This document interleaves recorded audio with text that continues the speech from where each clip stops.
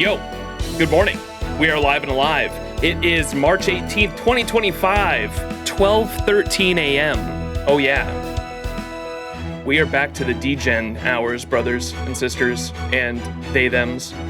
I wanted to point out, by the way, we're of course going to be doing Lostbelt 7 today, part 5. And I wanted to point out though, you know how I was really disappointed about not getting a Nito altar during her release banner back in December? Well, she had a rerun during Valentine's Day, and your boy lucked out. Not only did I get 0 bond right now because her skills, I'm still working on her skills, all right?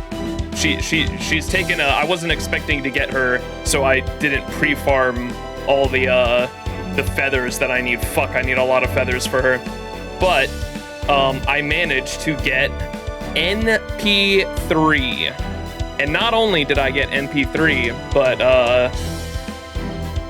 let me pull up the image real quick. How?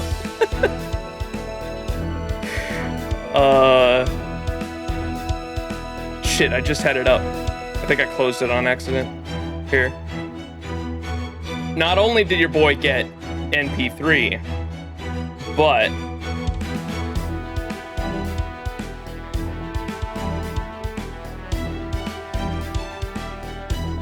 I managed to get, this is my image, this is my screenshot, by the way.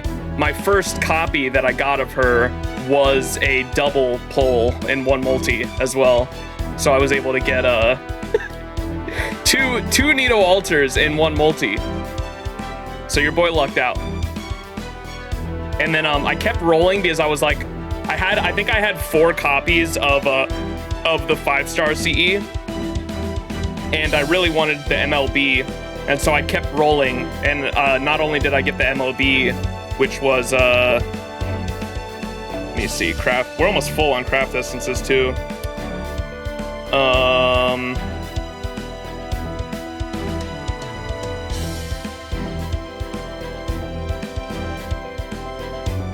It was the one with the succubus on her.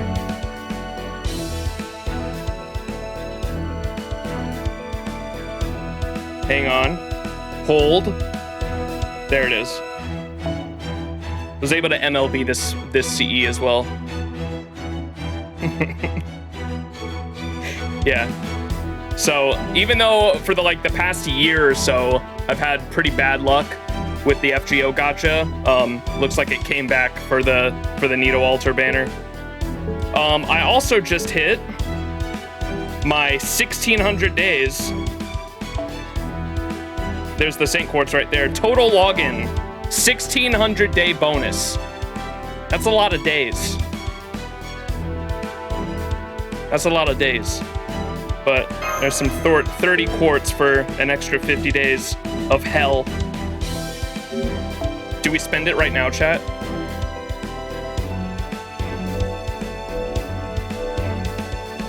We'll do some daily disappointments at the very least, because I do have some paid Saint Quartz still.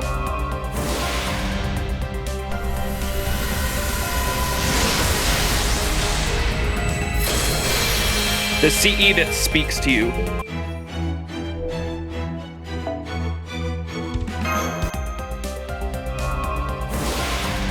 Considering what's coming in 2 weeks, oh yeah, it'll buff out.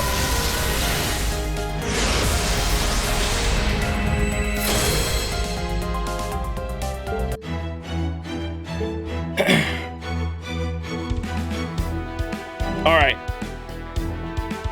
Without further ado, let's get into Lostbelt 7.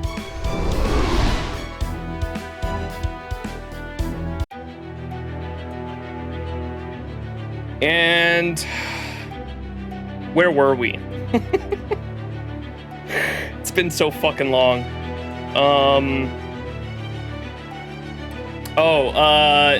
Nita, I thought Nita Chris was gonna turn into an altar, but she didn't. So we had the fight with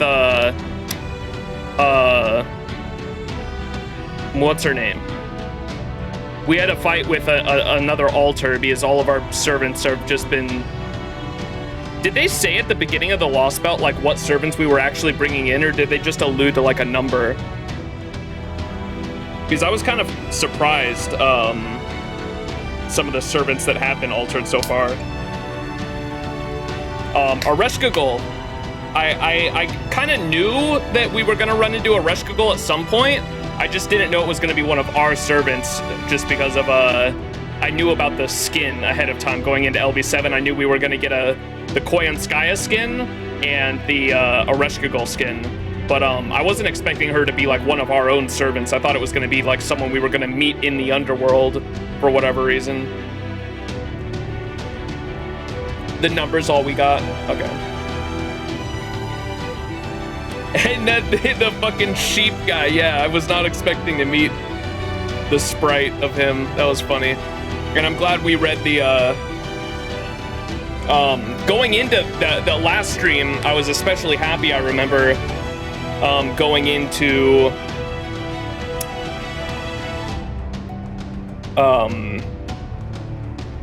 the conflict with Areshkagul and, what's the sheep's name?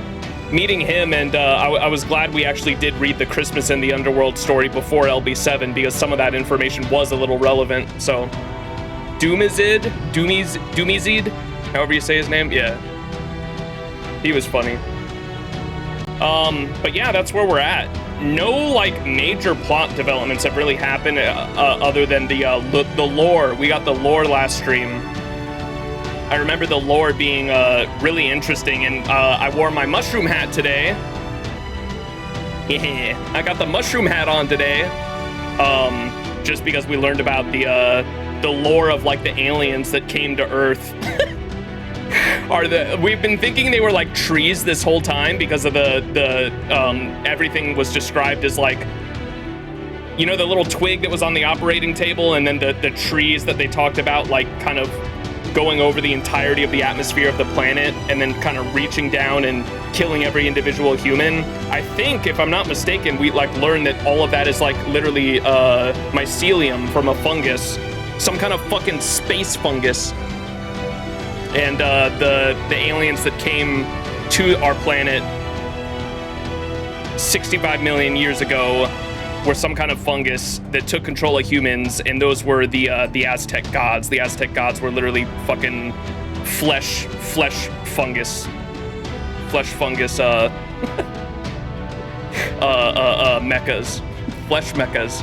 Attack on Titan. Anyways, all right, let's get into it. Just wanted to try to remember exactly where we left off. It was the conflict with the Areshkagul. So without further ado, let's get into Section 14. We're going to be doing 3 sections as per usual today. Section 14, Terminal Observatory, Mictlān. We're finally reaching the observatory. And the area we are at is called Golden Sea of Trees, which is the title of the Lostbelt. So hopefully this is good. Let's see. Mushroom Nasu himself, cinema.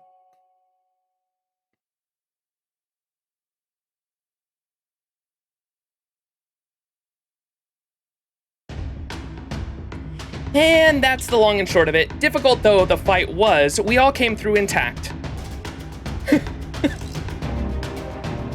Fucking Gordov. I see. Well done. My mind still boggles at the mere idea of a mass of Gugulanas. At any rate, that sounds like quite the ordeal. I can't tell you how glad I am that I wasn't there for it. As for you, Kukulkan, are you really the body of light that struck the border? It wasn't a figure of speech or anything? That's right, even though it was pretty obvious to essentially everyone that got a good look at the figure, Kukulkan did admit to us that she was the one that struck the border initially. No, it was really me. I'm sorry. I was kind of just acting on impulse. I mean, you know how it is when a cute little bird flies into your house, right, Director? You just want to give it a big squeeze. This was well beyond a squeeze. For that matter, we are a beautiful phoenix, not some little bird. There are a dozen things I'd like to say right now, but I also don't want to interfere with my field team's on-site decisions. Max, eye on Kukulkan. If she starts acting suspicious in any way, throw something in her eyes, blind her, and put as much distance between you and her as you can. Got that? What does bro think we are going to do? Yo, Waka, thank you so much for the 15-month resub. Thank you. Enjoy that ad-free viewing and access to cool emotes. Thank you. The old evil fog maneuver, huh? Got it. I really doubt we'll have to worry about her, but understood.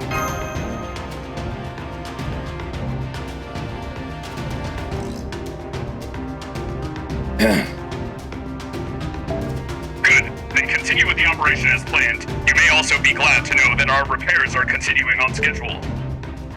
We may not be able to communicate while you're in the underworld, but our connection is holding steady in the standard jungle. So don't just wait for an emergency to contact us. If you have any questions about anything, let us know immediately. Alright, that's all for now. Next time we speak, I hope you'll have good news for me. Man, I had no idea Gordov was such a worrywart. Wait, is he actually more capable than he seems? Is he a reasonable guy? Oh yes, Gordov Music has been an excellent director of Novum Chaldea, and he's proven himself to be a talented mission commander as well. That's true. Servants are good at what we do, but on our own, that really just makes us... Servants are good at what we do, but on our own, that really just makes us a bunch of individual specialists. For us to work as part of an organization, we need a leader who can bring us all together. I wouldn't go so far as to say Gordy is perfect in the role, but he's always pushing himself to do the right thing. I guess he's what you'd call an unsung hero, but I wouldn't be surprised if he took center stage one day. So he's a neighbor who learns and grows along with you? It seems there truly is no end of diversity among people from proper human history. At any rate, this seems like a good time for a short break. Nitocris, would you keep an eye on the surroundings while I make a camp? Nitocris, is something wrong? Oh yes, camp, good idea. I'll send out some spirits to get a nearby of any threats. To get a view nearby of any threats. Nitocris, wait, if you send out the spirits in all directions like that... Huh? Why do I hear approaching footsteps? Don't dinos run away from spirits? I remember the ones who saw Camazot's spirits were all scrambling to get away as fast as they could. Those were normal dinos. The ones wandering around the jungle have lost their minds, so... Yep, they're not afraid of anything. This is why berserkers are so tough. Oops, this is your first time traveling in the jungle, isn't it, Nitocris? I'm sorry, I should have known better. No problem, we'll just drive them away then. You've all recovered your command spells, right, my ally? Then in my capacity as Pharaoh, I will test your newly regained summoning skills personally. Jesus. Yo, Kezuke, nuke that bot!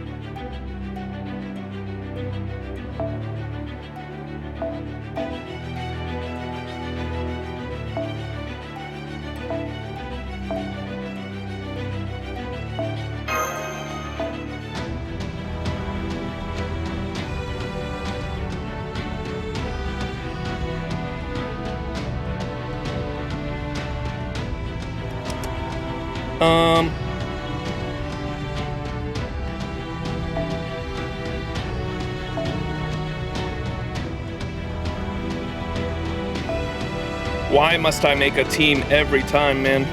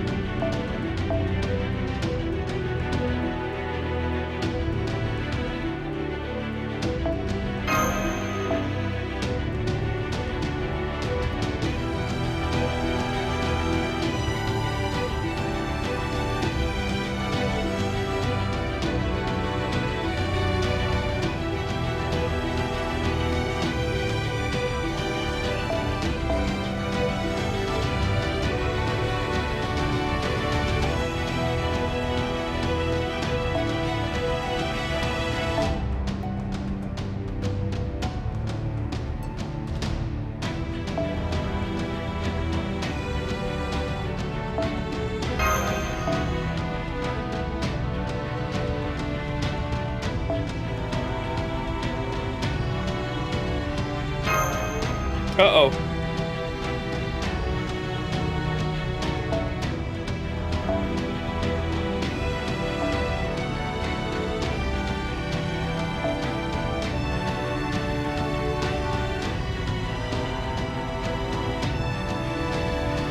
He used Cuckoo? About to just use Cuckoo. I didn't know that. I thought we had to use Nito.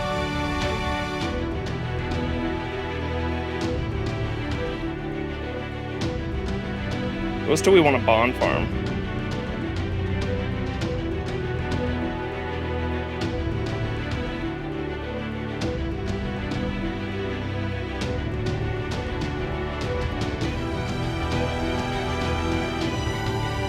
I guess,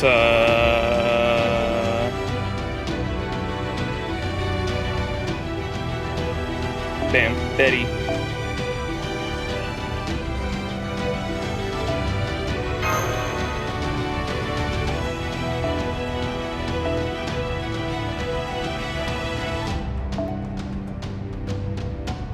Oh, she's 10, 10, 10, level 100, NP5. And we can use her, shit, man.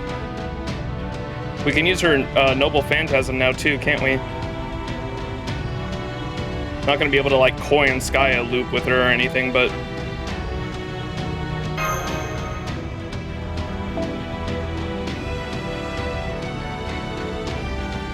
Should we put Scotty, since I think my Scotty is still Bond 9 and, like, nearly there?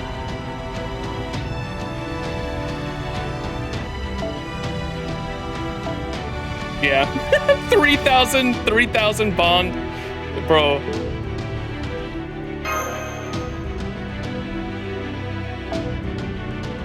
I was using this to bond or farm the level 90 plus plus.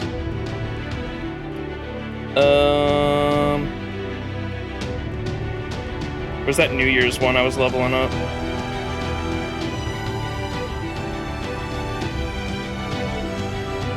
Right next to it.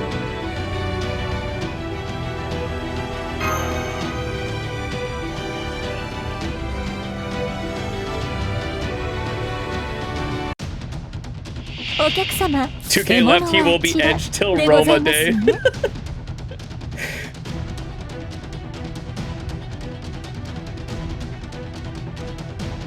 Bro, the OST this Lostbelt has been fucking killer, if anything, that's for sure. 失礼、こちらの話です。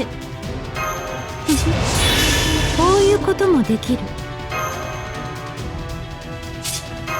はい、NSS サービスです。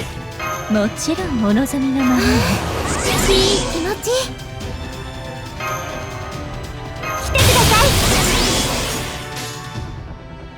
肉体ゲームやったー。やったー。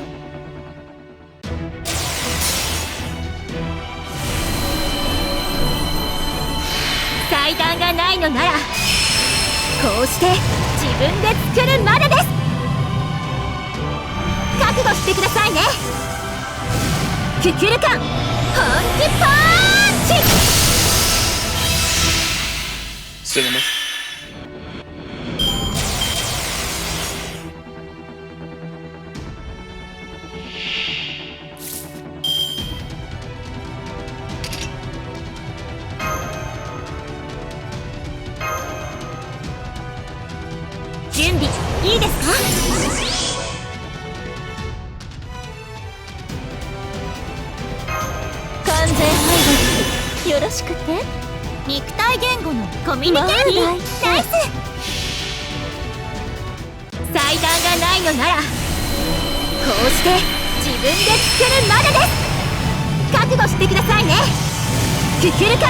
Oh, that's what it is. Is the music a bit loud for y'all, chat, by the way? It's fucking super loud for me, but I can turn it down for myself. I don't know how loud it is for you guys.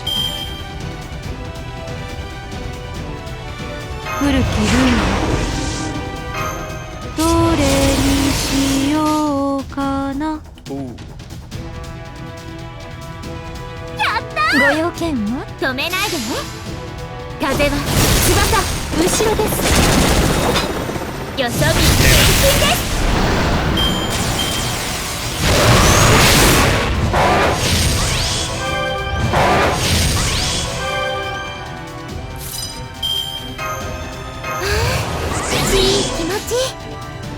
止めないでね。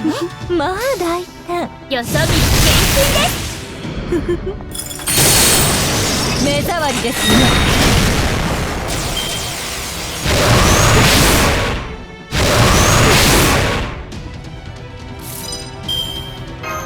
来てください。止めな。まあ大胆。マヤポンパンチ。愛らしいウサギに狩られる気分はどうですか？盗作的で癖になるでしょう。Ain't no way I got Bond 11 Betty before Bond 10 Scotty. That's crazy.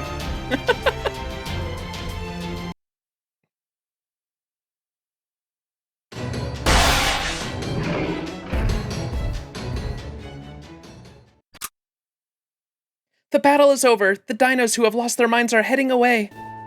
There, see? This was the perfect opportunity to verify that you had indeed regained your summoning ability.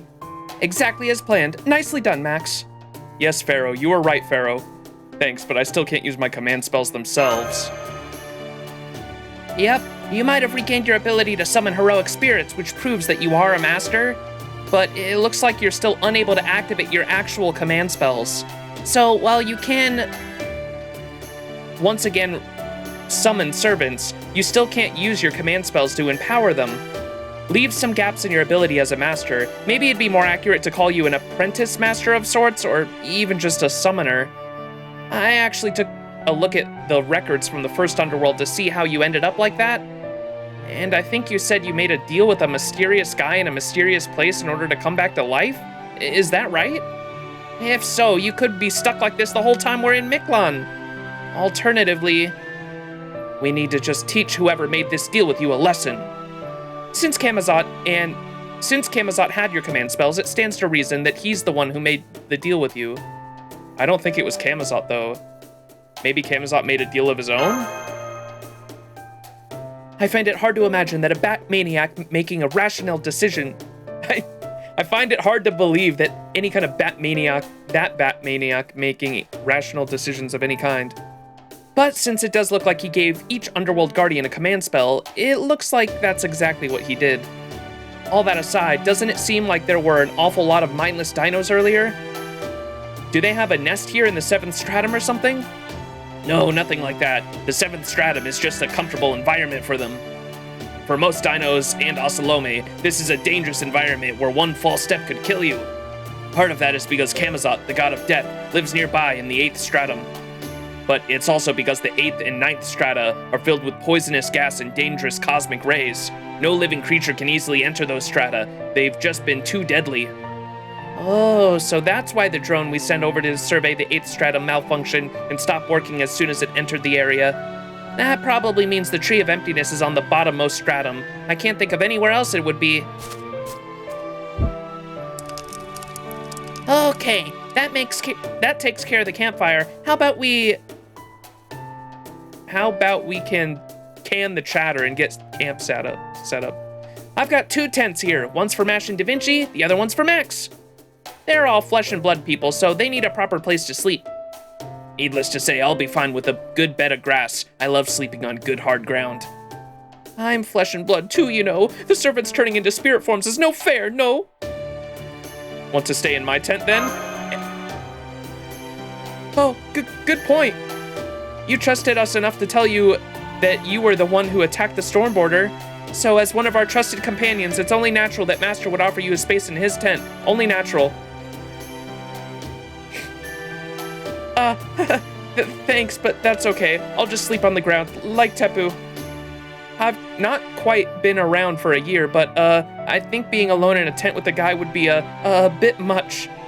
I mean, if I lost control of myself, then Mictlān would really be finished, yes? What does she mean by it? What does she mean by that, chat?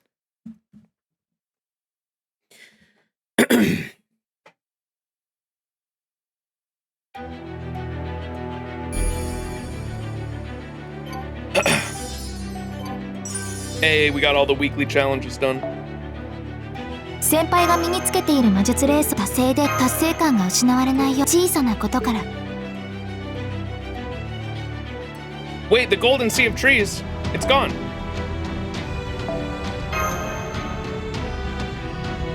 The location with the title's gone. That's what I'm saying. What the fuck? Was there for a second.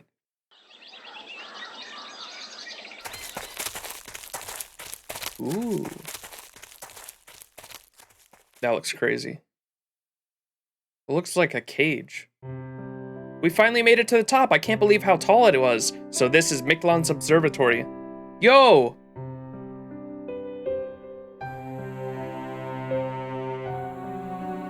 OG, is this 1.0 music for FGO? This is like the My Room music, isn't it? Yeah, it is My Room music, okay. A natural biosphere. This is more like a natural preserve than an observatory. And it's not like the rest of Mictlán either. This place is straight out of the Cenozoic era, proper human history. I'm not surprised. The Mala has no influence here. This is where the planet's sense of touch was dispatched from the inner sea, the place where the elementals that existed in proper human history were born. So since the god of filaments didn't create this part of Mictlán, it makes sense that it would be closer to the environments that you're familiar with in proper human history. The planet's inner sea? As in Avalon? Yep. If we think of a planet as a living being, the inner sea is a place where its heart that's guaranteed to exist.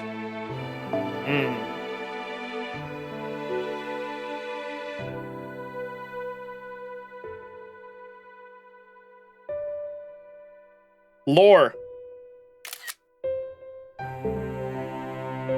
You know about reality marbles, right? Oh yeah. They're essentially a mage's inner world made manifest. A powerful spell that lays their own mindscape over reality, even if only for a moment.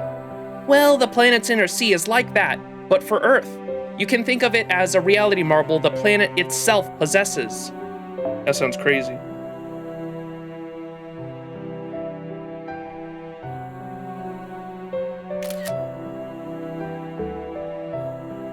That being said, Earth is a big place, and even human hearts contain multitudes. For example, the part of its heart that remains close to human society, or the part that has a few bones to pick with, Wait, what? For example, the part of its heart that remains close to human society, or the part that has a few bones to pick with it. Avalon is just one of several possible sides of that heart, one that prefers nature and eschews connection to human society. So elementals born in worlds like that are essentially clones of the planet itself, right?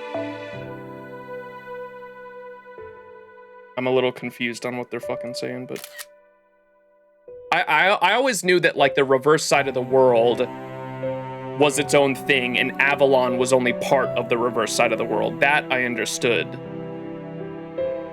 But I don't know what the fuck they're saying here. For example, the part of its heart that remains close to human society, or the part that has a few bones to pick with it, because Avalon has a few bones to pick with human society because it drove the fairies out, I assume. Avalon is just one of the several possible sides of that heart, one that prefers nature and eschews connections to human society. Okay, they're just explaining Avalon as being its own thing.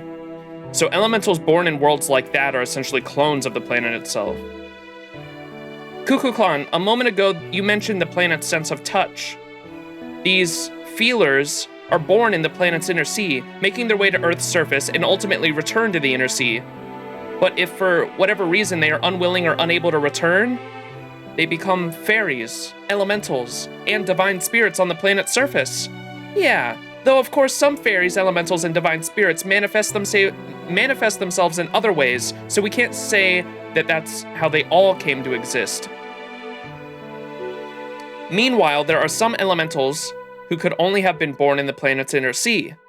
These special spirits are known to be the planet's brain. Since they have hearts, why not brains too?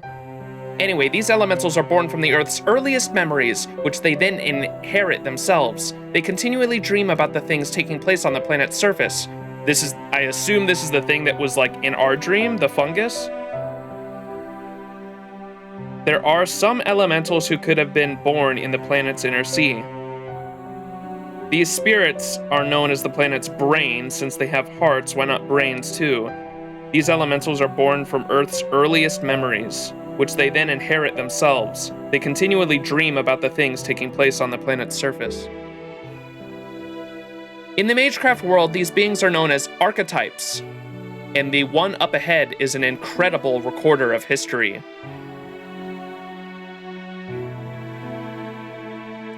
So this being knows the history of life on this planet long before the first humans were ever born? But I've also heard that archetypes take on a form of the dominant species from that age. This may be a Lostbelt, but we mustn't forget a Lostbelt is a hypothetical alternative for proper human history. In which case, might this archetype also be humanoid like us? I think Tepu can answer that, right, Tepu? You used to be a researcher here, no? He did? Oh, now that I think of it, he did say he was from the observatory.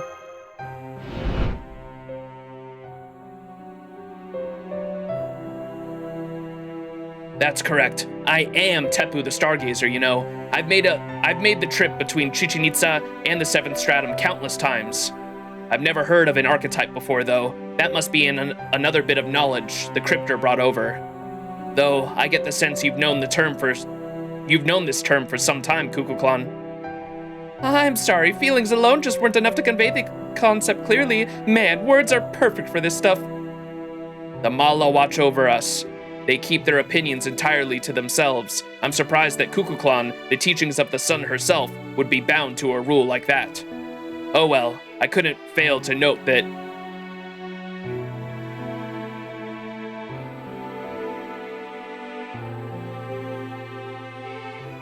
Wait, who is that the word for cuckoo? What is... Shikuik? Isn't like other dinos. Max forgot already. Oh, is that the archetype? Is that the name for the archetype that we were going to meet?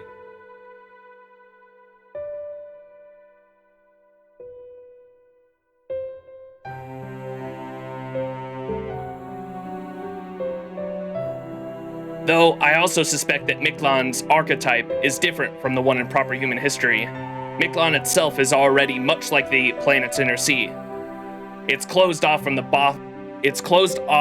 both the surface and outer space, unaffected by change. For the archetype born here, it must feel positively suffocating, since she'll never get to see the outside of it.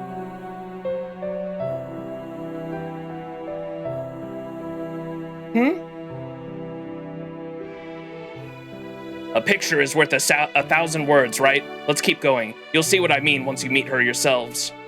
Oh, and a word of warning, under no circumstances should you adopt a combat stance, no matter how surprised you might be. It's gonna be fucking, oh my god. It's actually Arc. This archetype is both highly sensitive and easily hurt. If we scare her off, she'll be useless for at least a few days. I didn't think that we were actually gonna get an archetype Earth appearance in main story.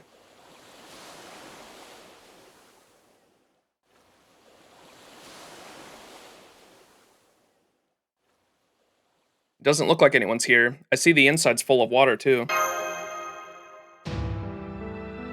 Hello, Shikuik. I brought some guests from proper human history here to see you. They have some questions they'd like to ask. Could you please come out now? Please try to get past your shyness. They'll find you quickly enough anyway. You're not hidden nearly as well as you think. There's a proper human history saying that goes, when you cover your head, don't leave your bottom exposed. Well, we can see your bottom, that is your tail, quite clearly. Is it a fucking dinosaur? Nuh-uh! You're so mean, Big Brother Tepu! I was just working up the courage is all. Okay, here goes. I'm gonna welcome our guests properly, just like a good shrine maiden would.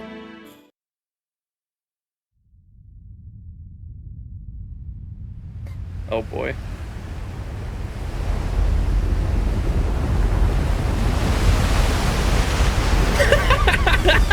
Bro.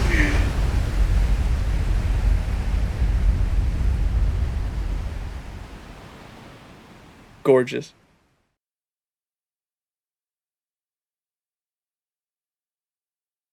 Hello, everyone. It's so nice to meet all of you. Thank you for coming all this way from Chichen Itza. I'm Shikuik. My job is watching over Mictlān's journey. From here, in this moon from here in this moon plateau, it's actually fucking Dino Arc, bro. There's much I don't know about the wider world, so I might say the wrong thing now and then, so please, bear with me. She's huge!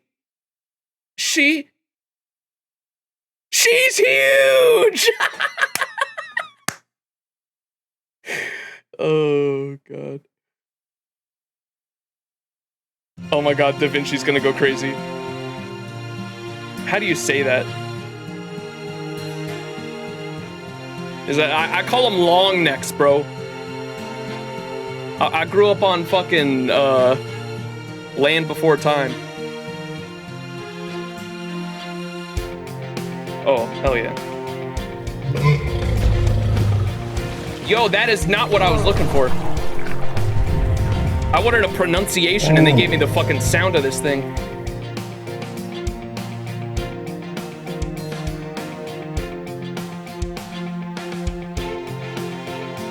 Diplodocus. Diplodocus? Diplodocus. Diplodocus. Okay. Easy enough. Not Dino Arquid, Lostbelt Arquid, you're right.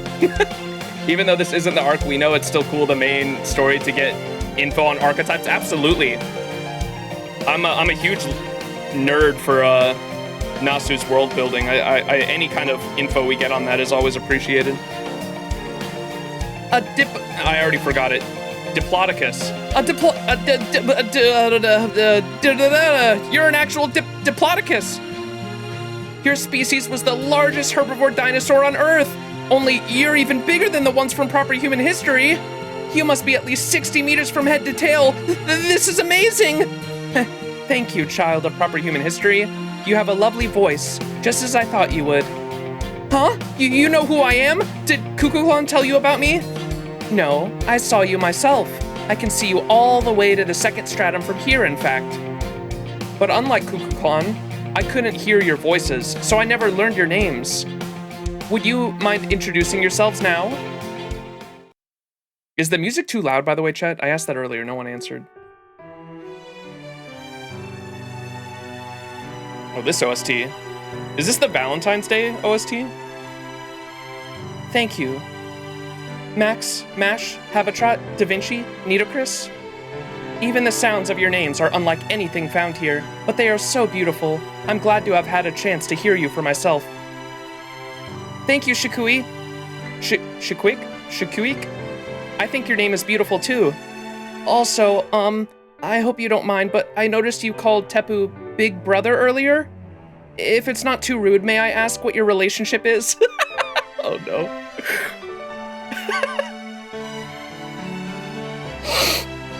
In battle, it's even louder. Okay, I'll turn it down after this. I don't think I changed it. I don't know why it's like louder than usual. If it's not too rude, may I ask what your relationship is? Oh my. Oh my, oh my.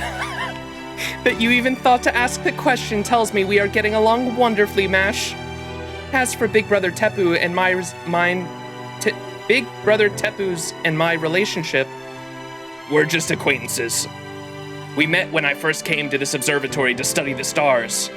Don't take her calling me Big Brother seriously. That's just something she does. It's honestly kind of absurd. Shikuik is 6 million years old, and I'm only 1,000. Even 1,000's quite a lot from where I stand. I figured dinos were long-lived, but wow. I see. So why do you prefer Tepu as your brother than Shikuik? Why do you prefer to Tepu as your brother then? Because ever since we met, he's been bossing me around. I'm something of a special dinos, you see. Most dinos never come here because this observatory means nothing to them, but Big Brother Tepu kept showing up unannounced. A lot. He also said I was a good-for-nothing and a waste of space. Also a lot. I did not. Now would you please stop with the unnecessary small talk and do your job as the eye of the observatory. There, see? He's always scolding me like that just because he happens to know lots of things. Cute. Is this one of those He's the typical big brother figure who acts cold on the outside but still comes to check on her out of concern. I swear, when are you finally gonna grow out of such childish nonsense? Never. You know as well as I do that I'm eternally 1 year old. Well, I suppose that's true. Since you were born as an extension of the planet's sense of touch, you'll never grow or mature mentally. That's why you refer to me as your older brother. From your perspective, everyone will always be older than you.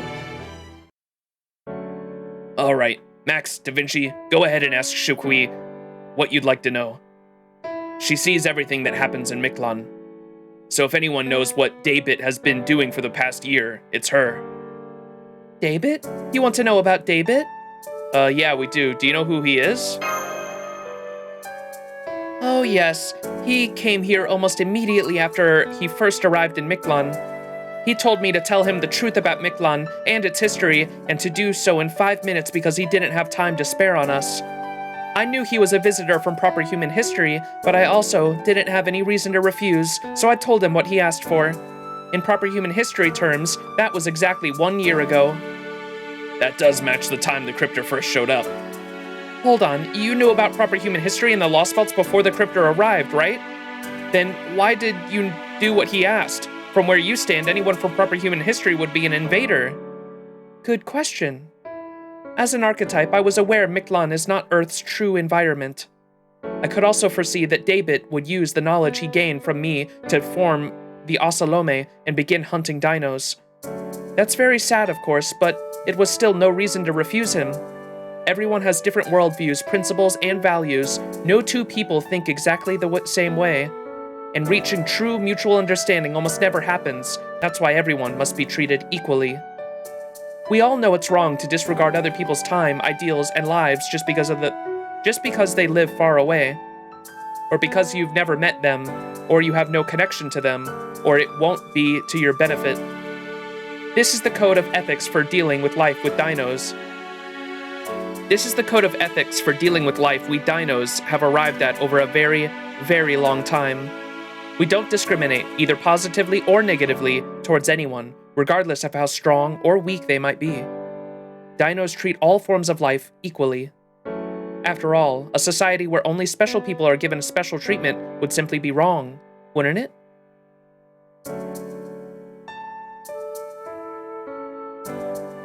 As I thought, it seems she's deeply impressed Mash. Yes, Shaquiq complied with Daybit's demands, which is why she'll now do the same for you. Now let's get down to business. What has Daybit been doing, and what is he planning next? There is no need to discuss anything else. It's not like you to be so impatient, Big Brother Tepu. If you want to know Daybit's objective, then you should also know what he asked me. Isn't that how you would normally approach things like this? Good point. That information is definitely crucial, and I'm also very interested in hearing it. Is something wrong, Tepu? You've been kind of restless ever since we got here. Have I? I suppose I have. I must have gotten more worked up than I realized over being back in the observatory after such a long time away. Alright, I'll leave the questioning to you, Da Vinci. In the meantime, I'll go prepare the Popol ritual. The what? I don't think Tepu's irritated so much as he is suffering. Ritual.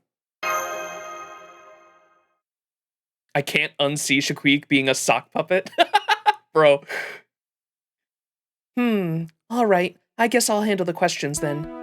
You said Daybit asked you to tell him the truth about Mictlān and its history, right? Our understanding is that this Lostbelt began when dinosaurs became the dominant species. No, wait, that's not right. It began with the Fifth, or the Big Five, the meteorite collision that wiped out nearly all life on Earth's surface. Afterwards, this filament-like alien life form came here on a meteorite and restored the land after everything had burned down. Then, they chose the dinosaurs to serve as their hosts, and used them to create Mictlān.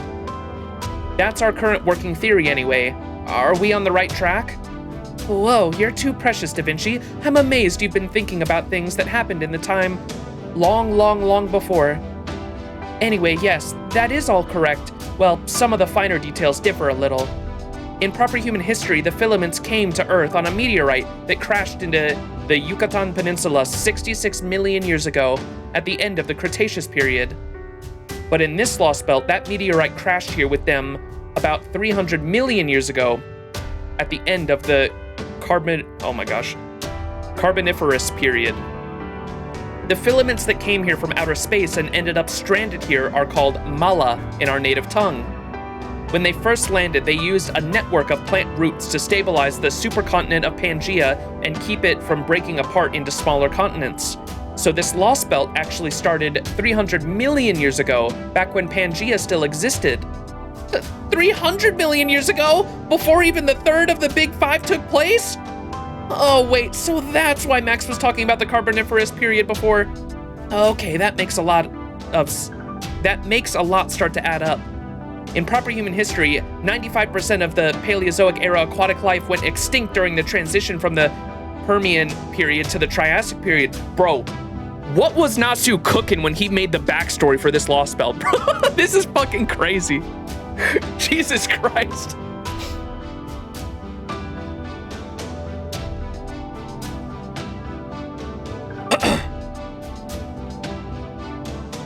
You guys got some wild shit in FGO. This is crazy even for FGO standards, by the way. Like, there's been a lot of crazy shit in FGO and timelines mixing up and like different things happening in one timeline lead to a different outcome or a different society in another. This is the last Lost Belt, the last chapter of like the big overall story of the cosmos and the Lost Belt.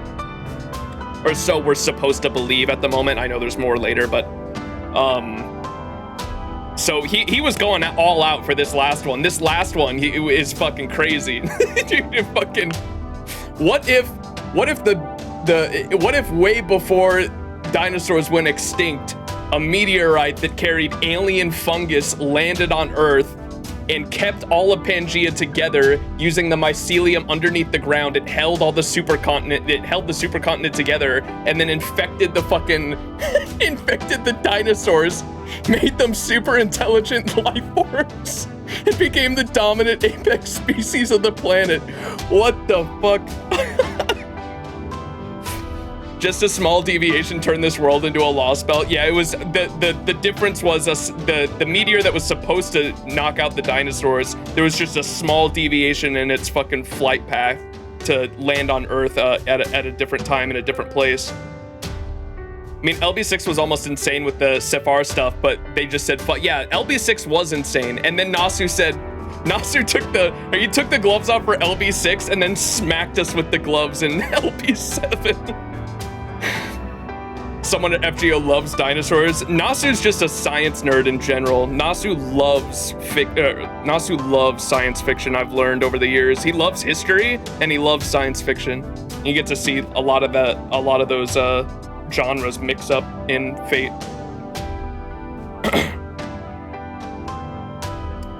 All right. In proper human history, 95% of the Paleozoic era aquatic life went extinct during the transition from the Permian period to the Triassic period. That was when the dinosaurs stepped in as the dominant life form, since they were better suited for that environment. After that, Pangaea split apart into the Laurasia continent to the north and the Gondwana continent to the south, which scattered the dinosaurs all across the world.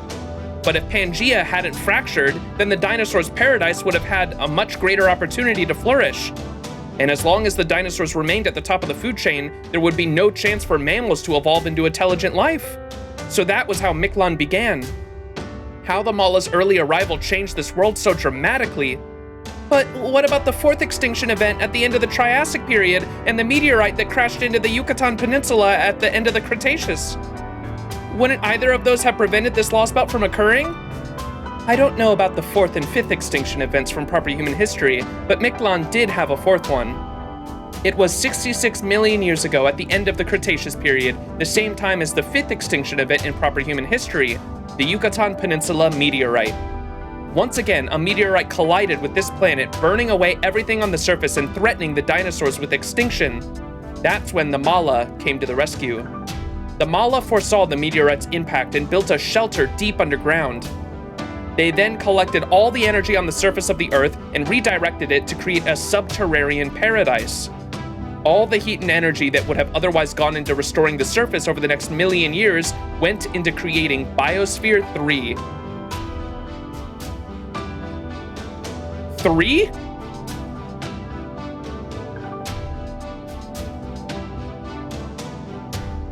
Are there normally like 2 biospheres on Earth, or by Biosphere 3 does that insinuate that there's like multiple tubes underground that like Mictlān? I don't know. The result is the Mictlān we have today. Since then, and for the last 66 million years, Mictlān has been a world for the dinos. Speechless. The hell, I thought you were finished with LB7? No. We only finished 4 parts. This is part 5. So part 3 was where we met Ort for the first time. We had we got to see the future where Ort like wakes up and we had that little fight with him, and then it was all a dream, and we're like, okay, that's what's gonna happen if those are the stakes. You got a little preview of the stakes. And then part 4, we got a lot of lore dumping on the background of Mictlān and how this underworld came to be and the Lostbelt. And then we also we had that Nitocris and Camazot fought, and then we also met Ereshkigal Altar. That was the last stream. And so this stream, I don't know, it seems like we're getting a lot more lore information.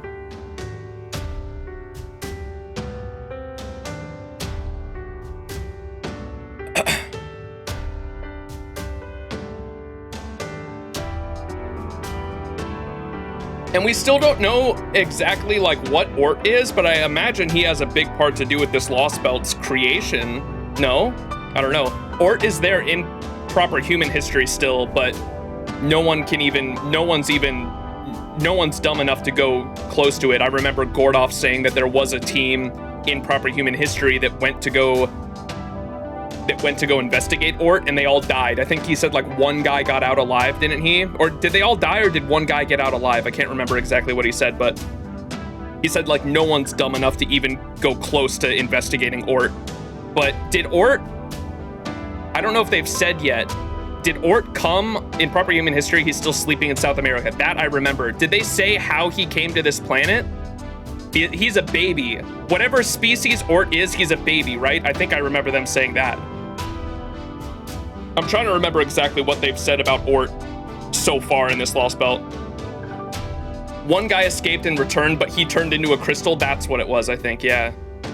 Similar to how our servants like turned into crystals, I'm assuming. And Nemo as well. Nemo, when we got that preview of what will happen if Ort wakes up, Nemo turned into like an emerald crystal and then like shattered. And same thing with all of our servants in that Balas battle. It like absorbed their spirit origin or some shit like that, it looked like, but we haven't had any lore on like what exactly that means just yet. But I'm excited to get more info on Ort because he's a fascinating organism to say the least. But I was curious if Ort had anything to do with the Mala itself, because it seems like he might have came on the meteorite that brought the Mala, maybe? I don't know. We will learn more, I suppose. I can barely imagine timelines past a few thousand years, let alone millions. Yeah, this is crazy. Yeah, this stuff is all way above my head. I'll have to have MASH give me a very short summary later. I see, so that's why the surface was still post-apocalyptic. The seas were all dried up, volcanic activity was out of control, and the skies were covered by dense thunderclouds. And it's all because of the energy that would have normally gone into letting nature take its course went into Mictlān instead. And that I'm not going to reiterate what she just said, but yeah, that makes sense for why the surface of the planet when we first came to this Lostbelt was so fucked. Okay. All the energy went into creating Mictlān to help the dinosaurs survive. So here, over the course of almost 100 million years, Mala gained control over Earth's surface. But that would never have happened in proper human history. In proper human history, the meteorite that carried out the Mala was the one responsible for the 5th extinction event that happened 66 million years ago. Okay, so here's where they say it, I think. Over the course of almost 100 million years, the Mala gained control over Earth's surface. But that would never have happened in proper human history, because in proper human history, the meteorite that carried the Mala was the one responsible for the 5th extinction event that killed the dinosaurs 66 million years ago. That meteorite wiped out all the dinosaurs and caused more huge changes in Earth's ecosystems. That led to mammals taking over, and over the next 40 million years, humankind's ancestors were born. The Mala had their fibers full maintaining their own environment, and so by becoming part of the Mesoamerican myth, they chose to coexist with its people. And that's how the Mesoamerican gods were created by the Mala, which are space fungus, took control of certain Mesoamerican humans, and they became the Mesoamerican gods. That's what Kukulkan is, and Quetzalcoatl. The Mala might have been the dino's savior, but it sounds like it was a little more complicated for the Earth as a whole. I mean, they basically took a significant portion of the Earth and fashioned it into home for themselves. As an archetype, what do you think about that? Does it feel like you were robbed or something? What, like, curse you damn invaders? Not at all. The planet seems to be quite happy as long as life is flourishing, regardless of what form it takes. Besides, if we're talking about invaders, there's one label that fits much better. In fact, that invader was the impetus behind Mictlan's creation.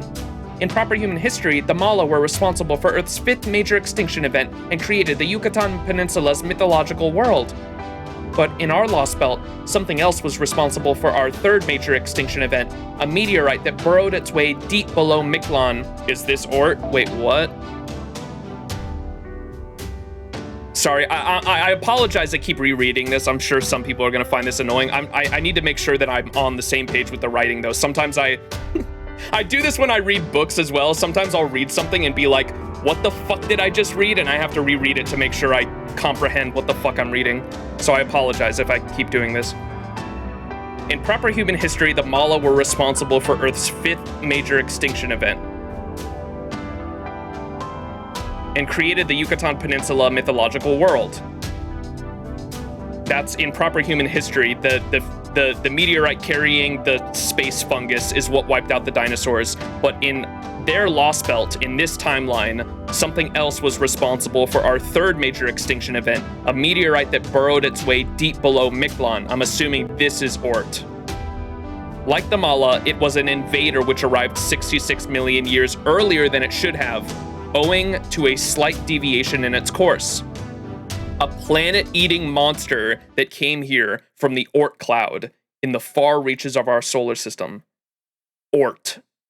Yep, there it is, okay. So this Lostbelt, both meteorites came early, okay.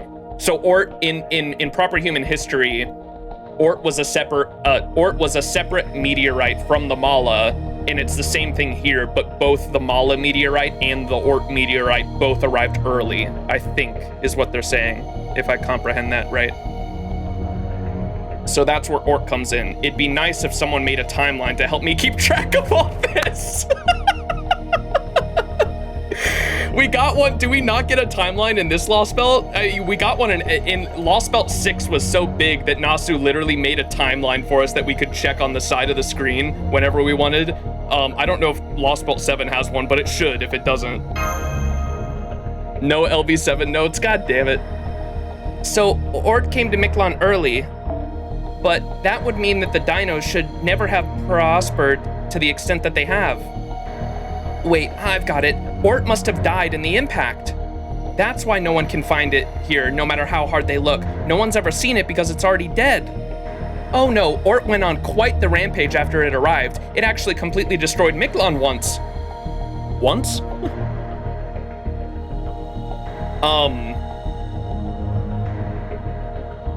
If I'm not mistaken too, I think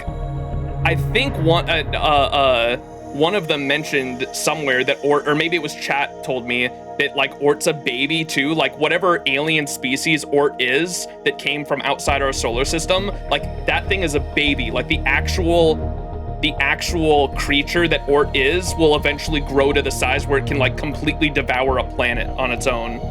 which is fucking insane. Imagine if they tried to make a timeline and this, and it keeps going back tens of thousands of years, dude.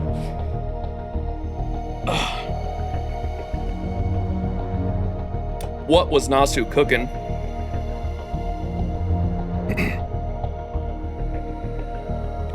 You're kidding me. Oh man, I was completely off again.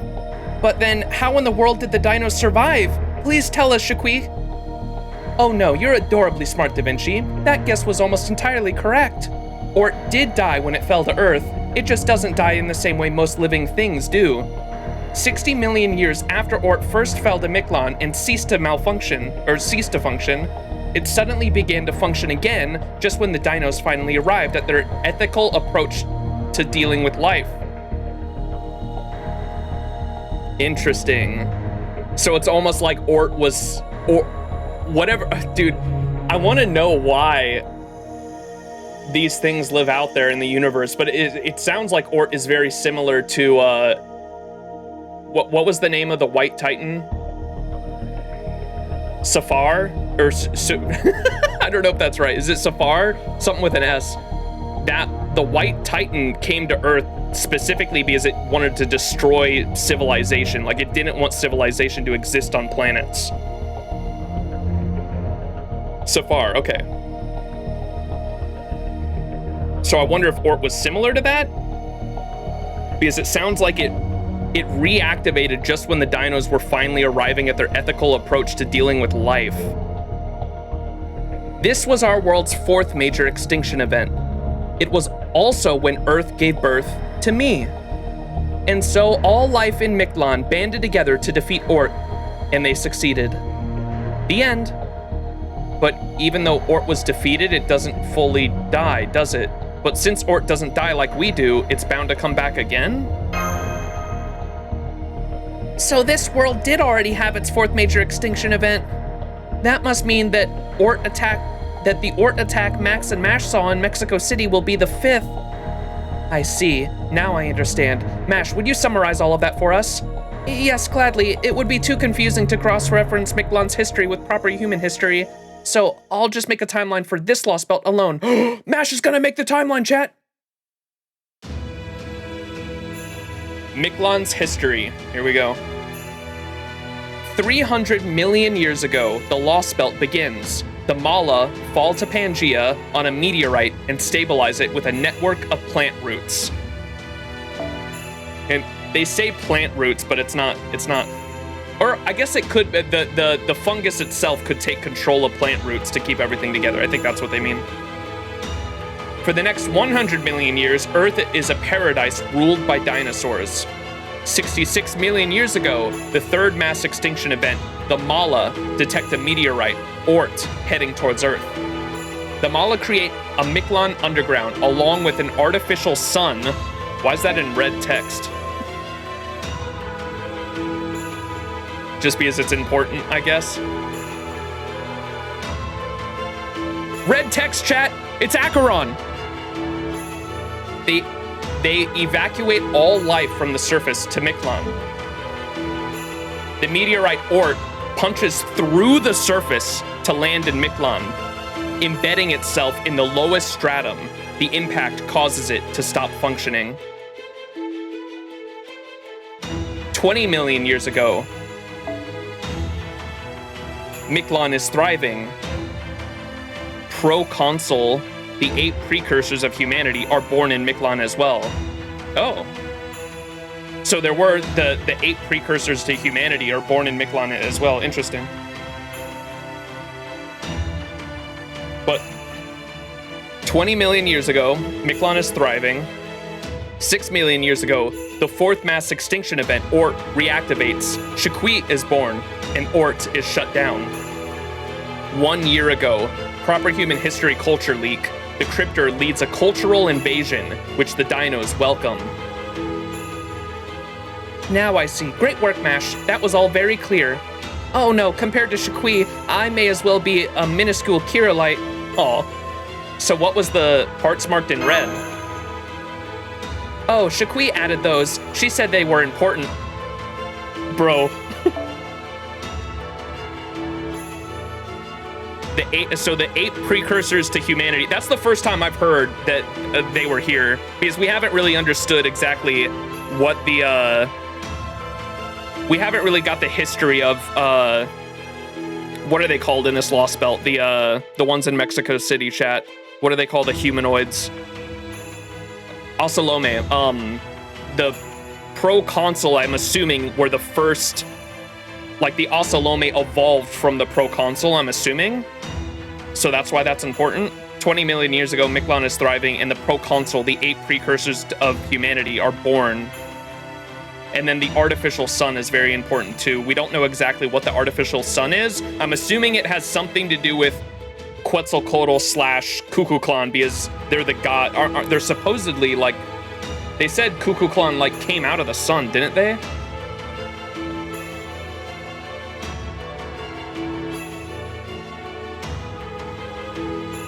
But Kukulkan's not the god of the sun. They're the god of the wind, rain, and storms, and the cycles of life and death. But there's some kind of, it seems like there's definitely some kind of link between Kukulkan and the sun.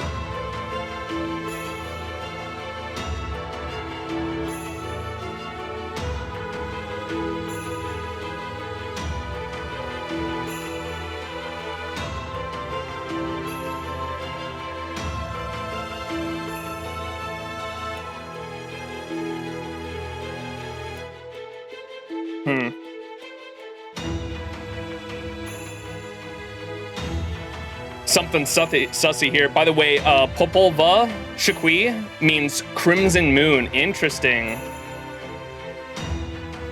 That is good to know. Because we know that there were I'm so bummed. I was planning originally to read Tsukihime. Well, I wanted to read what's it called first? What's the other visual novel?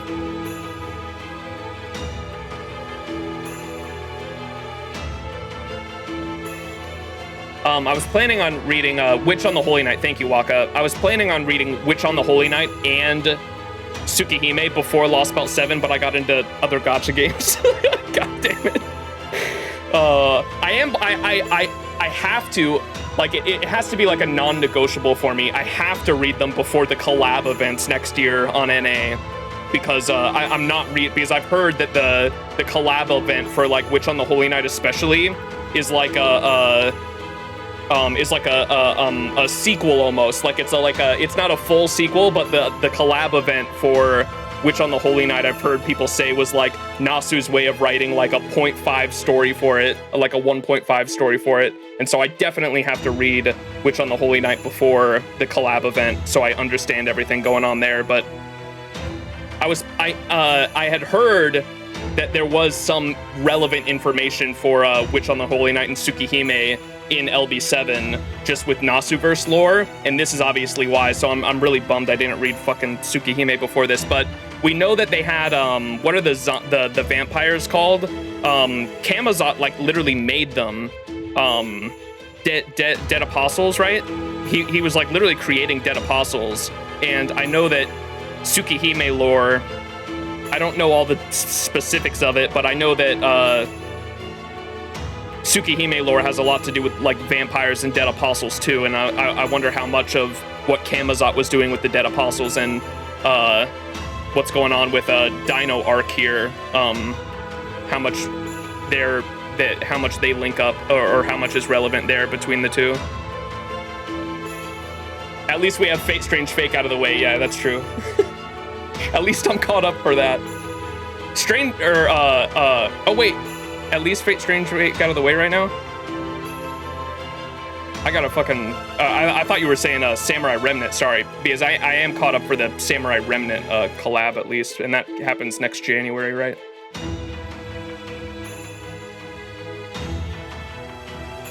Don't mind me, I'm just not reading chat correctly. Next year is the year of collabs, yeah. And then the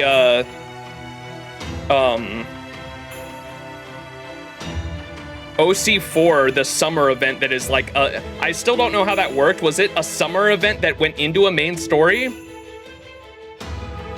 Or was the summer event the main story? Were they the same thing? Was it a summer event first and then it led into a main story? Is that how that worked? And I know that one's going to be relevant for like some Fate Extra shit. It's like basically a Fate Extra collab, right? And so hopefully we don't have a date for the Fate Extra remake yet, do we? It's just supposed to be this year. But hopefully I'm able to play the Fate Extra remake before that. Fate Extra record release date? Oh, we do? Wait. Never mind. That's the old release date. 2010.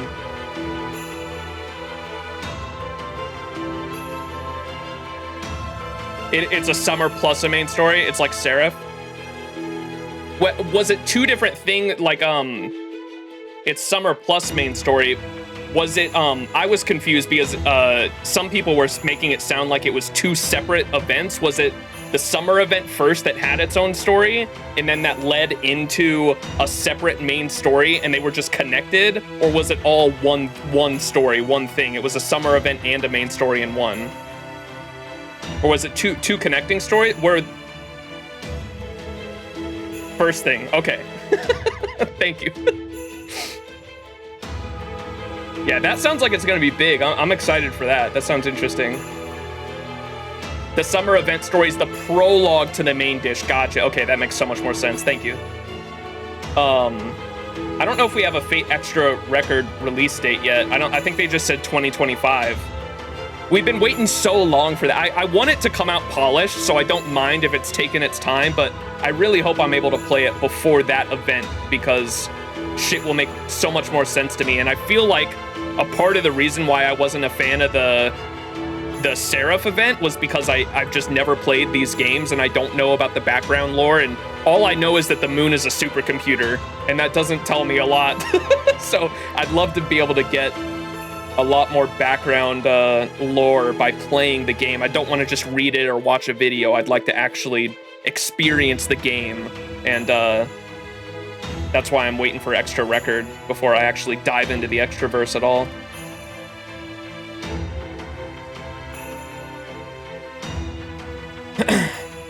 And then we get Minor Go, that's right.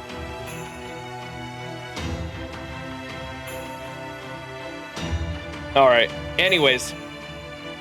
We got a while before we get there. Surely I lock the fuck in later this year and actually play Witch on the Holy Night and Tsukihime.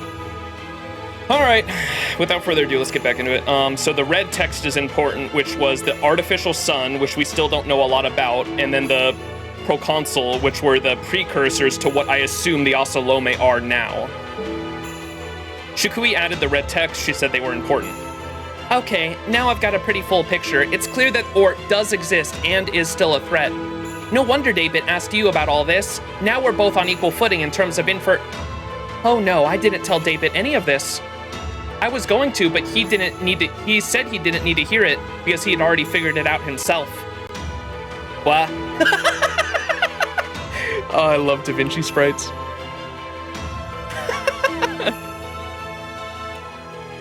I mean, I'm not surprised. I have a feeling, I've been saying this whole time, I have a feeling David has some form of clairvoyance.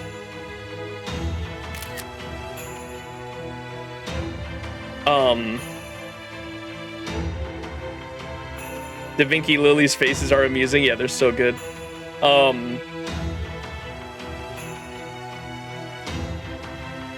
Yeah, I don't know how much more to say on that. I have a feeling he has a lot of stuff he's done so far has made me think that he has some form of clairvoyance.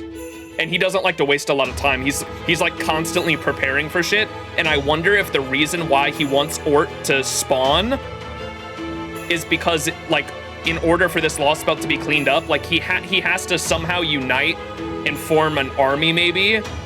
I want to believe that he's good. Like, that's what I'm trying to think of. Like, I have a feeling like David doesn't actually want Ort to spawn to destroy everything here and doesn't want the planet to be destroyed. I have a feeling like maybe the reason he made the Osalome is because he knew the dinos wouldn't be able to take on Ort a second time, and perhaps he's trying to form an army to be able to take them out. But they all died in the preview he gave us too, so I don't know. I don't know what the fuck I'm saying.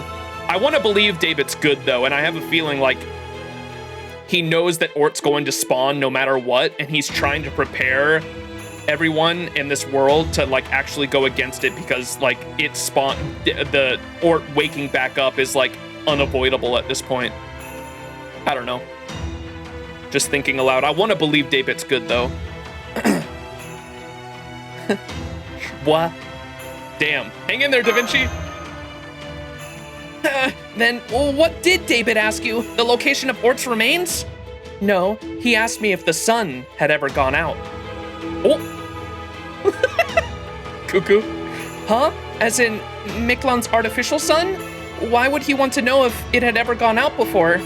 I know, because of the Osalome's artificial or sacrificial faith. It must have to do with the Osalome's belief that human sacrifices can revive the sun. Now I see. I thought it was just a recreation of the Aztec mythology that Tezcatlipoca spread here. But if the sun really has gone out before, that would definitely explain the Osalome's religious fervor. Tepu even told us once that Mictlān's sun went into a hibernation of sorts for a time. So what did you tell him, Shakui? The truth, of course. I told him that 6 million years ago, the sun disappeared around the time Ort resumed functioning.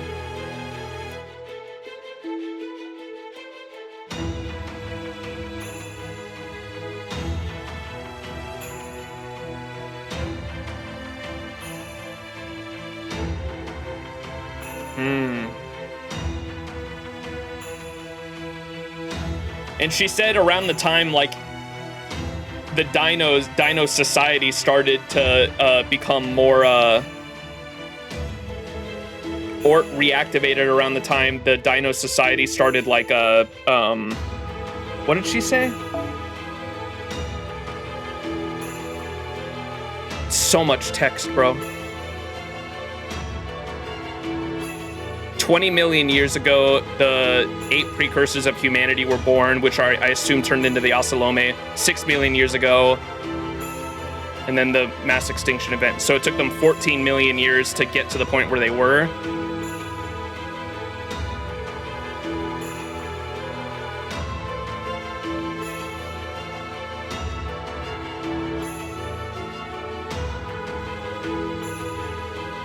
Here it is. Ort suddenly began to function again just when the dinos finally arrived at their ethical approach for dealing with life.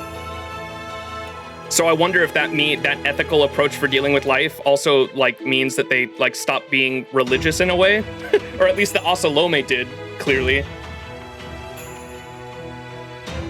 If the Osalome started to realize that, like, religion was bullshit, and stopped, and then the sun went out, and then that's why they've been continuing their sacrifices, and then Ort woke up. Yeah.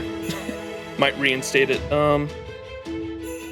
I told him that 6 million years ago the sun disappeared around the time Ort resumed functioning. And I told him that was when the Ka'an kingdom, the non-dino civilization that was also flourishing at the same time, died out. Ooh, the humanoid one? Huh? Hold up. Ka'an wasn't a dinos nation? This is the first time I'm hearing about this. So you're saying that a long time ago there used to be another non-dino civilization here besides Mexico City?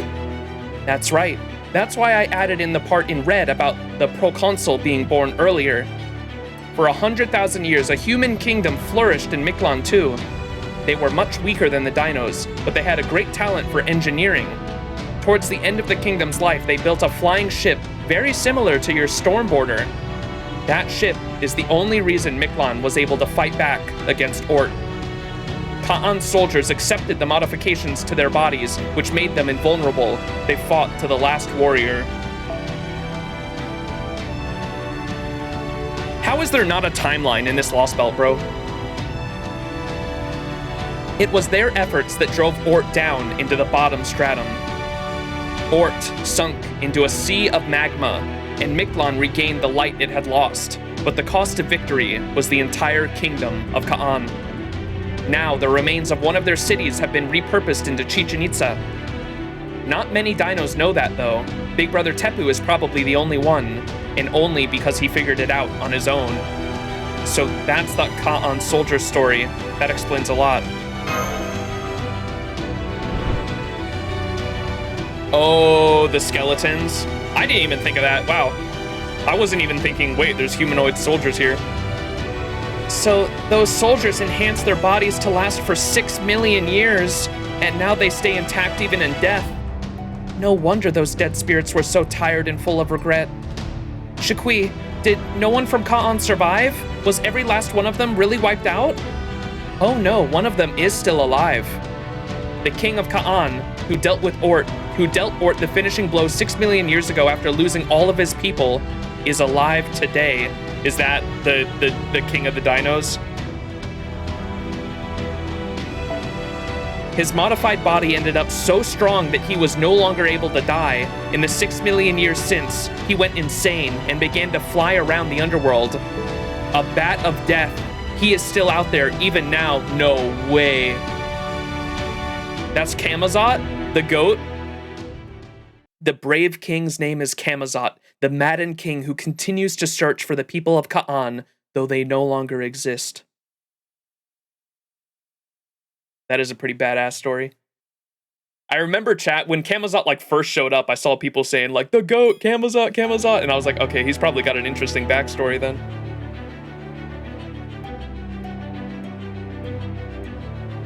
King of Braves, Camazot.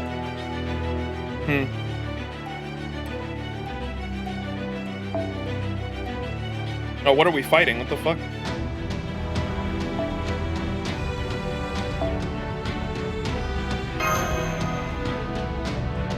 Oh, shoot. I need to give Bedivere another, bond. Grail. Pause. Pause, champ.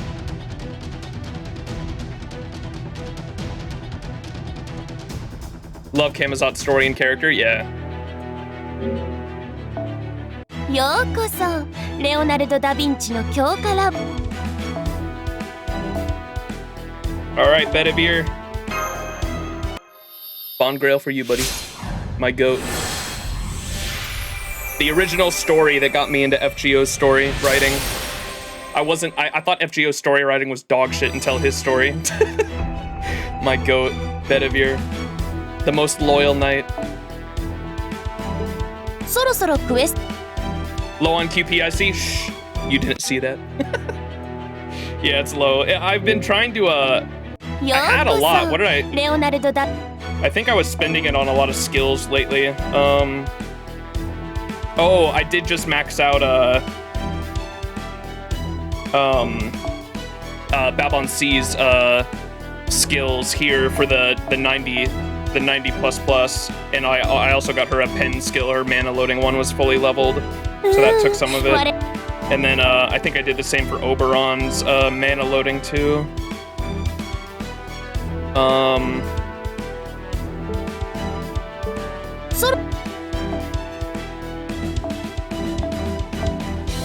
I need to level.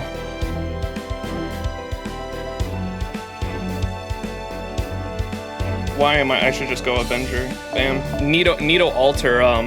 Look at, I need so many feathers, man, and they're such a bitch to farm too. God, I hate how low how hard it is to farm low rarity material, or I guess any materials in this game, but low rarity materials especially when you need them. This shit sucks, and I'm all out of cum cubes too. I spent all my cum cubes, so I need so many of these. You just have to wait for an event, really. Alright. I was expecting, I'm not gonna lie, what did Areshkagol warn us? Oh, let me do sound before I forget to. Or I guess I can do it in combat, can't I? What did Areshkagol warn us last stream about being an altar? She said something about how, it was a deliberate choice to become stronger for a specific reason. And I was saying, I wonder if it's specifically for Ort. Like, because Camazot made a deal with all of our servants, right? It was, I'm trying to remember all their names. Ereshkigal, Giant Lady, the alter ego Giant Lady, King Protea, thank you, and who's the bird? The bird saber. Benny Enma, that's right, thank you.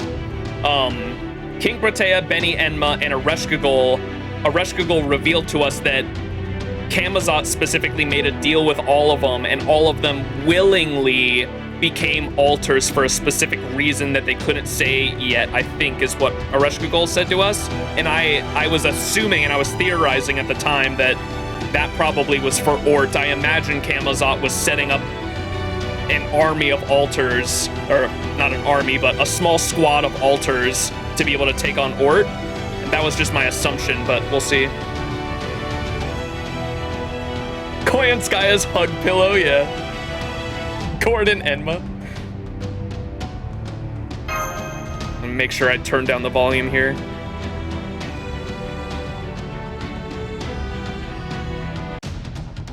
Oh, only Aresh did it willingly? That might be the case. I don't remember exactly what she said. Alright, sound effects down to like 4, voice 7, BGM like 8.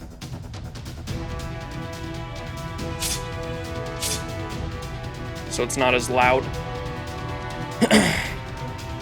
Alright.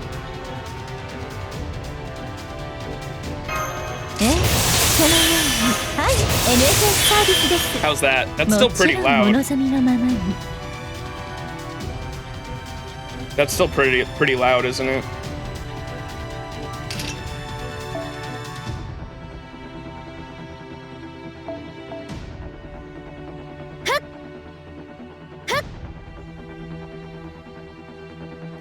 I usually like the BGM to be the loudest option here, just because I like to listen to the music, but everything else can be pretty low.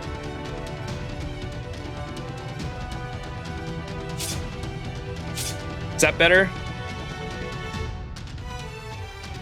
I just don't want. You guys have to be able to hear me over the music. That's the only thing. God, this BGM is so good.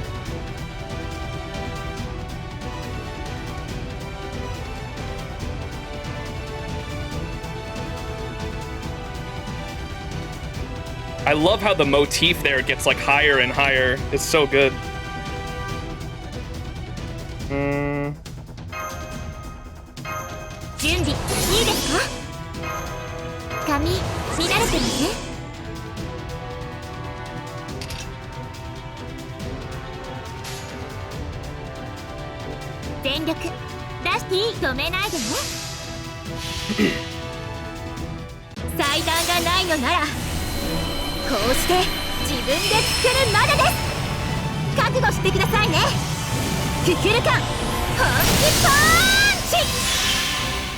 I was gonna say, I don't think I had a chance to say it last time, but I was wondering what the hell the green triangle that she rises up is in her Noble Phantasm there, and she says it in one of them, like, if there's no shrine, then I'll just make one. The giant green emerald triangle thing, the upside down pyramid or whatever the fuck it is she's making her own shrine and then smashing it. Crazy. Did she say, why is she like emerald again? Because you can see there's like emerald in her hair. I can't remember if I thought she said why. I can't remember what it was now. The explanation. The top half of Ozzy's NP.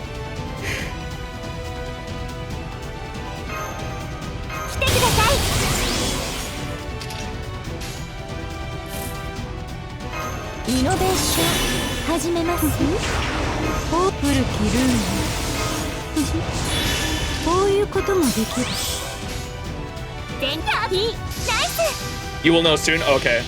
It's a Tsukihime reference? Gotcha.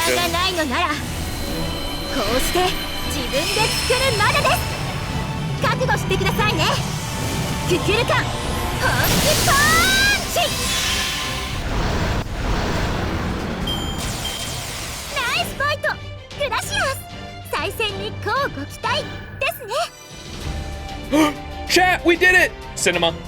Finally. My Scotty, after like 4 years of having her, is finally Bond 10. She was sitting at Bond 9 like 99% of Bond 9 for years because after I got Castoria, I never used her again. Let's go. Love the gods left. You want to know about this crown? Well, you see, the Old Norse gods left it to me, you know, before they were destroyed by the Flaming Sword. This happened long before our Scandinavian world met with destruction. From the 9 worlds that formed the Norse, a single drop of brilliance was collected from each of the realm's most precious objects. With all 9 of these, the gods wove a crown for their bride. Surprisingly, this crown doesn't possess any magical energy at all. It's just an ordinary crown. But isn't it beautiful? I think so too. Yes? Sag.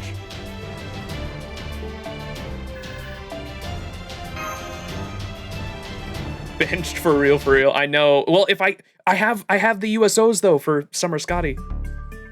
I have 10 USOs I'm saving for Summer Scotty's rerun, and as soon as I get Summer Scotty, I'll be using her again because then I can Black Grail. I can Black Grail quick loop.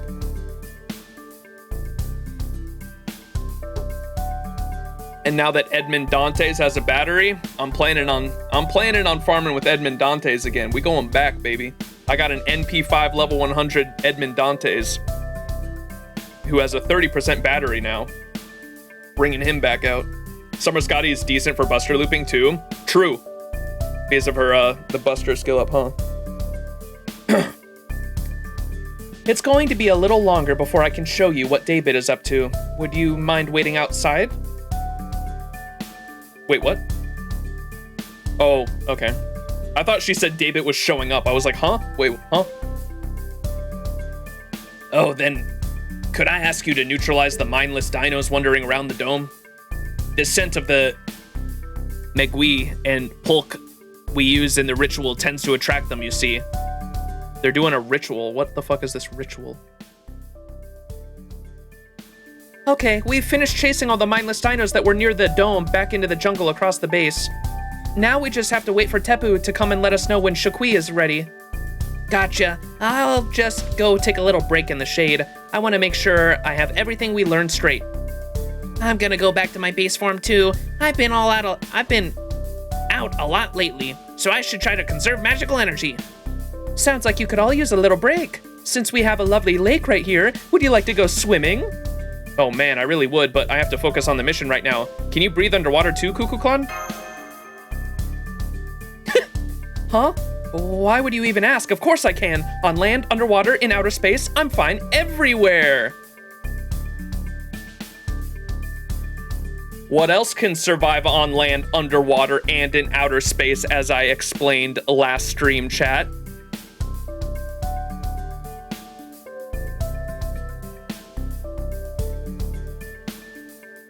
You telling me Cuckoo's a mushroom? That'd be crazy. If Cuckoo ends up being a space mushroom, I'm gonna be really disappointed I didn't roll on her. That's badass. Nasu? Yes. What about you, Nita Chris? You probably went swimming in the Nile huh? Oh, Nita Chris went back up to the dome. There was something she wanted to ask Shukui. I see. Shukui is really knowledgeable, so I'm sure she'll get the answer she's looking for. Oh, speaking of Shukui, that reminds me. Using proper human history terms, do you think that Tepu and Shukui are married or lovers or something along those lines? Oh my, got a bit a curious side to you, do you, Mash? Do you really want to know? Oh, I don't mean anything by it. I was just thinking it would be nice if that were the case. Oh, I agree it would be, but those two will always just be friends. As much as Shukui may look like Dinos, the truth is, she isn't. She'll never be able to live among peers, be involved with them, or be freed from her duties. Her job is to look over, to supervise all of Mictlān. It's been that way since she was born, and will continue to be so until she dies. I'm assuming that's the story of Tsukihime too. Considering I have the archetype Earth unit, and you can like literally see the progression of her in Tsukihime, I assume, in the unit. Like, I'm sure she starts off as like the vampire moon princess, and then like goes through the story of Tsukihime, and then probably returns to having to be the archetype Earth at the end of the story, and like for the rest of eternity has to like fulfill that role. Just knowing how Nasu writes his stories, I'm assuming it like ends in like a sort of like bittersweet love tragedy of a sort like that. She'll never be able to leave Mictlān, no matter what. At first, Tepu refused to accept that, and he looked for a way to free Shikui. But it was no use. Before, I couldn't imagine why he chose to move to the first stratum on his own. But now that I have a human form, I think I understand. Knowing that he'd failed to save Shikui, Tepu couldn't allow himself a happy life. So he moved all the way to the edge of the world to be alone. There, he studied the concept of death as a way to punish himself. What? The concept of death? Why's that? It's not my place to say, not while my own maidenly heart is still actively maturing. Growing up, concept of death. He moved all the way to the edge of the world to be alone. There he studied the concept of death as a way to punish himself.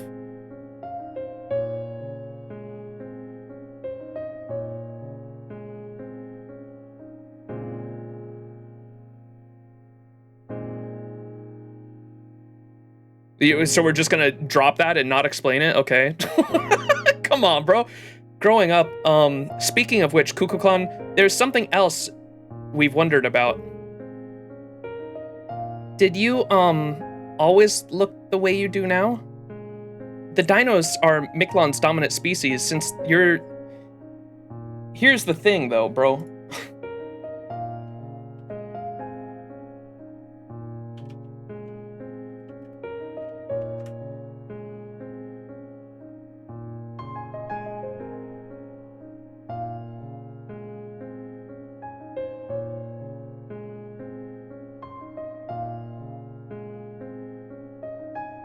I've never read Tsukihime, but I know that this motherfucker has like some kind of fucking death eyes shit. And now that I think about it, the color palette does kind of match fucking Tepu with the glasses and everything.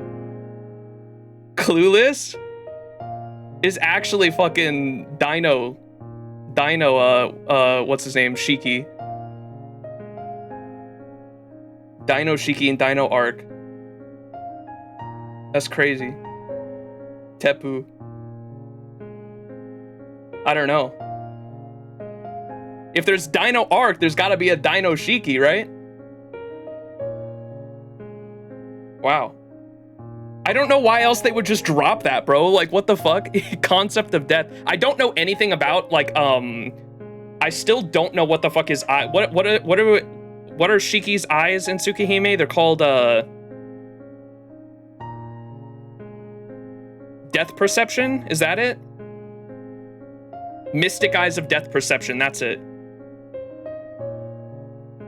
Color palette. Shiki isn't green. I meant like I meant like his hair, the hair on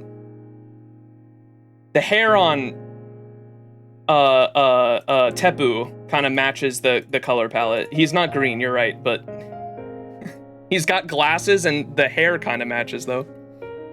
Or the feathers, whatever you want to call it. Mystic Eyes of Death Perception. Huh.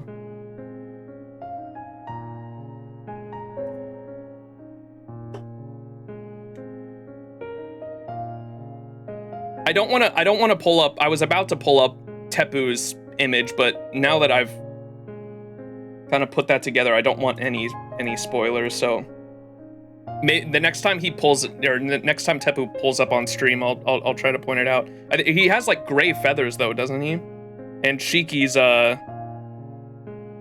outfit, his like school uniform in the Mysticode we got is kind of like the same color. Maybe it might be a different shade, but that's just what I was thinking in my head. And he's got the glasses. And he said he made, didn't Shiki, or not Shiki, Tepu, didn't he say he made the glasses too?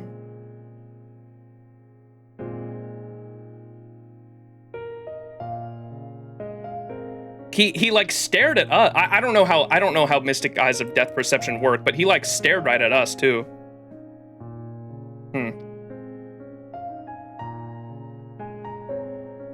He studied the concept of death as a way to punish himself.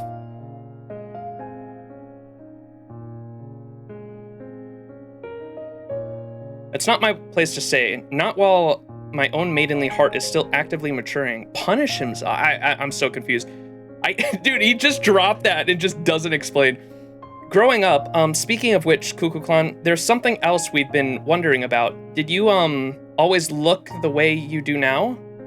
The dinos are Mictlan's dominant species. Since you're their god, shouldn't you look like one yourself? Oh, here we go. Are you saying I lack common sense? Just kidding. Don't worry, I'm not mad. I still don't really get common sense or feelings, but I at least know they're important. Anyway, yes, I am a god, and I did originate here in Mictlan. But this form is something I only recently gained. Before that, I was just the teachings of the sun, a wind only the dinos could sense. A year ago, when knowledge of proper human history first came to Mictlan, we learned of gods. That's when the sound Cuckoo-clan formed the name of a god. That was the instant in which I gained this form. All of a sudden, things that couldn't be seen had shape. Things that could only be sensed could now be spoken as a fact. For us, the shock was big enough to rock the world to its foundations. Things that could only be sensed could now be spoken of as fact. Gods can only be born from intelligent humanoid beings, so that's what we should be too. And just like that, I was tossed out into Chichen Itza. Stark naked! Yeah, they said she walked around in the nude for a while, right? Naked? Yes, at the time, I didn't have any emotions, so I just started talking to the priest as I was. It wasn't long before I realized I didn't feel quite right, and that I might be doing something inappropriate. So I absorbed all of proper human history's common sense in one go, then stole some clothes from the dinos standing closest to me. Which was Tepu, by the way. He had already retired to the first stratum by that point, but he'd always listened to me closely back when we were still just wind. I see. I think I can imagine what you were like back then. And from there, you ran straight to Mexico City, high fashion, right? I'm trying really hard to forget that whole thing, so please don't ask Tepu about it. Anyway, that's how I ended up in a human form, one based on the Cuckoo-clan of proper human history. Okay, her personality was more akin to Quetzalcoatl, that's why she appeared. I was like, why did Quetzalcoatl appear right there? She's still like Quetzalcoatl, but more so, I guess, back then. Shaqui's an archetype who will forever remain mentally 1 year old. But I am a god, and actually am just 1 year old. After that, I found that snot-nosed brat, young Tezcatlipoca riding a dinos and playing king near Chichen Itza, and I made him its actual king. Then I ran off to Mexico City to spend all of my time having fun and experiencing all the latest culture, yes? So what is that? What is the Tezcatlipoca that is the leader of Chichen Itza? Because I thought when they were describing the one person that survived from the old human empire here in the underworld, I thought for sure it was going to be the king of Chichen Itza, but it ended up being Camazotz. So I guess we don't fully know his backstory yet, I don't think. Unless it was mentioned and I just forgot.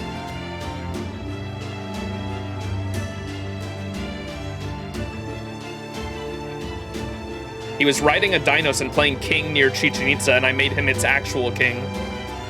Then I ran off to Mexico City to spend all my time having fun and experiencing all the latest culture. I see, so you wanted to try life in the big city. I can definitely understand that. If I had been in your position, I can see myself sneaking out of Chaldea Basin, paying a visit to the nearest town of Ushiwa myself, sorry.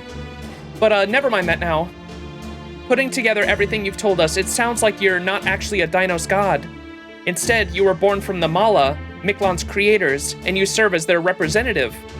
Does that mean you're actually archetype Mictlān then? Hey, yeah, if we consider you a meteorite, if we consider a meteorite a planet too, then it could also have a mind of its own. Whoa, a lot of pieces are starting to come together.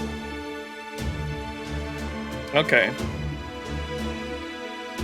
What's the name? Hoshi, right? Hoshi is the name for a star in Japanese, and it just means like a celestial body for the most part. It could be a star or a planet or an asteroid. Hoshi.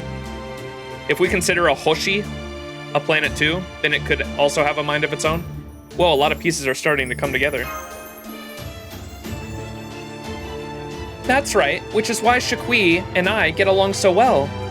She's basically archetype Meta Earth, so she knows what it's like to fail to become an archetype you wanted to be.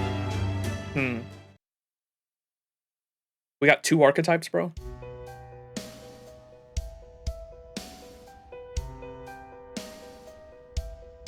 You want to know how Camazotz turned servants into guardians of the underworld? Yes, a command spell alone should not have been able to cause a complete alterization. There must have been something more to it, some sort of secret or ritual that transforms their very existence and binds their life force. Shakui, you once observed everything that's ever taken place in Mictlān. So if anyone can answer my question, it's you. What did Camazotz do to them? How can I become a guardian of the underworld myself? I see. So you think you need to do the same. All right, I'll tell you what I saw. I'll tell you how those proper human history heroic spirits, each of whom already had their own underworld to begin with, were assigned to the levels of the underworld and became altar gods of Mictlān. Neato altar coming up.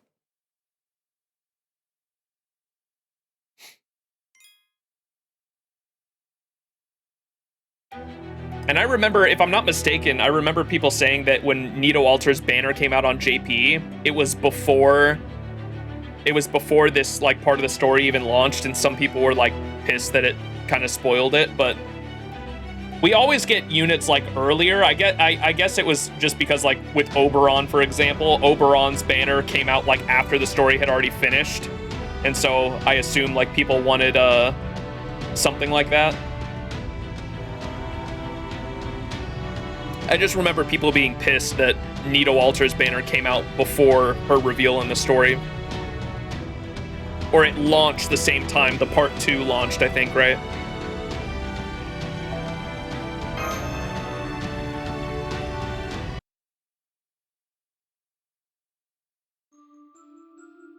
Ooh, I like this music. It's so smoky in here, but it's not stinging my eyes at all. I'm feeling a little dizzy. What is all this stuff? Thank you for waiting, everyone. I'm ready to begin the Popol ritual. Normally, I can see everything from Mictlān's 2nd stratum to its 8th, but David has been the exception. Whenever I tried to observe him from here, all I would see is a deep darkness. He was there, yet not there, present, yet unseeable.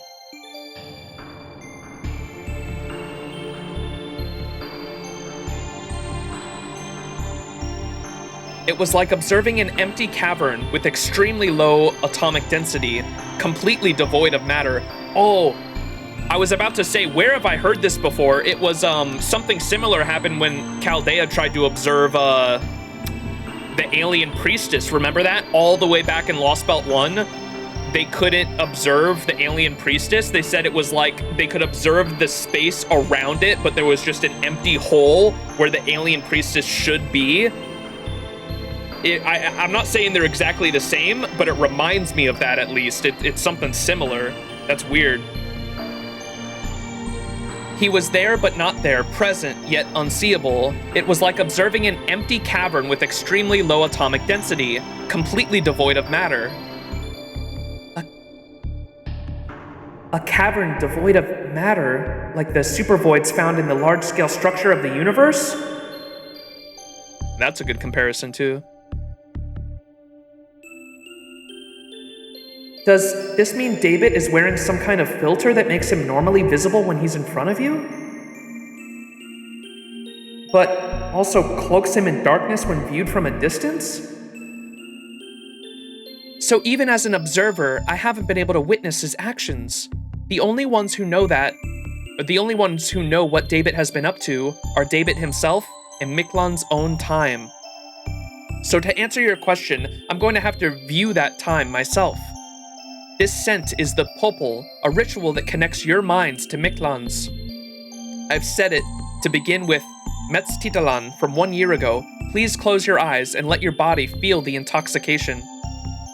With this ritual, to the maximum extent possible, you should be able to vicariously experience everything David did in the years since he spoke with me. This is crazy.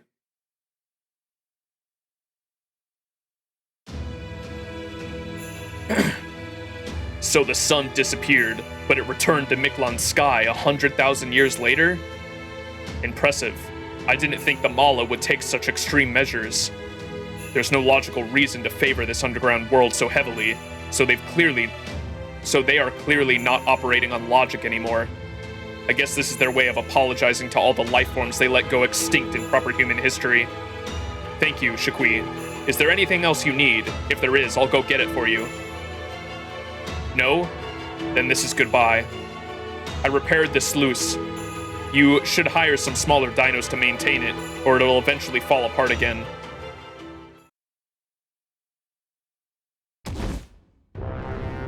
So you're the Cryptor, and I see you're all alone. Did you really think you could cross this fourth underworld in Mictlan space tree all by yourself without so much as a guide? Yes, exactly. That's exactly how a human should be. There is nothing better or more fitting than being alone.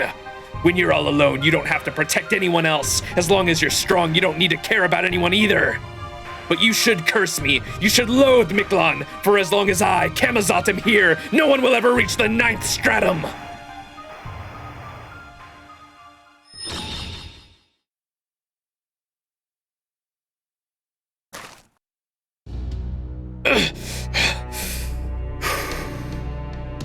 Did you want to keep going, Camazot?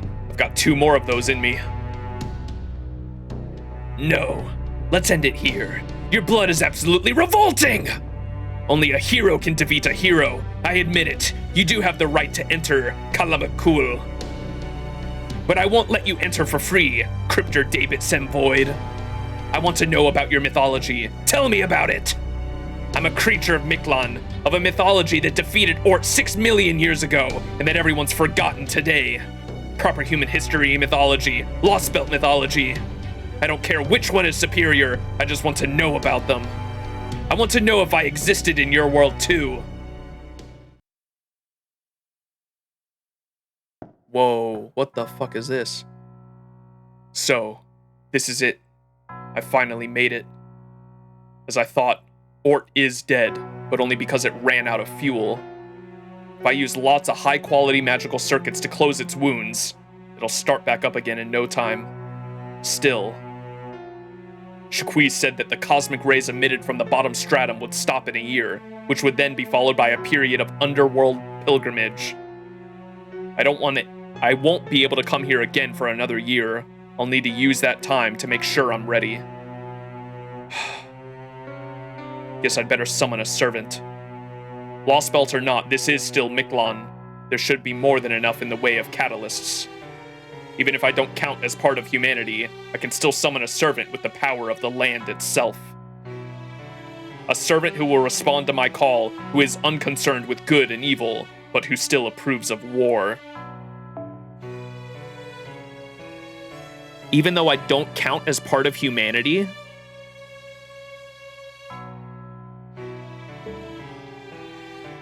I've got it. You'll be the one to help me, almighty Tezcatlipoca.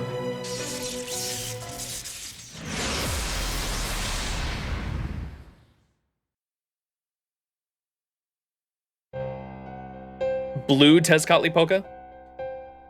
Oh man, I can't believe it. You actually made a human body possess... Wait, he's the original... Is this the servant? Oh man, I can't believe it. You actually made a human body to possess just to answer that guy's summons? Wait. I can't believe you actually made a human body to possess just to answer that guy's summons. Is he really that interesting? Looks like you and I are both still way too lenient in our trial judgments. Well, whatever. If you're gonna back that guy, then I'll back my own allies. Whichever one of us survives, it'll all be down to luck. See you later, Black Tezcatlipoca. Good luck using knowledge from proper human history to become supreme in Mictlān.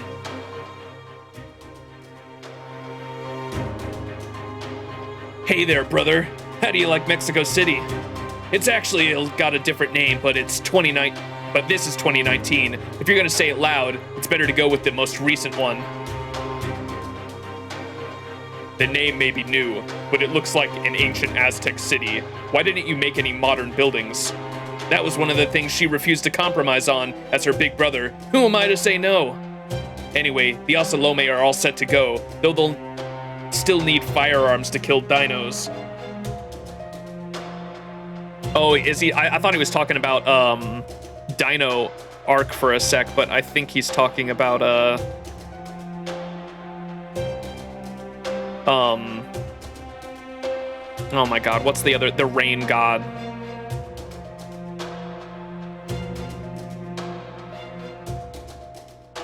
Tlaloc, thank you. He's talking about Tlaloc here because they did refer to each other as siblings, right? That was the one thing she refused to compromise on as her big brother. Who am I to say no? Gotcha. Anyway, the Osalome are all set to go, though they'll still need firearms to kill the dinos. Right now, I'm just leasing some from Koyanskaya, but it won't take long for me to put my spin on my own production line. I'll make sure the Osalome have the latest in the weapons technology. If something can be done, you can do it, almighty God indeed. The only thing you're missing is a rival. I'm sorry I couldn't chain summon Quetzalcoatl while I was at it. Was that supposed to be a joke? Knock it off. You know it'll be all-out war if Lady Birdbrain was here. But hey, at least I found someone else I can enjoy playing with in the meantime. A Mictlān-made Cuckoo-clon. David, I've created an underground path to Ort. We can use the dino's hearts to supply it with energy. In a year, its wounds will have been more than closed up.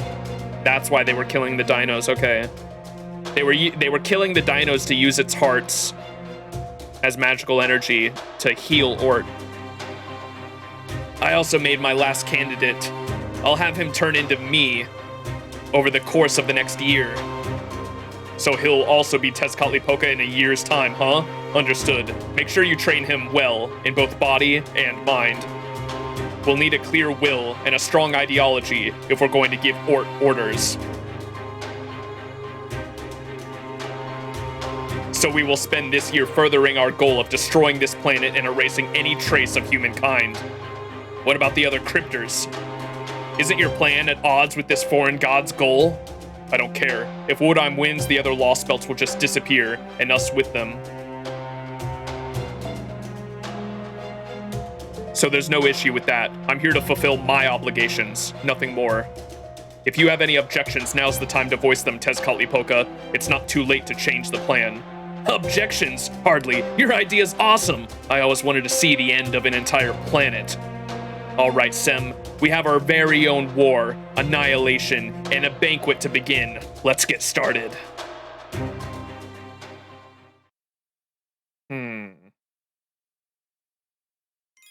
But why?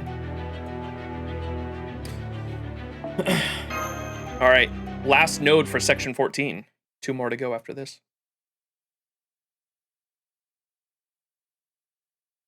Mash, Nidocris. Oh, okay, this is our reaction to that. Okay, let's just make sure we all saw the same thing there. I saw David making an underworld pilgrimage all on his own, finding Ort's body in Mictlaan's bottom stratum. I saw him talking to Tezcatlipoca about using dino hearts to reactivate Ort, and I saw him planning to go back down to the bottom stratum to do just that in a year's time, which would be now. Yeah, I saw the same thing. Same, he doesn't just want to destroy Mictlān, he wants to destroy the entire planet. The poisonous gas that fills the 8th and bottom strata disappears once a year for just a few days at a time. Last year, David managed to complete an underworld pilgrimage during those scant few days, and now that time is approaching again. It seems if we don't stop his second pilgrimage, Mictlān will completely collapse, and proper human history will disappear along with the entire planet. But why would he do something like that? If he destroys Earth, he'll die with it. That's true. Yeah, the ritual didn't reveal why he's doing this. Yeah, that's not a problem I think we should be ignoring either. We know what he's doing, what his goal is, and where we need to go to stop him. That's a big step in the right direction. But at some point, we're going to have to answer why he wants to destroy Earth in the first place. Be that as it may, right now, stopping David is our top priority. Cuckoo-clan, Shakui, when will the poisonous gas in the 8th stratum clear? Cuckoo?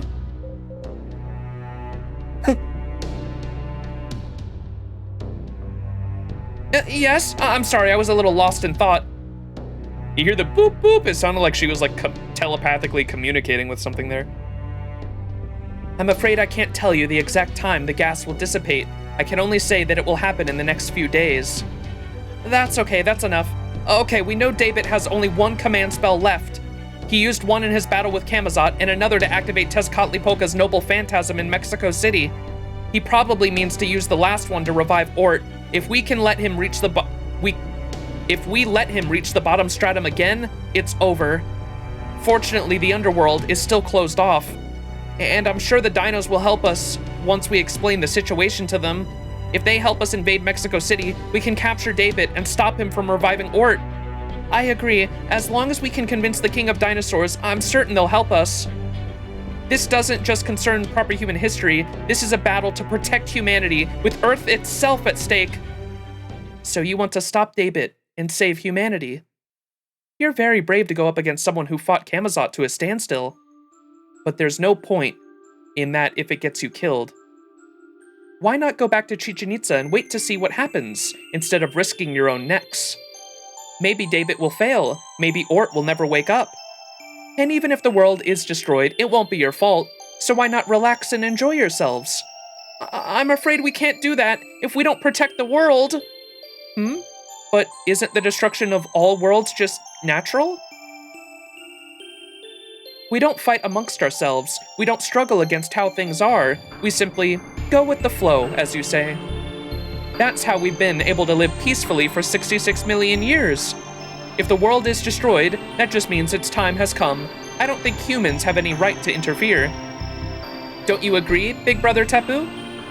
Fighting to protect the world just means you don't want to die. Fighting to protect the world just because you don't want to die is just selfish. Even wrong, isn't it? Even if the world is destroyed and all life dies out, that's not a tragedy. It's just the natural order of things. All life is equal. No living thing in the world, no living thing is worth more than any other. Death comes for everything eventually, and nothing deserves preferential treatment. So no matter what happens or who dies, there's no need for such intense grief. As living beings, fighting out of desire to protect something or someone is fundamentally wrong. What she's saying makes sense, but this all goes back to like the original FGO arc against Gatia, because that was all about that was all about like fighting for your own life, like even though it's selfish. I love the climax of the Solomon arc where we go up against Gatia and Gatia's like, why do you fight so hard? You know that we're right. You know that getting rid of the concept of death and humanity would get rid of suffering, so why do you fight against us? And we're like, so we can live. And he's like, I see, I completely overestimated you. Oh god, that shit was cinema. God, I love Nasu's writing. What she's saying makes sense, but huh? That's strange. I was trying to cheer you all up, but it looks like I did the opposite. I'm sorry. I wish that had gone better. Oh, but you really don't need to worry about this too much. Even if David doesn't wake Ort up, it won't be long before Mictlān ends anyway. Huh? What was that, Shakui? Wait, what? I'm sorry, I was thinking. What did she say? You really don't need to worry about this too much. Even if David doesn't wake Ort up, it won't be long before Mictlān ends anyway. Yeah, I kind of got the gist of that earlier. It sounded like they were, because they were all okay with us ending the Lostbelt when we came in, right? And that was already very weird for a Lostbelt in general. But I had a feeling like they were all, it seemed like they were all expecting the Lostbelt to end in its own way anyway. Huh? Did you not tell them, Big Brother Tepu? Mictlān's sun will soon reach critical mass. It will explode and wipe us all out after 10 more cycles. Mictlān's destruction is going to happen no matter what. Every dino knows this. Cuckoo knew as well.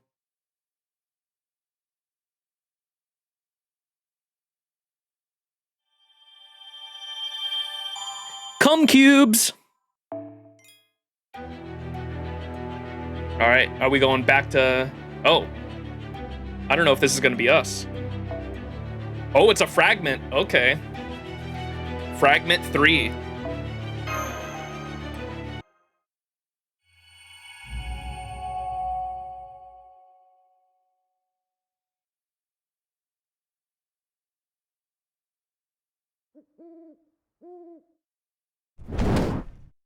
This fuck. Oh, that's right. That guy was scheming last time, wasn't he? I can't remember exactly what he said he was gonna do, but he was gonna do something fucked up. Priest the Cub.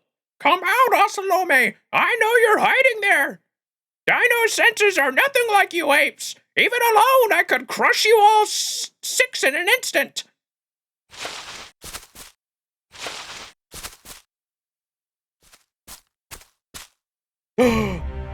So you came alone as promised.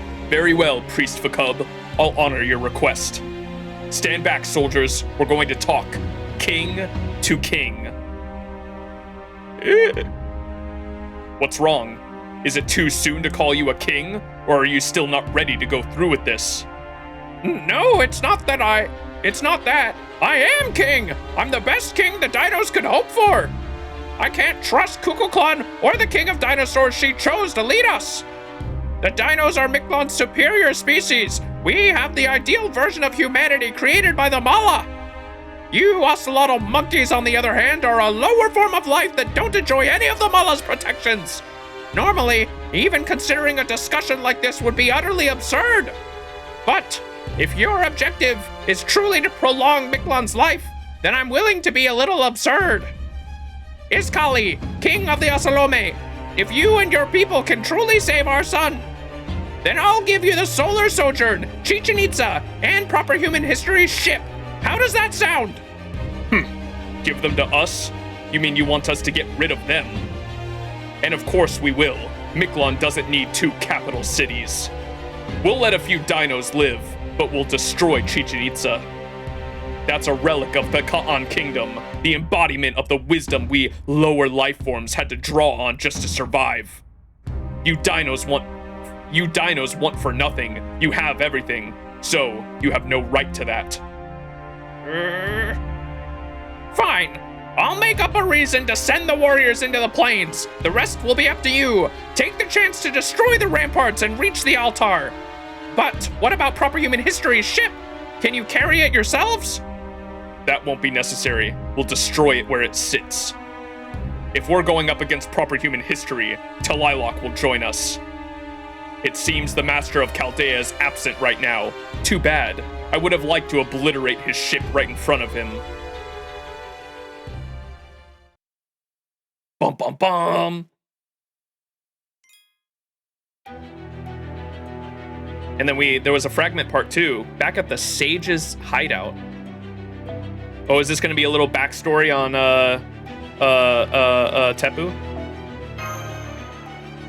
We learn a little bit about him studying the concept of death, maybe?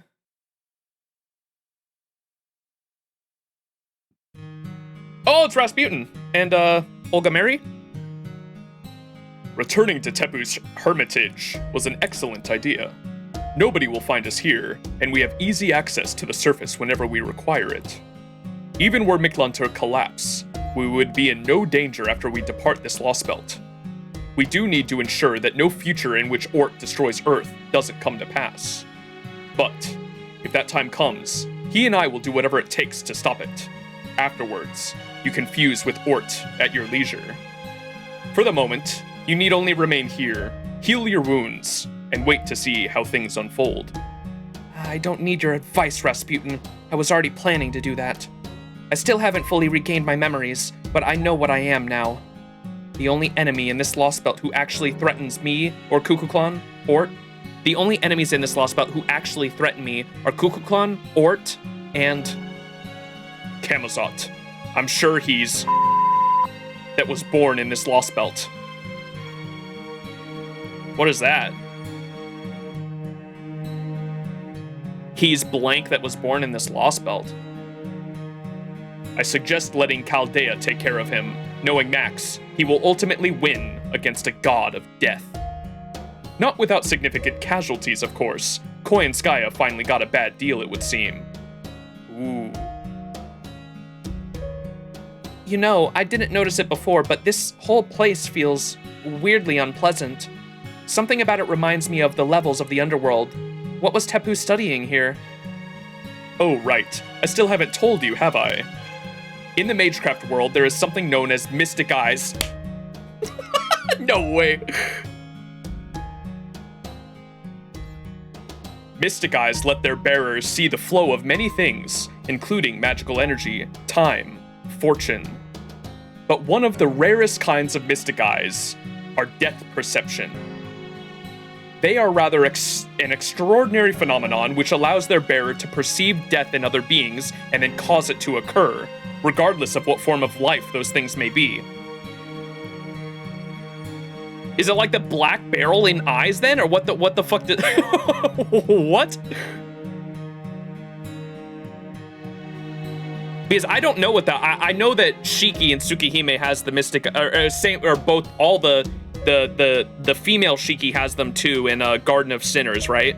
But I haven't watched Garden of Sinners, and I haven't read Tsukihime, so I have no idea what Mystic Eyes of Death Perception do. I just know that female and male Shiki both have them, and I up to this point I've had no idea what the fuck they do. The eyes see how long someone has. The black barrel makes that time happen immediately.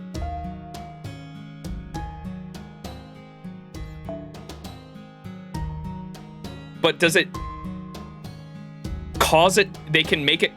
They can cause their death to occur regardless of what form those beings have. Isn't that similar to? Or I guess it's at least similar to the black barrel.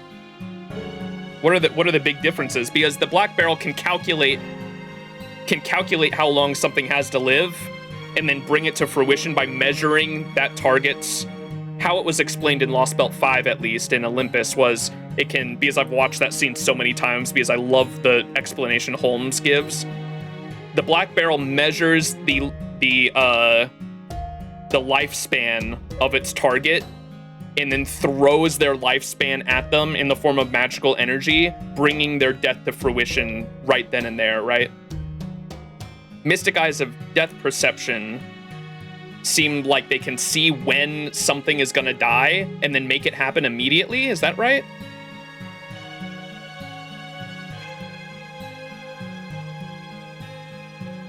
If you can't conceive of an end, then it can't work. Ah.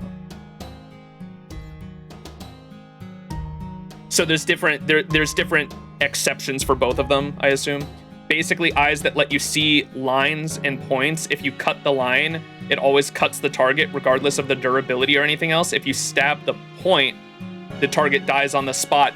Oh, like, that's why, I don't know about Tsukihime, but I know in Garden of Sinners, the female Shiki always has like a little dagger too. Okay. I keep hearing Mystic Eyes of Death Perception. Okay, hopefully he explains it a little more here.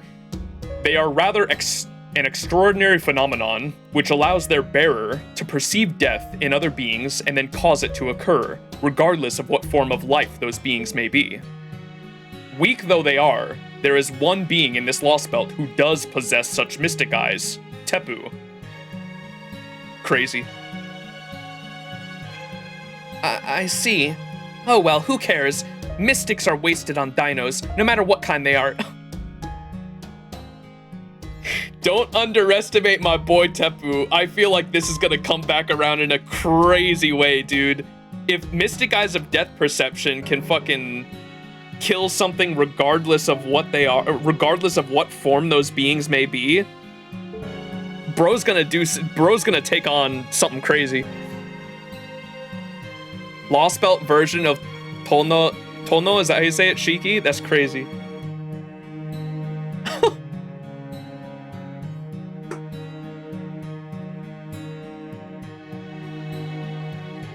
Eyes like that would be more burden than blessing to a species incapable of mustering the will to fight.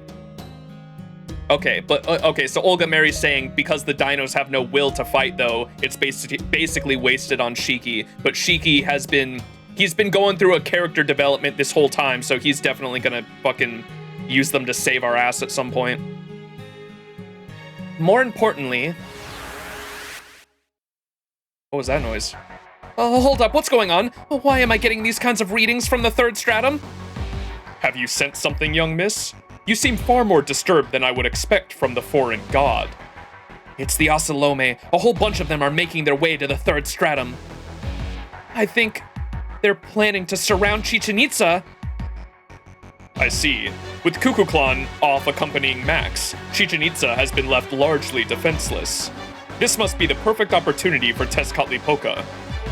While we do owe Chichen Itza a debt for providing us with food and accommodations, that was back when you still had amnesia. Any battle between the dinos and the Osalome is no longer any of our concern. You are, as you should well understand by now, the foreign god. So I urge you to save your strength for the upcoming Chronicle of Humanity and refrain from any rash behavior. Chronicle of Humanity is a crazy fucking... That's a crazy statement. Oh, I've loved Olga Mary's little character arc she's been undergoing too.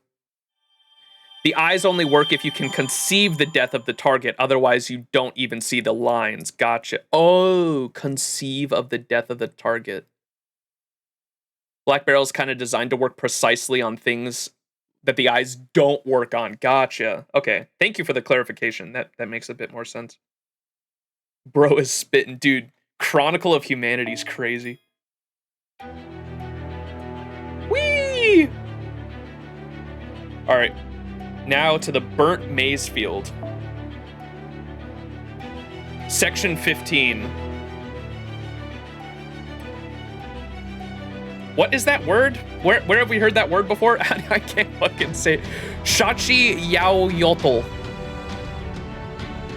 How many arrows? 1, 2, 3, 4, 5, 6, 7, 8. Jesus. One lower than the max amount I've seen one. Or it was one of those original things Nasu said, yeah, no, you can't insta-kill my mega boss, get out of here. Yeah, I was about to say that I don't think Tepu's gonna use it on Ort per se, but I feel like he's definitely gonna come in and save our ass from, like, I don't know, maybe one of the servants, or possibly David. I don't know. We'll see. David seems fucking crazy OP. We just don't know why at the moment. Bro soloed the original part 1 of FGO, the singularities, and then he also he did a solo pilgrimage without a servant. What? Ort has no concept of death, so it's explicitly immune. Ort was designed to be the ultimate hidden boss after you defeat the final boss.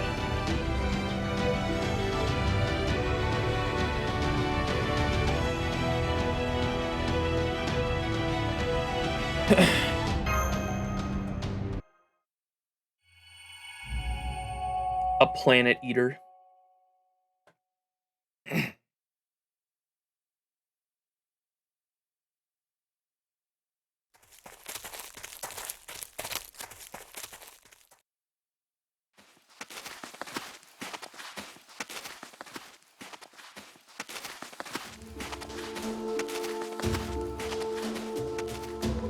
We're walking. I can't believe the sun's about to explode. Or that Mictlān's going to be destroyed regardless of what David or Ort do. I'm so sorry I kept this all from you on purpose. Admittedly, in part because it has nothing to do with proper human history.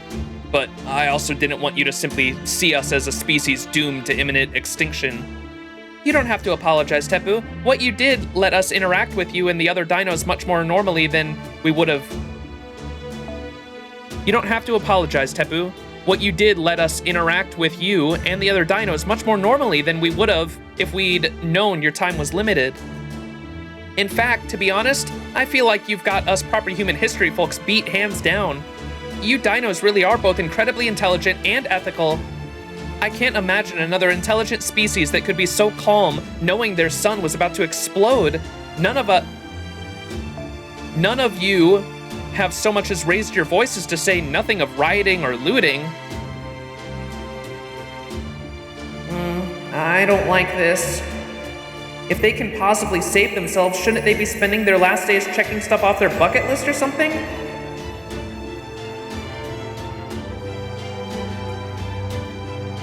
Anyway, now that we know that what David's up to and how he plans to do it, there was no point in sticking around Mictlān any longer. We need to hurry back to Chichen Itza and ask the King of Dinosaurs for help. Whether we capture David while he's still in Mexico City, or whether we set up a dragnet for him in the Third Underworld during his pilgrimage, we're going to need all the dinos' help. Right, not to mention we should be able to see Olga Maria against Chichen Itza again at Chichen Itza too. Whatever business she had that took her back to the first stratum is bound to be done by now. Oh no, Mash doesn't know. I cannot help you save the Earth. I'm sorry. Mash, I'm afraid she's not. Kirillite, Max, do you read me? I know you're on the 5th stratum. Are you guys okay? Oh yes, Kadok. The Mictlān field team is fine. We're on our way back to Chichen Itza now. Is something wrong? I'm not sensing any hostiles in our vicinity. Not there, here! A huge ocelotl army at Chichen Itza is surrounded. What do you say? A huge ocelotl army has Chichen Itza surrounded. Somehow they made it past the warrior dinos guarding the plains, and now they're infiltrating the city proper. It'll be an all-out war soon. Get back to the border ASAP. We can't hold out long on our own. What? Don't be ridiculous, you fools! You're not fighters. You're basically just porters who can lift a lot. You can't be serious about going out to defend the Oh, wait! Stop! The porter's armor will hold out for a while! You don't have to go out and fight! Wait for Max to get back! Go on, 7. Stop them! You're their brother. They'll listen to... Not you too! There you go. We can last maybe half a day. We need you guys back as fast as you can get here. Over and out. Master! I know, let's get moving. Right, full speed to Chichen Itza. We need Cuckoo to go.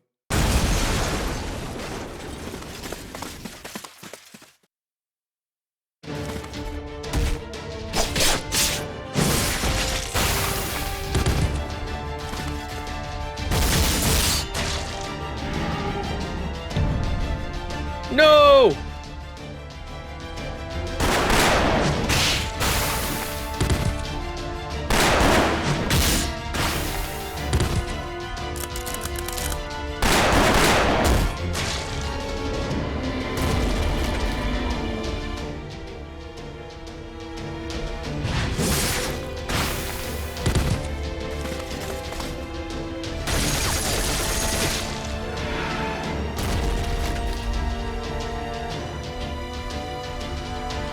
Even with the latest weaponry, it takes 30 of us to take down one dino, so I can't believe this. No matter, we have control of the entrance now. Squads 4 through 8, go clear the southern area. Squads 9 through 17, focus on the warrior dinos returning from the plains. Kill every single one you see. Tezcatlipoca, our lord, requires as many hearts as we can bring him. Remember, we're doing this all for our son, and to make Mexico City our eternal home and capital.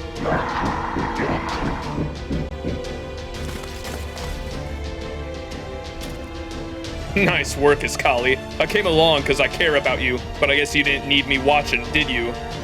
Please, Tezcatlipoca, your presence is a tremendous boost to our warriors' morale. Their joy, their fear, their pain they suffer in death, it's all an offering to you and your greatness. We will kill them all, women, children, those who defy us, those who don't, all of them. This is our holy Shoki Yautol, our final flower war to eradicate the dinos. Did you say Shoki Yautol? That takes me back to the good old Aztec days of capturing slaves. Who taught you that word? Tlaloc? If so, she did a damn fine job of raising you. Or maybe it just popped out without you knowing what it means, without you realizing what destiny it's given you. Lord Tezcatlipoca? Don't worry about that, just something I'm personally looking forward to. You just need to stick to your role.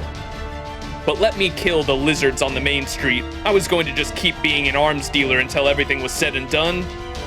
But seeing all those Ocelome die has got my blood pumping. Consider this my payment for all their wasted lives. I'm going to show you how a true Jaguar warrior, a true Ocelotl fights.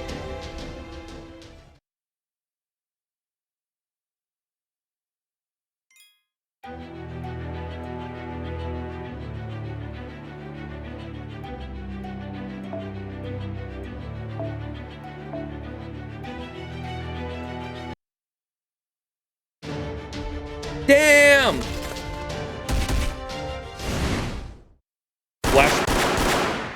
Getting flashbacks to Singularity 7.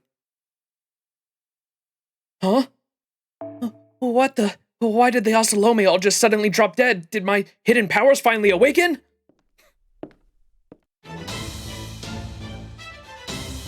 That's a lovely thought, but I believe you would be better off leaving them hidden. We may only have briefly done business, but you're still valued clients, and NFF Services doesn't abandon its customers lightly. Now, I suggest you take this chance to escape from the city. I'll deal with the Ocelome coming down the main street. Oh, it's you, the immoral servant who's embezzled fully a third of the supplies we've brought to repair the border. I appreciate you saving my life, but doesn't this go against your usual MO? Max once told us you're a rabbit who will die if she ever does something that's not solely for her benefit. So we should probably just let anything bad we see you doing slide. Are you going to be okay? Oh my, he really does understand me. Now that I know that, I can abandon Chaldea whenever it becomes convenient for me. Oh, and you, of course. Yikes, you really are scary. Anyway, we should be safe if we all make it out of the city, right? You should. And do what you can to help as many other uninjured dinos escape as possible. Yeah, good point. Helping other dinos who can still be saved would be the logical thing to do. Thanks, friend of Chaldea, and be careful. Amazing. Even after seeing so many of their own killed, they stay calm and still don't forget to say thank you. Oh, I didn't do the voice changer. Amazing. Even after seeing so many of their own killed, they stay calm and still don't forget to say thank you. What a sad state of affairs. If the dinos were actually willing to fight back, the Ocelome would be no match for them. Apparently, even robbing them blind isn't enough to get them angry. Don't let the dinos escape. Kill! Kill! As for you people, this is a war for survival. I won't say which side is in the right, but I can't help both. Unfortunately for you, I've decided to help the other side this time. Goodbye! Solo Koyanskaya? Yep! Let's go.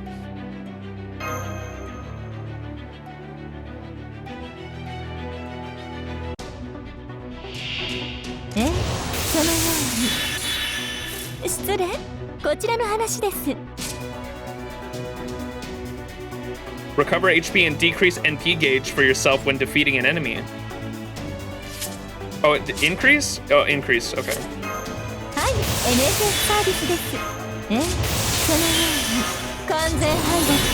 Oh, she's not 10-10-10. Are you fucking... Come on, bro. That'd be too easy.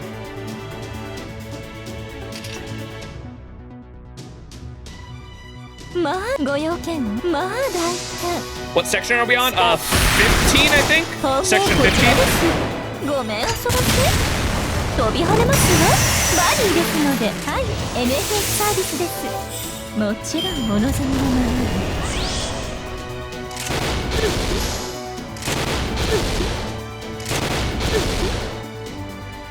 Dude, this shit still seems so fucking loud.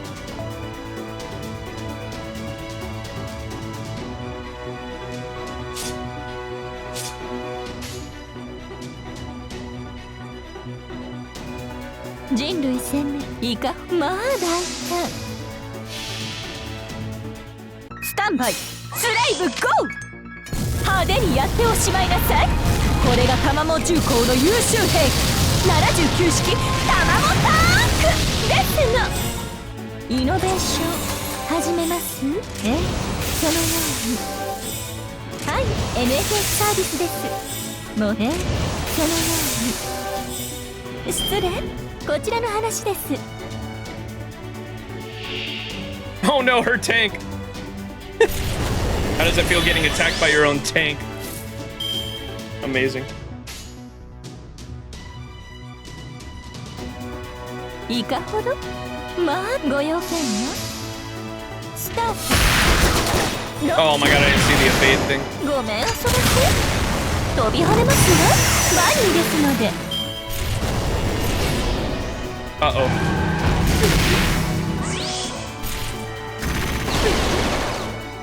イノベーション始めます I'll seriously murder you. Oh, she got sure hit. Let's go.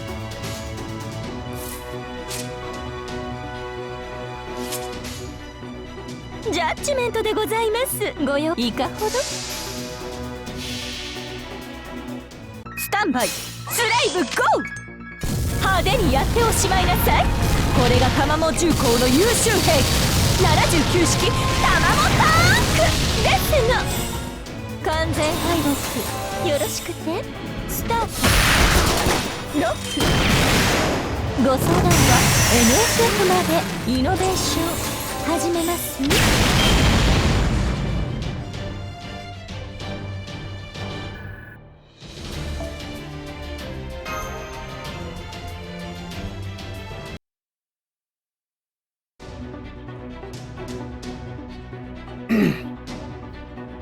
My tanks never had these features. The Ocelome are making remarkable progress with their technology. All within expected parameters, though. Okay, 20 squads left, and I should be able to handle almost half of them myself. Uh-oh. What the fuck is this? What's this about not helping both sides? Don't tell me you've actually retired, beast. For people like us, the longer and bloodier the war, the better. I thought NFF Services was a charitable organization out to give people what they want, and that you were just a warmongerer who provided people with as many weapons as they want. You're essentially a merchant of death, just like me. Isn't that right, Tochtili? You think devoting yourself to helping people makes you a good merchant? Forget it. That's just going to get you killed. Oh shit, that's fucking Tezcatlipoca's ascension. Black Tezcatlipoca. And I don't know what the different names mean, but it seems like the one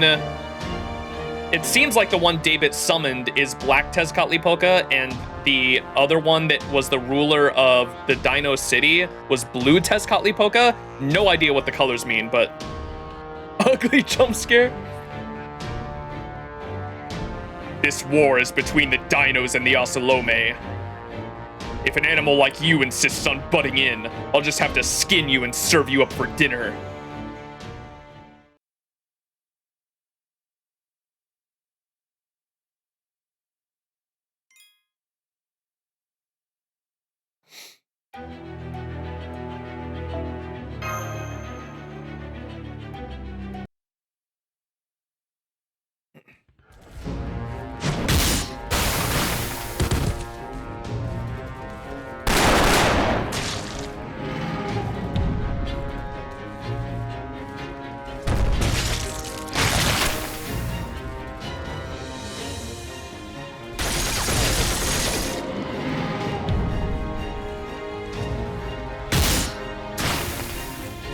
Bam! Decapitated.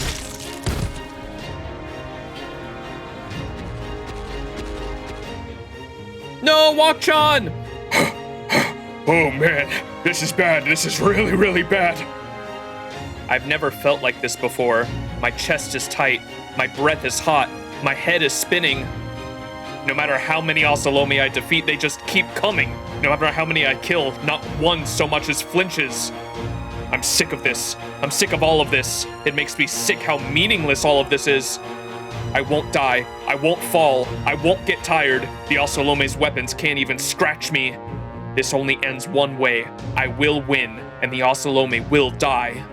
No matter how many dinos they kill, that won't ever change. That's why I'll never feel this way. And I don't feel that way, but there's still something I really don't like about all of this.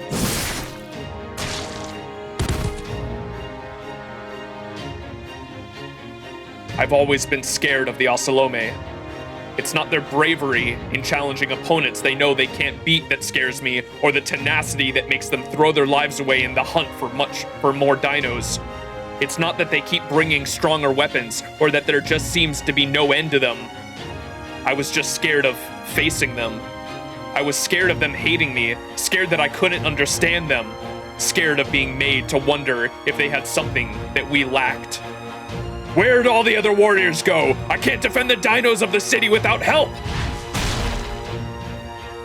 I shred the Ocelome gathering around me. I hate this sensation. I've never liked the feeling of tearing flesh apart. I seem to be the only one who feels this way. The other dinos aren't cowards like I am. They're a different species. We can never understand one another. The dinos sit alone at the apex of Mictlān. They say that the Mala decided this a long, long, long time ago. We can't hear the Mala's voice anymore, though. I'm not even sure the priests can.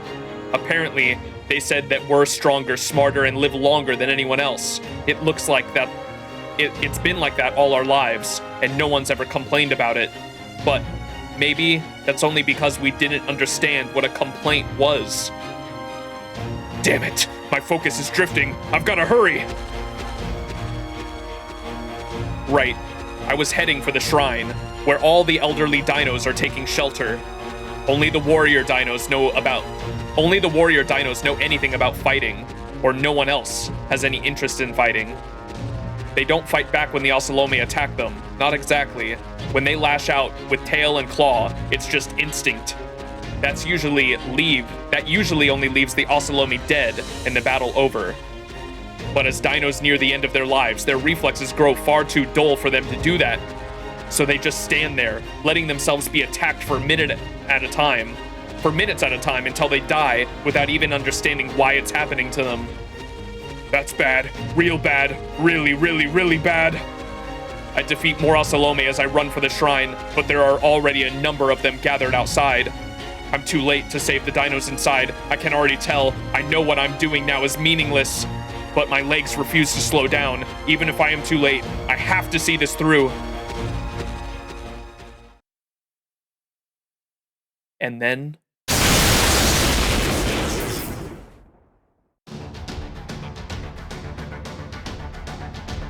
she came back.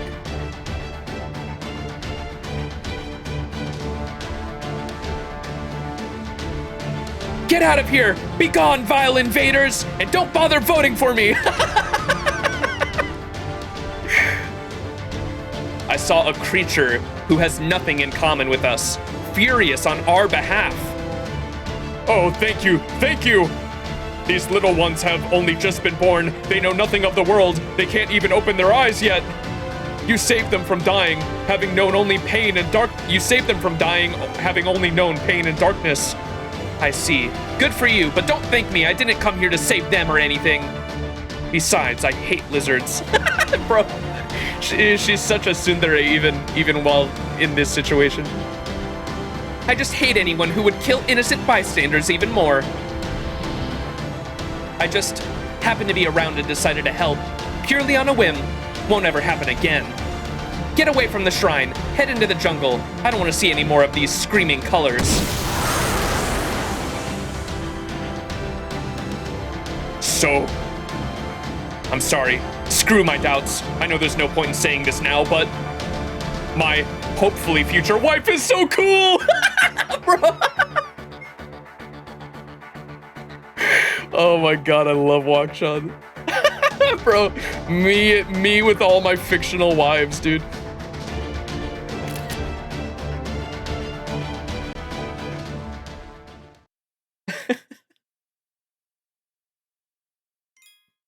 My hopefully future wife is so cool. All right, back to the Great Plains.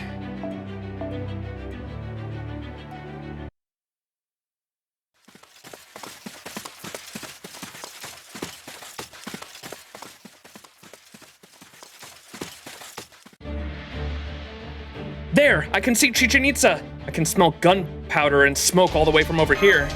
Uh-oh. Oh, Cuckoo knows something. The ramparts have all been destroyed. There are no Osalome outside the walls anymore. They must all be inside the city already. I've got a fix on the hostiles inside Chichen Itza. There are 1,080 Osalome. Their numbers are decreasing. The dinos must be fighting back. We need to prioritize protecting the border and making sure the King of Dinosaurs is safe. What's the call, Max? Let's split up. You and Nitocris take care of the border. You and Nitocris take the border. We'll take the city. Got it. Nitocris and I are on our way to the border then. You, Mash, and Cuckoo make your way to the shrine. Take care of Max and Mash for us, Hapatrot. I know it'll be an urban battle, but you may have to use the Black Barrel. If you're certain doing so won't result in any civilian casualties, then use it if you have to. So basically, only use it on a really big baddie, yeah? Okay, you got it. Preparing to enter the city. Please get ready for Battle Master.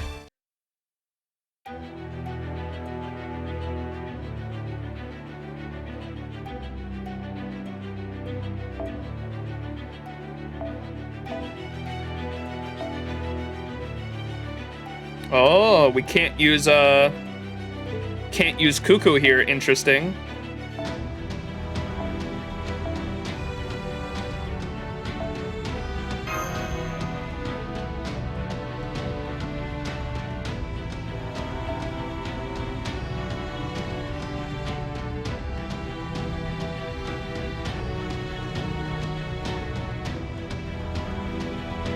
Oh, I also got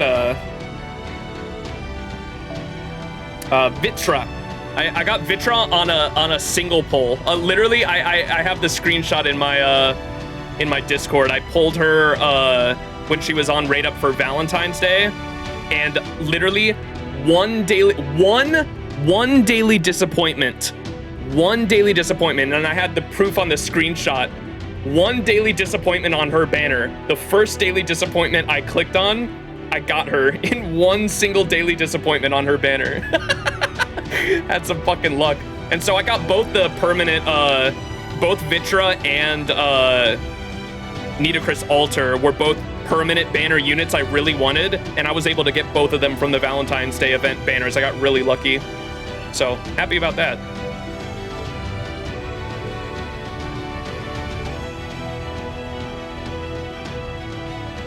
I have to level her, I know.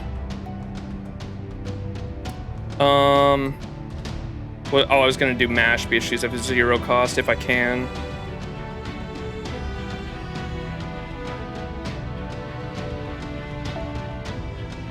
Damn, still too much.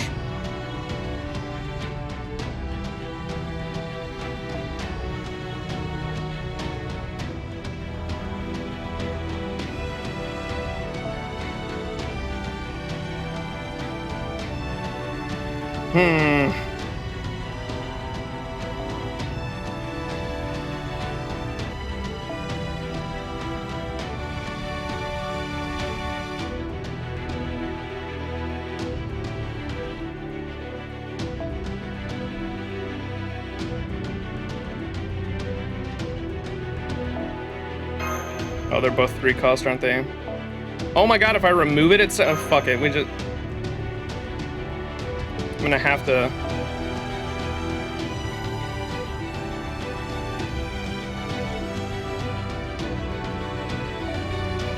do that, I guess.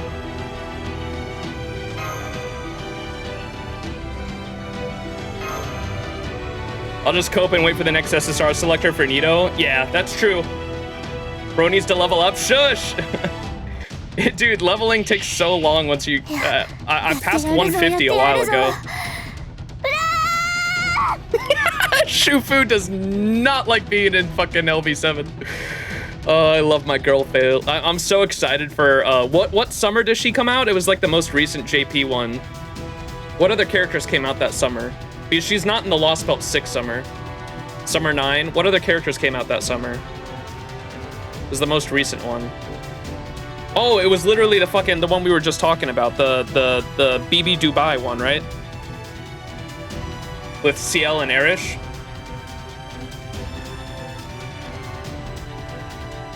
Huh. 早炊きですよ。カルメラ知らせ。剣断の呪詛。やるじゃん。コツコツ。コツコツ。圧倒しますことに見立てた。輝き。Oh yeah, we get until I lock out a variant. Yeah. I'm excited for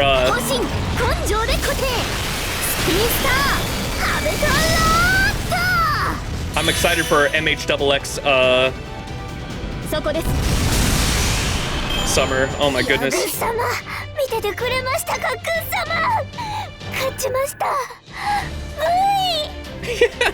Who voices Shufu? Like, what other characters has she done? Because her voice actress is so good.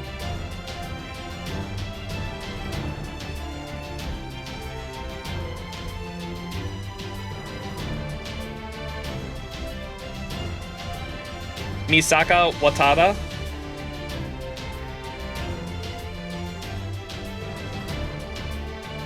See if I recognize anything. Bochi's little sister and Bochi the Rock? No way. Digimon stuff. I don't really recognize anything else. Fire Emblem Heroes. Wow, I don't recognize anything else. She has a decent amount of voice history, I just don't recognize any of it. She's great though.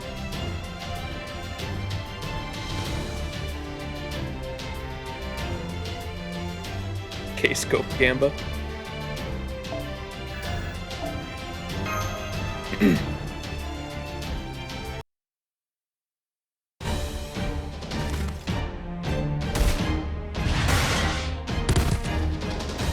I've taken care of the Osalome on the main road. Let's keep heading to the altar, Master. Well, damn. Guess you didn't need me around after all. You're really fired up, Mash. What do you mean we just used the Black Barrel? Maybe we should send Kukulkan to the border too and... Huh? I don't think I've ever seen that sprite before. What?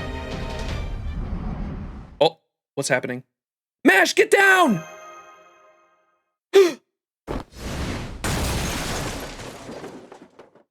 Something just sent Koyan flying. Koyanskaya?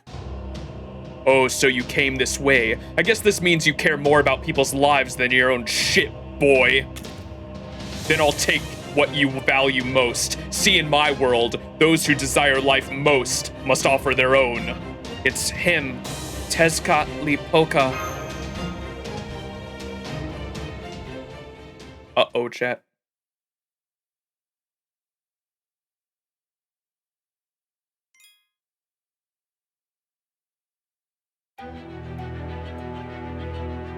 That's just strawberry jam on Koyan. All right, time for an apple. Munch, munch, munch. Wait, we're going against our ruler.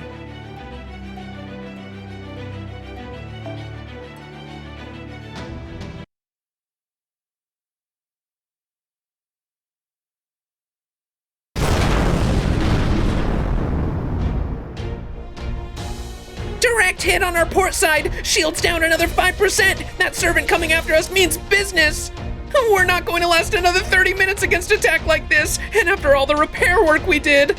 Enough whining! Analyze her attacks and shunt power to the barriers, where she's most likely to strike next. That should help conserve some more energy overall. Whoa, are you sure about that, Captain? If we divert power to the wrong spot, she'll tear all of our armor off in one hit. If that happens, every Marine will have to run out and fix it, and you know what that means, right? It means if we're wrong, we're gonna have to go out there and die? Okay, we'll analyze it like our life depends on it. Good. Professor, how's the anti-divine spirit warhead coming along? Almost there. Shion and I are working as fast as we can. We are coding it with a recreation of Quetzalcoatl's authority taken from the Chaldea spirit origin graph. In Aztec mythology, Quetzalcoatl killed Tlaloc once before, so it should pierce her spirit core no matter how tough she is. Got it. Focus on finishing it up. We'll focus on giving you an opportunity to use it. Kadok, I want to lure that servant on the border's starboard bow. Your speciality is anti-beast magecraft, right? Then you should know how to corner difficult quarry. If you have any advice, now's the time. I see. So you want to hit her with a torpedo, huh? And this right here is its firing arc. Okay, got it. Get the hangar open as quickly as you can. I'm gonna head outside and get Tlaloc's attention. Oh, are you insane? Did you not see that divine spirit wielding a whip made out of freaking lightning? She'll burn you to a crisp the moment you step outside. Can't you just taunt her over the speaker? I would if I could, but we're dealing with a god here. She's not gonna care what mortals have to say. Besides, I've got a lightning ward. I should be able to take 1 or 2 hits. Still, I need a servant who can hold their own against Tlaloc to come with me. I know this is a lot to ask, but would you be able to do it, Nemo? Of course. As long as we're near the storm border, that strain won't be as bad as it was in Mexico City. Gordolf, I'm counting on you to give the order to fire. Menair, you've got the controls to launch the warhead. If either of you mess up, you'll have me to answer to. Aye, aye, Captain. Let's go, Kadok. I'm not about to let the bravery of the dinos who went out ahead of us go to waste. Until Da Vinci and the others get back. What? Wait. Marine, open a line. Da Vinci's calling us. Hey guys, it's Da Vinci, the beautiful girl genius, and Pharaoh Nitocris. We just made it back. We're hiding in the shadows not far off, but we have eyes on Tlaloc and the border. Do you guys have a plan for how we handle her? If not, I can suggest one. That won't be necessary. We have a plan to defeat Tlaloc. But we're going to need several servants to pull it off. Nitocris, technical advisor. In 1 minute, Nemo and Kadok will be heading out. I'd like you two to attack Tlaloc to keep them safe. From there, I want you two, Nemo and Kadok, to team up and drive her into firing range. Remember, the border's safety, and my own, hinges on this battle. And my own. Jalter time? Ruler, that's right. They put something on top of the armor. Cheeky bastards. I can't believe the materials themselves aren't tough enough to take a beating. I can't believe the materials themselves aren't tough enough to take a beating. This is the whole problem with modern engineer. That's far enough, Tlaloc. Put that vulgar whip of yours away right now. It's pure insolence. Did you just say my whip is vulgar? How? Are you really incapable of seeing the beauty of its construction, its graceful movement, its sensual, serpentine flexibility? Were you truly a queen? Be honest. You clearly have no artistic sensibilities whatsoever. What was that? Nitocris only said that to get her attention, but I definitely can't bring that up now. What are you here for then? Did you come back just to die? This is the same as before, when you were nearly killed fighting to protect this big hunk of iron. Is this thing really so important to you? It looks like a heap of scrap metal to me. I'd take one of your country's giant pyramid graves over this trash any day of the week. I have to at least give Egypt the respect it deserves for those. Of course, Mayans had them as well. I sensed this before, but now I'm certain. You're proud of proper human history. You're a heroic spirit of proper human history. You're meant to protect humanity, but you chose to oppose Chaldea. What are you trying to say? That it's in a heroic spirit's nature to protect humanity? That's right. On our way here, I saw the corpses of countless dinos who had been mercilessly slaughtered. They know nothing of war or of battle. If all of the Ocelome wanted to do is claim Chichen Itza for themselves, the dinos would have just given it to you. You knew that, I'm sure, but you are a heroic spirit of proper human history, still sullied your name by letting the Osalome kill so many so pointlessly. Talilok, you're not like Tezcatlipoca. You have no desire for wanton bloodshed. You know this war is meaningless. If you're only here because you're obeying Tezcatlipoca's orders, rest assured that we'll hold him accountable. There is no reason for you to protect this Lostbelt, no reason for you to fight for Mictlān. It's still not too late. Join us now and... Shut up! You who drowned your own treacherous retainers are going to preach to me about the virtues of humanity? Please.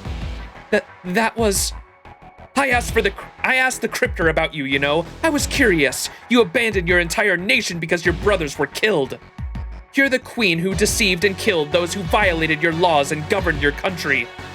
You're a weakling who took your own life because you couldn't live with the weight of your own sins. Not that it matters. You and I are a lot alike. We both care more about our own personal interests than we do humanity or order. Mexico City may be a fantastical place built in a Lostbelt, but people are living their lives there. As a species, the Osalome may be hopelessly barbaric, short-sighted, and immature. But they live in my city, so they are my people, and it is in a god's nature to shed blood for their people. That's why I'm going to kill all of you threatening to take this Lostbelt away, and why I'm going to destroy this eyesore of a ship. I was told to leave the ship intact for insurance, but there's no point in keeping this useless pile of garbage around. I can't stand Brother Tezcatlipoca's idea of fairness.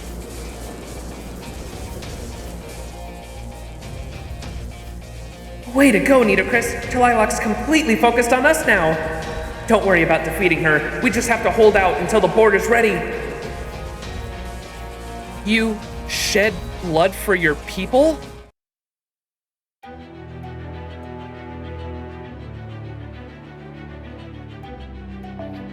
All right.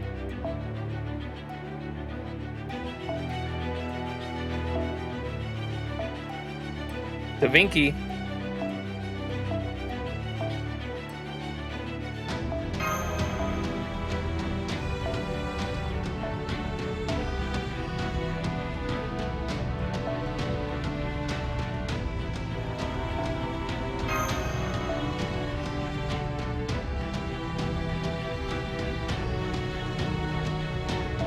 Can I really not? I can't. My servant. Oh man. It's fucking story locked. I was planning to bring fucking Jalter too, because it's a ruler. That would have been perfect. Oh well.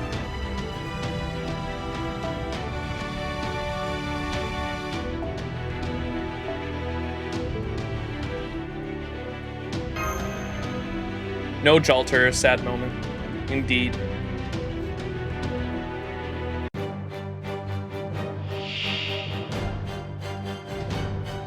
And we're playing as Kadok too. Yo! Let's go, Kadok. Yo, Ascension! Let's go. Fertile Harvest Rain, recover HP at the end of turn, HP recovery down, and defense down by Kadok. Let's go, Kadok.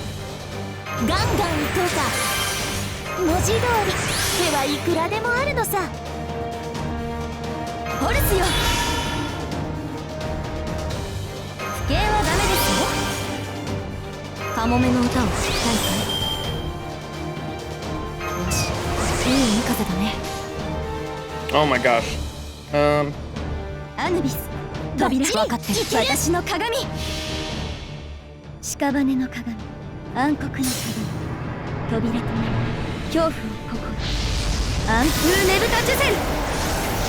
I love how we're forced to use 3 AoE servants against a single target.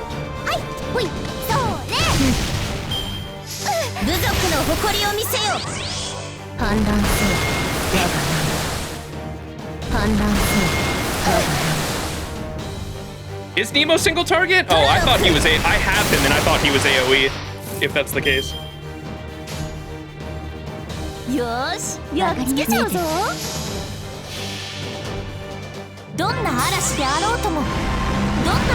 私はこれを守らなければ私たちの課題なのさ。ボンビアージョまた会おう諸君。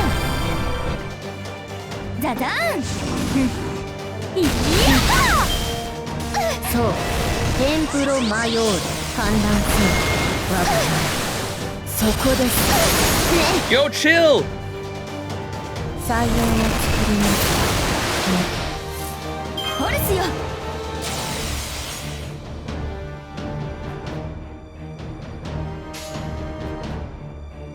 よーすろ待っていたよ。あ、いや別にわかります。分かってる。 What's up, Animasphere? 発進 It is going. 目標発見来年期間最大卵焼き OK。 よし急速浮上グレートラブ私はローチラブ守らなければザザーン。はいほいそうね。So, ne? 滅びの夜に明けよエスコルピオントラロック。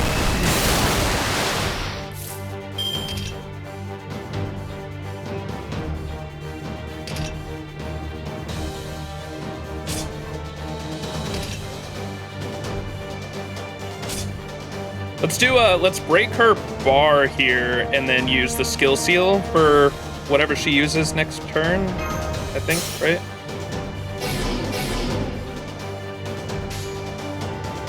アヌビス扉私の鏡こうバッチリいける。 Where are we at? Like halfway through section 15, I think. 恐怖ここアンプーネブタジュゼル。 私は守らなければ。おっ派手に行くよ。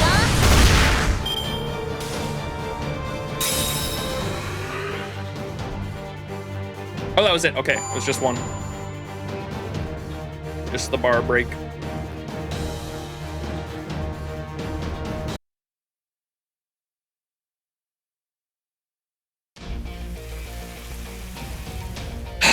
I just do not understand. What is it with you people? This is exactly how things went before. And here I was expecting some new weapon or something really shocking after all that big talk. Oh, we've got something for you. Forget shocking. This is going to blow you away in every possible sense. Commander, she's in position now. It's our chance. Right, we're all locked and loaded. Fire at will. Fire at will, Midair. Don't you mean fire at will, Commander? Huh? It opens?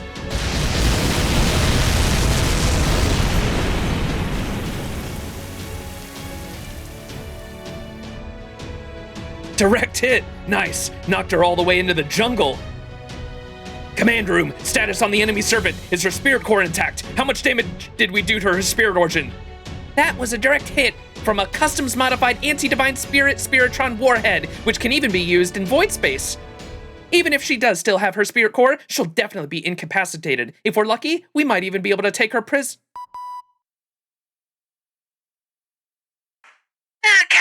you and Da Vinci have no idea what you're talking about. She's fine. Repeat, target is still active. She's already getting back up, and her spirit origin readings are really weird. What is this? How many spirit origins does she have layered over her core anyway? pretender buff. Okay, that one hurt. So that's a warhead, huh? Nice trick. I have to give you that one. What the hell? Not only is she not fatally wounded, she's actually has more magical energy now? So not even an anti-divine spirit warhead worked here? What the hell kind of defense is she packing? And just how frickin' strong is Mictlān if she could one-shot that? No, that's not it. Lilac isn't a divine spirit. But they live in my city, so they are my people, and it is in a god's nature to shed blood for their people. That's not right. Gods do not shed blood for humanity. She's something else. Something that, in some cases, may even be more powerful than a divine spirit. If we don't find a way to stop her, she's going to destroy the border. We don't have any time to spare. But there's still a way we can fight back. The 4 servants Trismegistus II chose have all ties to the underworld. They were all able to make the underworlds in this subterranean world real. That same choice is open to me. Shakui taught me the ritual to become an underworld guardian. It would be a terrible sin, but if I went through an alterization, I could turn this around. Da Vinci, Nemo, Kadok, get back inside the border. I'll deal with her. Even if this brings my role here to an end, I'll still... What is that? Yo, cutscene?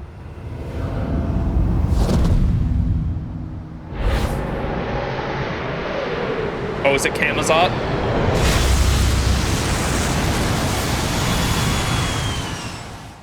Holy shit. Was that Camazot?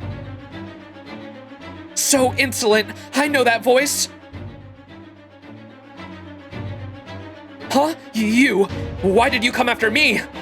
Let go of me, you filthy thing! Don't taint my path with your money!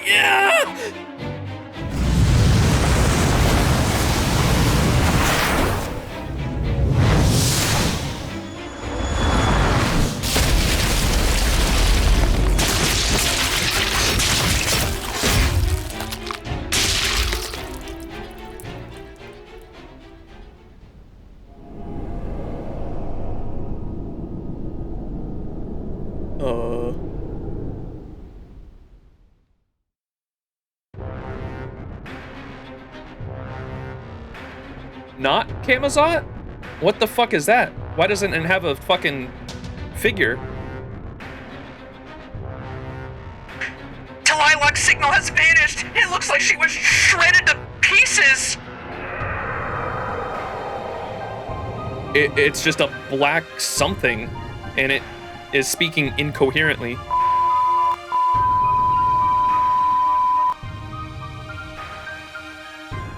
Holy shit! That thing that killed Talilok? Or did it just help her get a... That? Oh, okay, he's saying, did that thing kill Talilok? Holy shit, that thing killed Talilok? Or did it just help her get away? Whatever just happened, I have no idea what that monster is, but I think I'd rather take our chances with Talilok. It couldn't be more obvious what that thing is. What's the meaning of this, Camazot? Was rescuing us another one of your malicious pranks?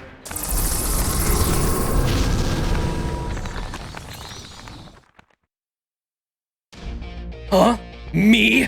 Rescue you? You're not an idiot, so don't talk to me like one! It's confusing.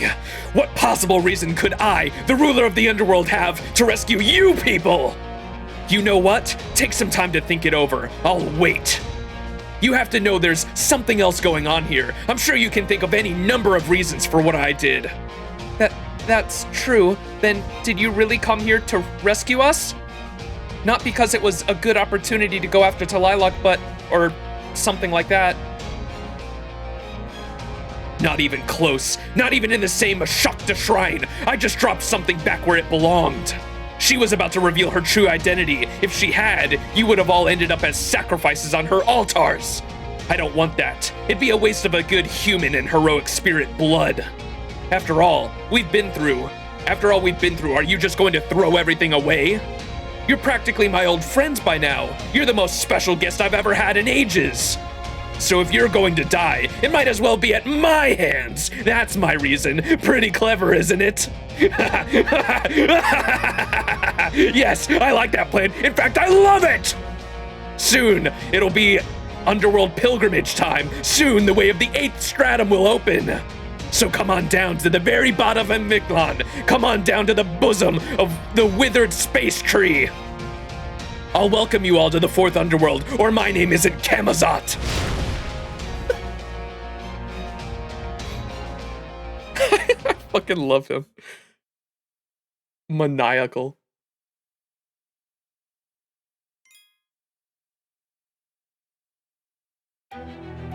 Yeah, that was crazy animation, dude. Holy shit.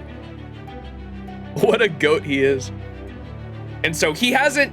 There's been a lot of people that have been going back and forth on like who is the actual king of this Lostbelt. I think it has to be fucking Camazotz. I think Camazott's got to be the king. I still don't know what's going on with the blue Tezcatlipoca, but and Tlaloc seems like she's from proper human history.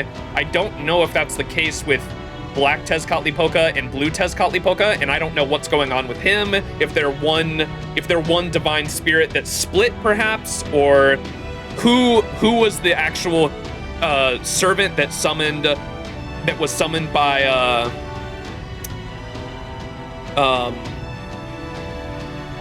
by David. We just know that, or it sounded like he did summon Tezcatlipoca. That's what he said in the memory that we saw. But what was just revealed right there that was that Tlaloc is in fact a heroic spirit from proper human history. And what I think Tezcatlipoca summoned Tlaloc. I think that was something that was revealed in one of the previous streams, or it sounded like it anyway. There's a lot of weird shit happening. I'm kind of lost track of some of it. In Aztec myth, there are 4 Tezcatlipocas, a black, a blue, a white, and a red. What the fuck? Okay, that's news to me. By the way, I did a bit of research about the color of Tezcatlipoca. Do you want to hear it? I'm not sure if it could be considered spoilers, though. If it's actual mythology, I don't consider that spoilers, because sometimes I do my homework on mythology before going into a Lostbelt, and I didn't really do that with Lostbelt 7. I did it a little bit, but not as much as I usually do for the Lostbelts.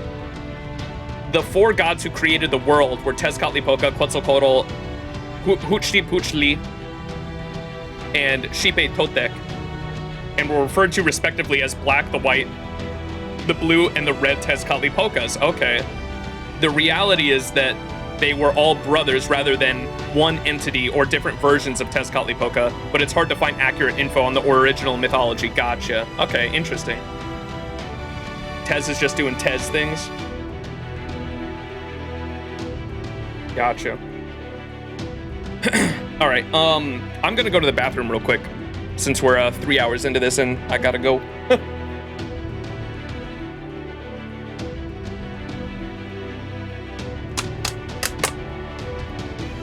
Time to start scarfing down water too. My throat's killing me after voicing some of those characters.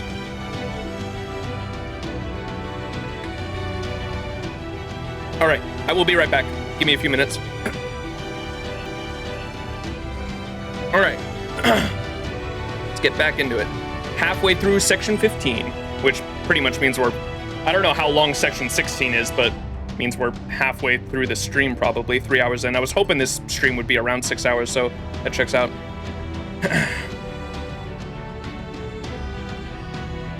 Someone told me that Ort is a baby. God, where do people get this? It's like the opposite. Oh, it's fully grown?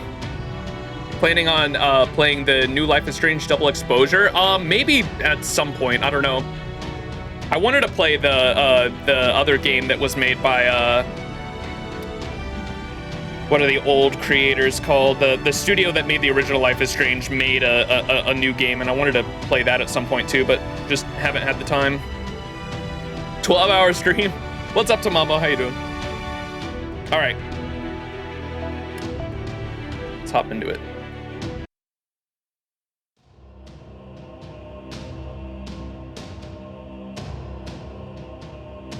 Is that the Tezcatlipoca from Mexico City? But that spirit origin, it's different, but it's still Tezcatlipoca, another Tezcatlipoca. I think there are probably multiple Tezcatlipocas out there. Oh, you're right, Master. In Aztec mythology, creation's myth, there are 4 Tezcatlipocas, one for each of the cardinal directions. Yo! They're distinguished by color, red, blue, black, and white. The first to be born, Red Tezcatlipoca, is the god of death, rebirth, and grain. The second, Black Tezcatlipoca, is the god of war and night, who represents a different sun. That's the Tezcatlipoca we know. He is a god of darkness who demands sacrifice. So then, this Tezcatlipoca must be... Yeah, you're on the right track. I go where my whims take me, and each time I change my principles and my alignment. I'll never be white, though. That would make me Quetzalcoatl. I'll have to kill her myself one of these days. Can't have her going around telling people we're the same being. Forget Quetzalcoatl. Where's Kukulkan? I didn't even see her leave. Did she run away on us after all that talk about wanting to punch Tezcatlipoca in the face? Cuckoo's not here? Oh damn, she's not. When did that happen? Of course she's not here. This battle is between Mictlan's tribes. She's not going to interfere with that. The battle in Mexico City was between you and me, Mictlan's outsiders. That's why she stepped in. She also helped you out in the underworld to ensure outsiders like yourselves would be saved. Mictlan, no, the Mala would be deeply ashamed if they allowed guests to get hurt after all. That's just what she's like. Much crueler and more cold-blooded and far more inhumane than me. Think about it. Has the sun ever once lent a hand in any of proper human history's wars? Has it ever sided with a given tribe even once? No, right? It's the same as here in Mictlan. She's a mechanism that just exists to watch over Mictlan's fate. Her only job is to bestow blessings on the survivors. Me, I'm nobody's enemy. I'm just the god of those trying to survive, and a trial in my own right. But when all's said and done, that woman will be your enemy, an enemy of proper human history. You knew that though, didn't you? You've always known she wasn't human. But are you sure you can trust me like that? I mean, I'm the god of a Lostbelt, and you're a human, and one from proper human history at that. Wouldn't it be way more likely that I'm just pretending to be kind to you to get an opportunity to kill you? That's not... that can't be right. Whatever. You humans can believe whatever god you like. It's one of the most entertaining things about you. But... now that you've let your Calavera go, I don't have any more reason to give you a pass. Your trial's over. Mage. Meeting Black Tezcatlipoca on the battlefield means you die here and now. That magical energy emanating from the enemy, Divine Spirit's right leg is increasing rapidly. Master, please summon the most powerful servants you can. 120 Jalter.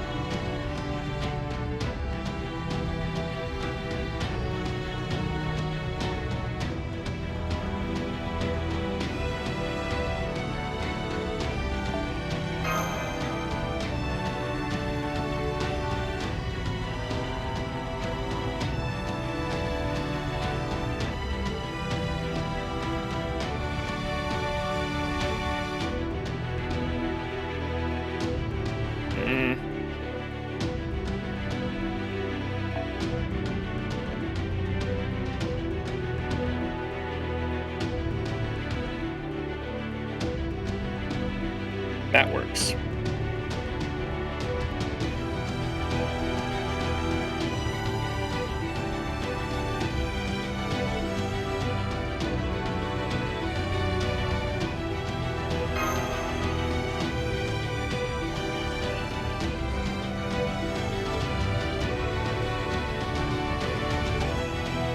Clueless, I know. Surely there's no... Oh my god, the Vanguard on the real will switch? Fuck. I mean...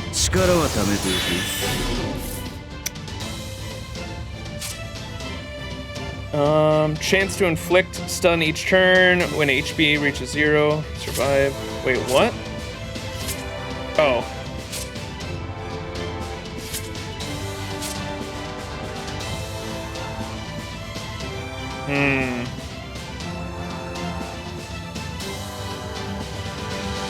What is that shit?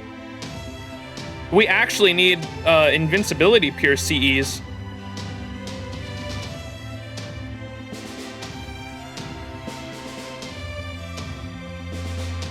Obsidian artificial leg. Decrease the target's buff.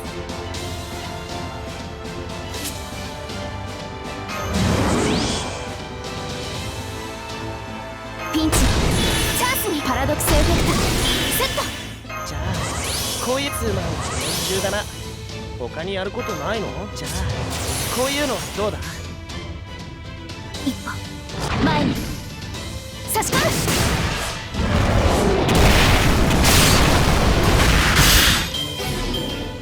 気合いとる。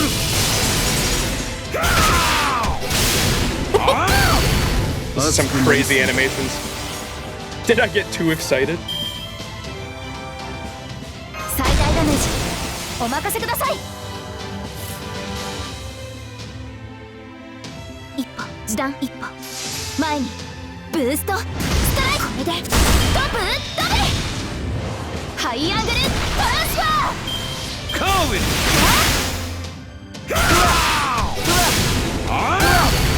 いいな、とてもいい。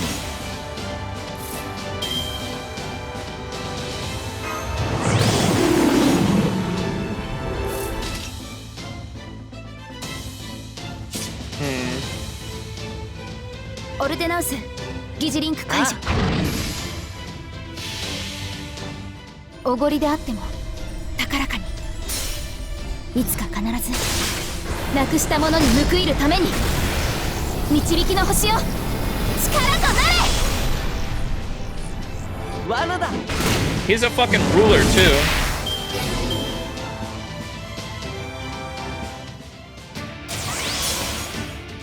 風が出てきたな。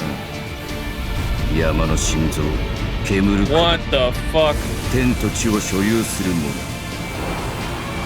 第一の太陽、ここに死すり。 Crazy animation.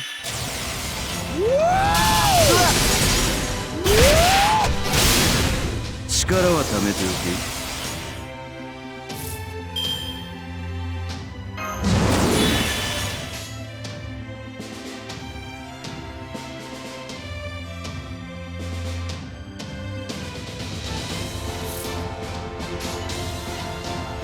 一歩了解。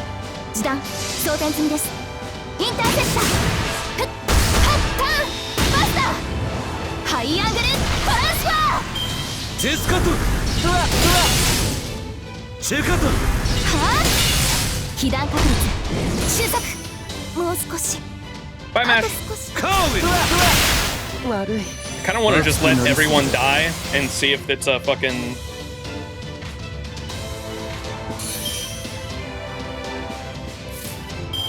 A fail thing, and if not, we'll come back and put Jalter on the back line with the invincibility pierce CE. リラックスリラックス。 It's like there's nothing I can really do here. He's just invincible 24/7. 3 left, and he gets that every turn. おや、行くか。切り込む。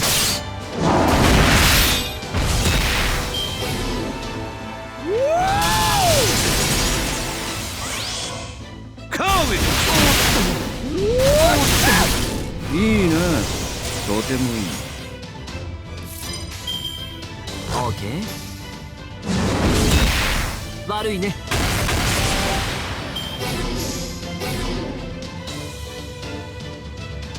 改めて自己紹介だ。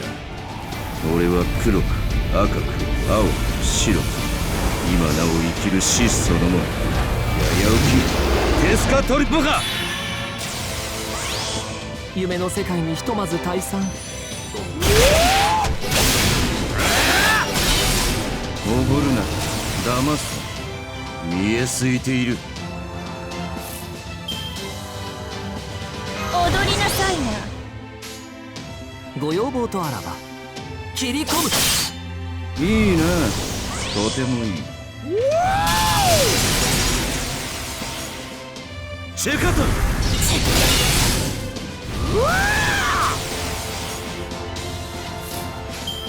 ご要望とあらば了解了解。切り込む。楽しいかしら。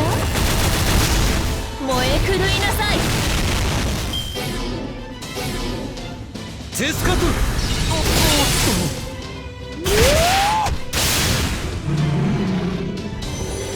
手スカトル違えいいなとてもいい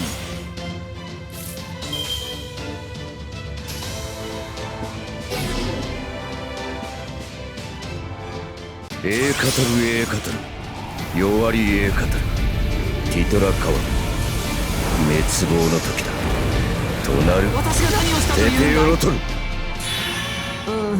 猫の手のがマシだったかな。おごるな騙す見えすいている So we actually do have to beat him, or at least break the first bar, one or the other. So we'll go back in with... The terror thing is kind of annoying too, but I don't know exactly how to deal with that. Could have some kind of support that has debuff resistance, but can't think of any really good ones that would go with Jolter off the top of my head.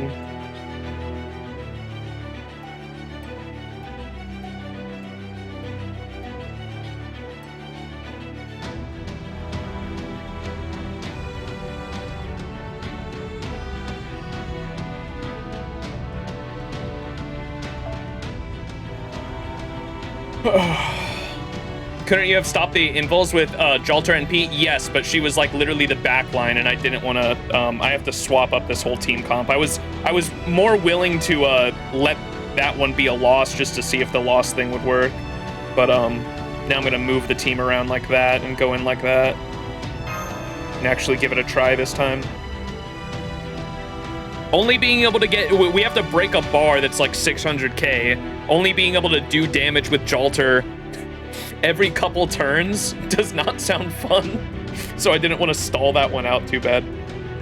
We can try this. I was also thinking, oh, and we have to make sure she has a invincibility Pierce CE. Let's see what good ones I have. Would it be up at the top? Probably. Ignore invincibility.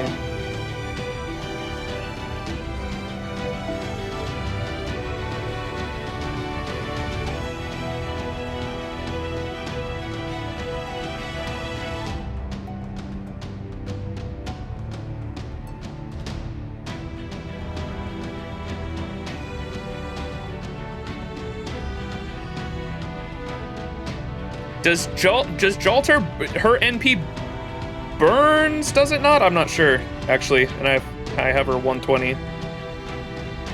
I want to say it does, but I'm not positive.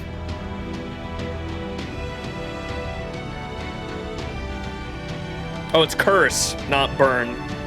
I was like, there's some DOT she does on her ult. Okay, so maybe not that one.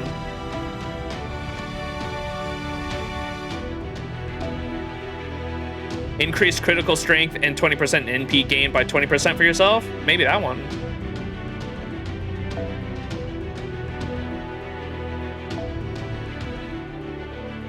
NP strength.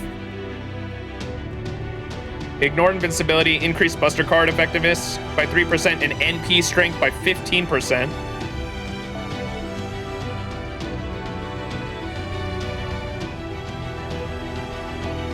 I feel like we'll go with that one.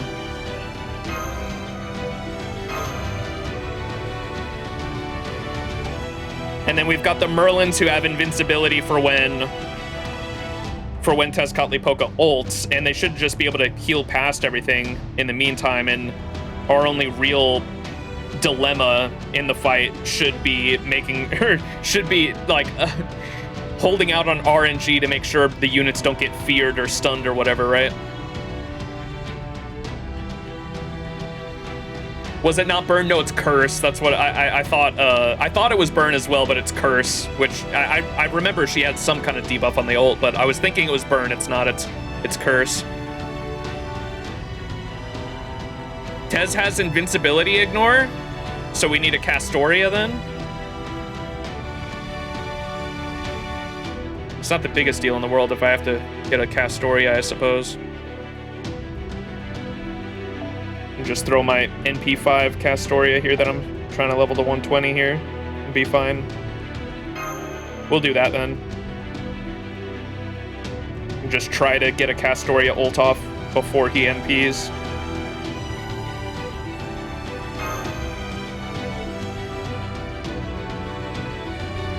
It's alright. Castoria works anyway. Fucking most broken unit in the game.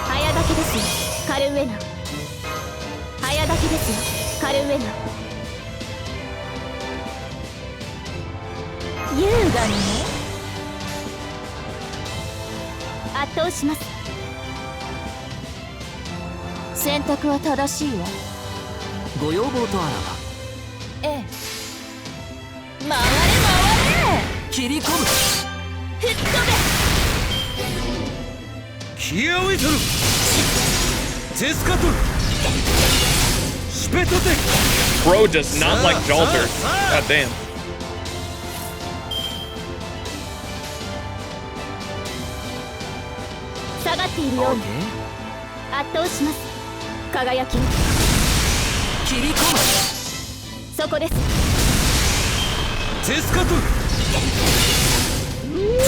Why?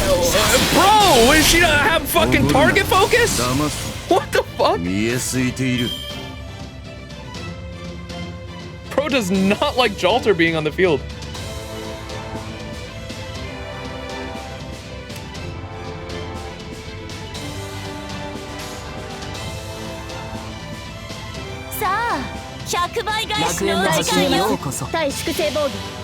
Jalter's too edgy.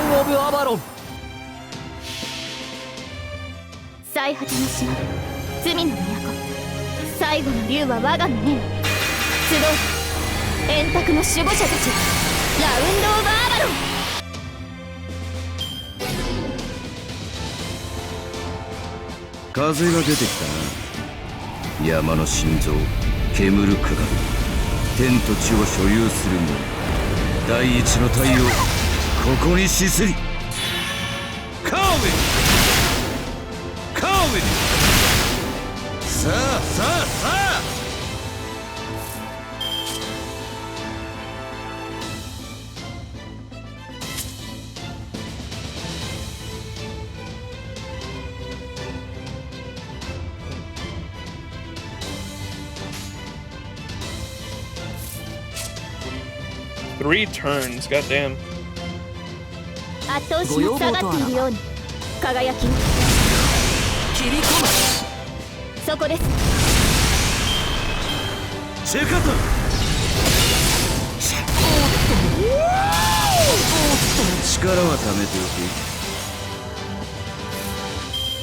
Oh!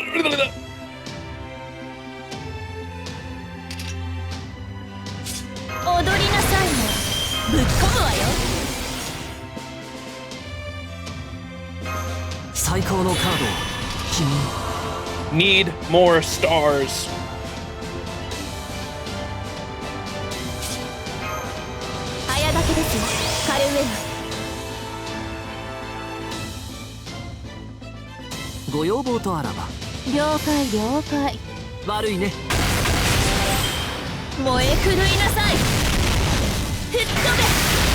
No crit, come on.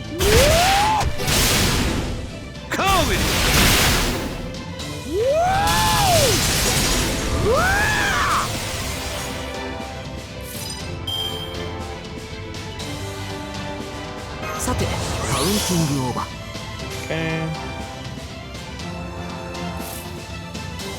Probably want to put this on you. So to hopefully he gets a buff or gets the 100倍 invincibility. 返しのお時間よ。楽園の対端に終ようこそ。末対粛清防御始め。 Woo!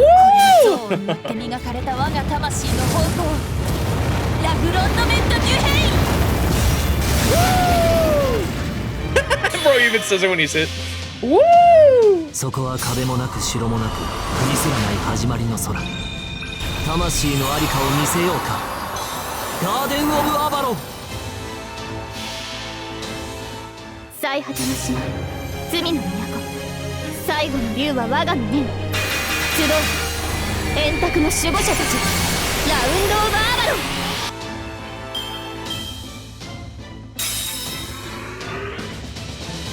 Oh, how clever having an intersection phenomena. Yo!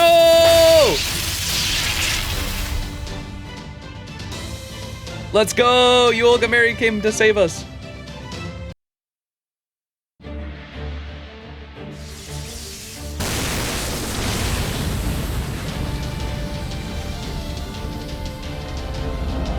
There's color back.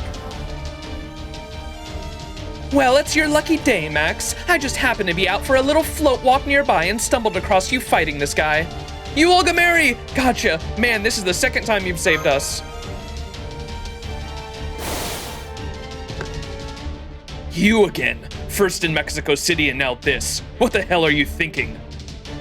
Revenge, obviously. I don't remember how you did it, but you killed me once before. So of course I'm gonna give you a plasma shower whenever I see you. It's the least you deserve for killing me. And, that's the only reason. Yep, nothing else matters. Director Olga Mary! I thought there was something funny about this. I just want to make sure, but you do understand you're Chaldea's enemy, right? Saving these humans will get you nothing. Besides, you're the one who bleached proper human history in the first place. How completely insane do you have to be to help the surviving members of the species you wiped out? Honestly, that's creepy, even by my standards. Shut up! I won't stand for your slander. First of all, I have amnesia. I don't remember anything about myself besides my name and objective. Bullshit. You must have remembered back when you saw my face in Mexico City. Along with your real name, your powers, your position, and the fact that Chaldea is your biggest enemy. That, okay, that might be true, but it might also be some kind of mistake? A mistake? Once you declare yourself a god, you don't get to lie to yourself. Ugh, I've never been so angry. I can't even stand the thought of wearing my warrior's mask right now. And you two, you're no better. You knew who she was and you didn't say a damn thing. You just strung her along, lied to her so she could use her. So you could use her for your own ends, or did you actually believe you were being kind to her somehow? You knew? You knew I was the foreign god all along?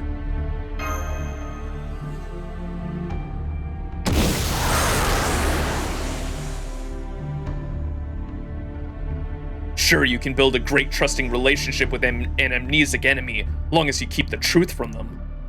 But it won't last forever. It can't. And the more trust you build, the harder it comes crashing down. If you never build anything from the start, then there's nothing to come crashing down. It's the same with civilization. The more it prospers, the more daunting it becomes to clean up after it.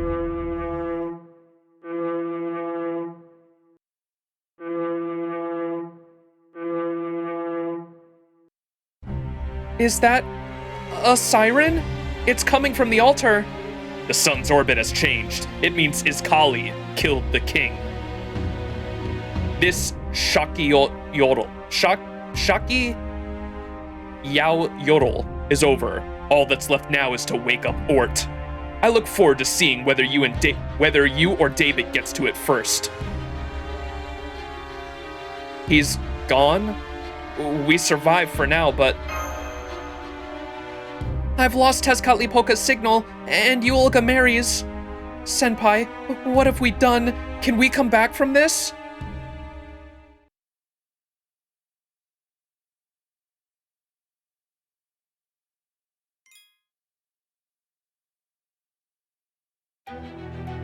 Alright.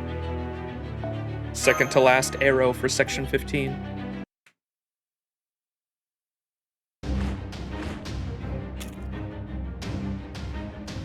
That was fast. I'm impressed you made it this far. How do you get past the soldiers defending the plains? Did you gas them or something?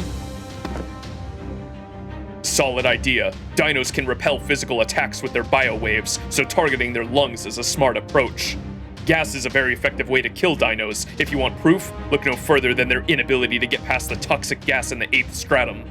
But I would never use a weapon like that. It pollutes the jungle and tarnishes our soldiers' pride. That's the kind of ugliness you get from proper human history. No, the Ocelome prefer to fight themselves, with iron and lead. Really now? Guns pollute the jungle too. The napalm you use certainly isn't doing it any favors either. Enough of this. Where is the king of Chichen Itza? Lead us to the king of dinosaurs and we'll spare your life. Right, of course you'd think that. I look just like a human of proper human history. It's no wonder you couldn't tell at a glance. All that aside, he really doesn't trust you, does he? Iskali, or did he say this was one of those you'll know it when you see it things? You're just a horrible judge of character, aren't you? I guess Black Tezcatlipoca just put too much stock in you. What's so funny? How dare you say I have not a good judge of character? You still don't get it? It's me! I'm the king of dinosaurs! While we're on the subject, let me give you my name. It's Tezcatlipoca. Blue Tezcatlipoca. The very same god as the one who made you from the flesh of gods. Corn. Huh?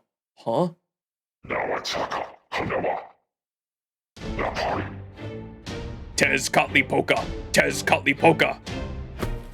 Oh, they're all kneeling. Huh? What the hell do you think you're all doing? Get off your knees! Pick up your guns! This is enemy territory! Pathetic. Ocelome figured it out much faster than you. This is why he doesn't trust you, brat. This is the price you pay for focusing too much on your intellect. Some jaguar warrior you are with a nose that's useless. Or should I call you by your other name? The name you were born with. The one only you and Tezcatlipoca know. This can't be right. Are you actually Tezcatlipoca? No, that's impossible. Why would our god help the dinos? You kidding me? Don't blow a gasket at me just because you were a poor student. We're the god of war, worshipped by all warriors and all tribes. You think there's a chance we'd only help one side? Ha! We're giving the Ocelome, the dinos, proper human history, and this Lostbelt all a fair shot. Then, they take the shot we've given them and use it to try to kill their enemies. That's how Tezcatlipoca does things. You spent all that time with Black and still never got that, huh? Just wow. He's the worst of all of us, you know. I mean, what kind of god says if you're going to war, give everyone the same weapons, parents, children, lovers, everyone, and acts like it's the coolest shit ever? I swear that god's got both too much and not nearly enough heart. Anyway, you're his special chosen's pet project, right? The 1 year Tezcatlipoca? In proper human history, the Aztecs would choose a young man to embody Tezcatlipoca as a component of their worship. This exceptionally wise, brave, and handsome young man would then be given a divine proclamation to become a vessel for Tezcatlipoca. For 1 full year, the man would be made to grow stronger and more beautiful than anyone, while also being treated to banquets and entertainment that even kings and nobles could only dream of.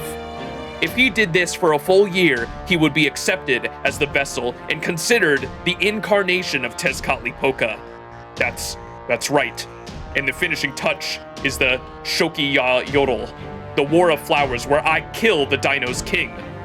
Once I do that, I'll be the same as Tezcatlipoca himself. That's why he was kind enough to come along for this battle and lend me his support. And what did Talilok say about all this? She give you her blessing? Here, I'll give you a divine proclamation. I'm not even gonna ask which of those 2 gods you believe in. I'm not gonna try to change your mind either. I'm just gonna say what should be blindingly obvious. Trust the words of the god you believe in, especially if your 2 gods are each saying something different. Shut up! Shut up! Shut up! Shut up! Tezcatlipoca ordered me to kill the king of dinosaurs. The word of God is absolute. I can't refuse him. But I also can't kill a god. That would be an unforgivable sin. So why would Tezcatlipoca order me to do this? It doesn't make any sense. He's testing you, not as part of the Tezcatlipoca trial, but to see whether you've got what it takes to be a vessel. Can you kill a god, an entire world, in pursuit of your goal? That's the important question here. I'm not going to fight this either way. It's your choice. If you decide to kill Tezcatlipoca, you'll have my forgiveness. Now, come on, time's a-wasting. You should hurry up before Chaldea gets here. Go on, let's see the fruits of your year of training. Very well then. Then let me ask you this, Tezcatlipoca. Which side are you on? You mean as far as the whole dinos and Osalome thing?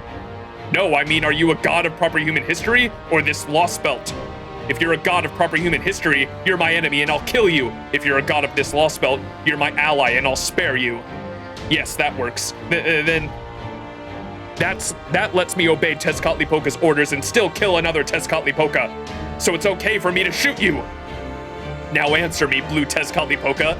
Not that I even need to hear you say it. Since you're aiding Chaldea, you must be a god of proper human history. What did you say? How dare you! I'm a god of this Lostbelt, the Tezcatlipoca who's on this Lostbelt side! You think I'd ever give those proper human history idiots the time of day? No, no! Don't you dare turn away from the truth, Iskali! Your god is the one on proper human history's side. Why else would he bring in guns of all things? Why else would he build frickin' Mexico City? Listen, Black Tezcatlipoca never had any intention of protecting Mictlān, not for one damn second!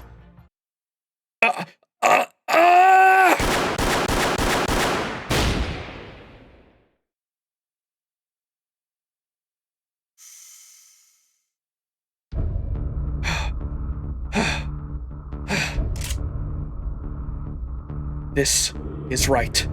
It has to be right. The King of Dinosaurs is dead. As soon as we've collected the Solar Sojourn, sound our victory siren and have the warriors withdraw. And don't you dare tell anyone else what you heard. On second thought, never mind. I don't have to silence you. None of you can understand human speech anyway. Man locked in.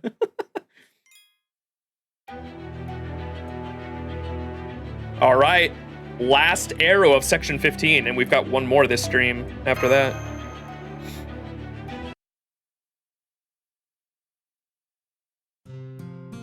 Seventh Lostbelt Field Report, Day XX. The Osalome's attack on Chichen Itza lasted less than a day.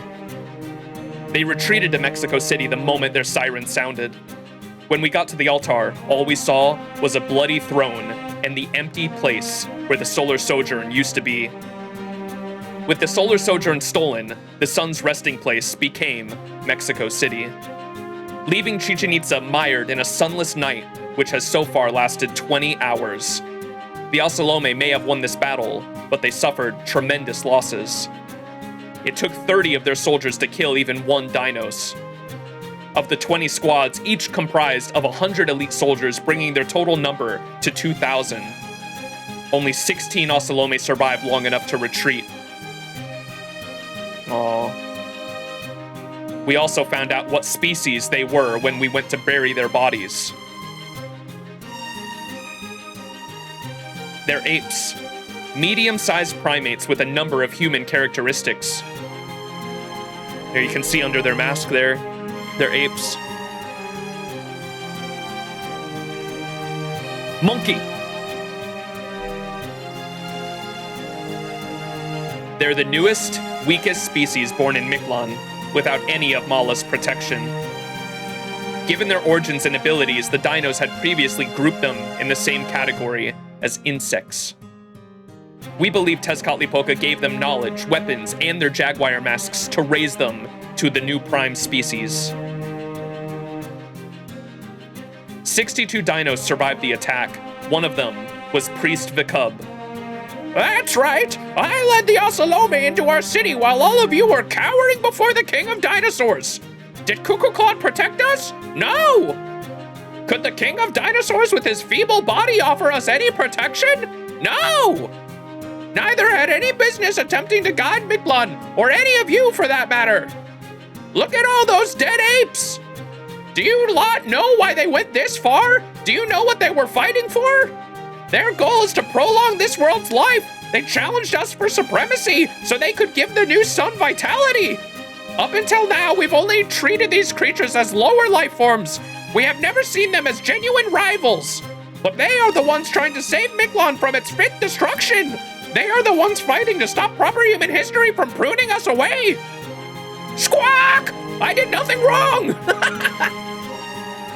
There is no room in Mictlān for either a spineless king or cowardly dinos.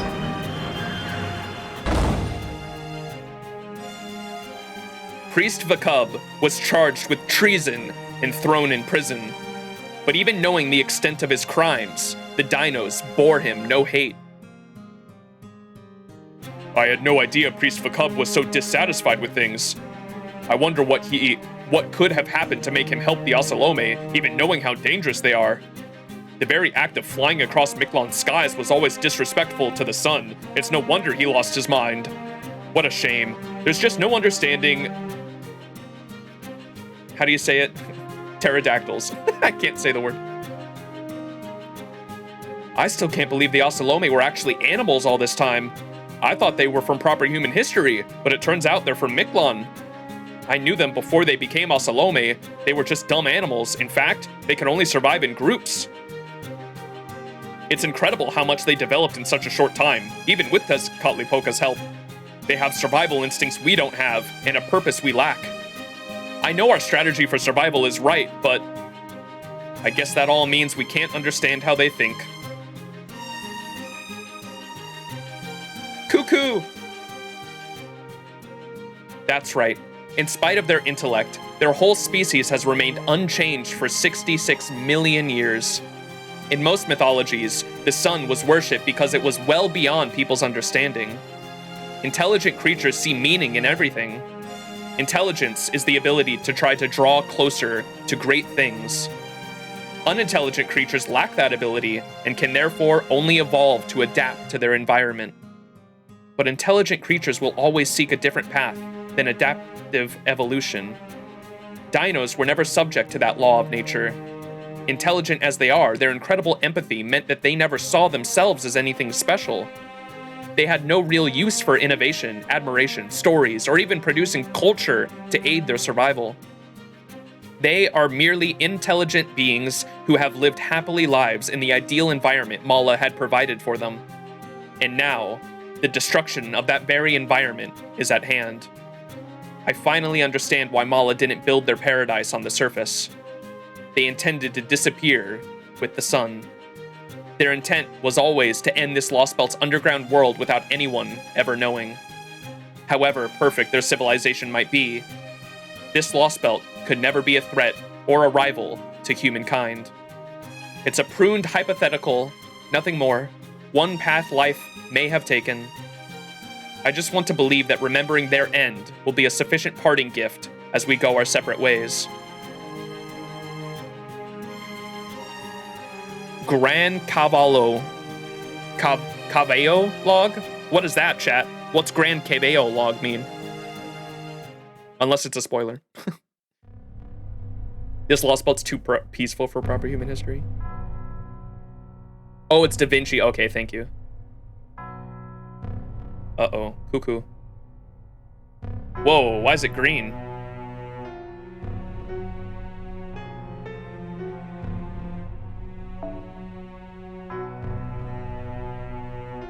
The dinos are showing signs of altered thought patterns. It appears to be degradation, but it has nothing to do with extinction. The Tree of Emptiness on the 9th stratum has resumed activity. This has resulted in a decline in the cosmic ray leakage produced by the tree's bark regrowth. Preserving the Tree of Emptiness is the top priority. We forbid anyone from entering the 9th stratum. I see. So the consensus I heard in Mictlān wasn't just me imagining things. She was radioing with someone I knew, because we heard like a little beep beep when she was like spacing out. She was like radioing with, I assume, the Mala, because she's supposed to be the representation of the Mala, right? She's like literally an archetype for the Mala that came here on an asteroid. I guess that means I'm supposed to kill all the visitors from proper human history. No questions asked. I'd hoped I was just mistaken since the Mala's direction almost never changes. Oh well, I guess I'll just go kill them then. I'm a god, so it's not as if I had anything like compassion or mercy anyway. It'll just be like squashing bugs.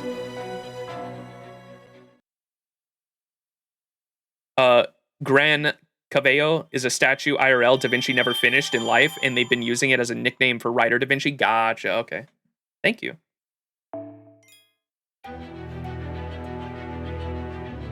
It's Da Vinci Lily's true name. Check her Bond 1 profile.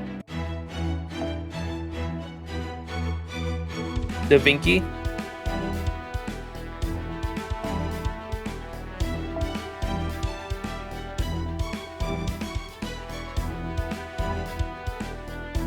Her true name is Gran Cabello, from Leonardo's unfinished horse sculpture Gran Cabello. Ah.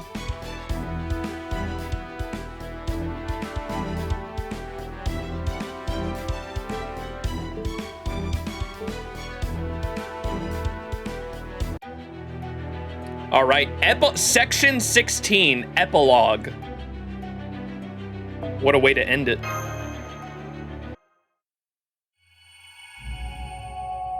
We're at the epilogue? No way, we're ending it. Let's go.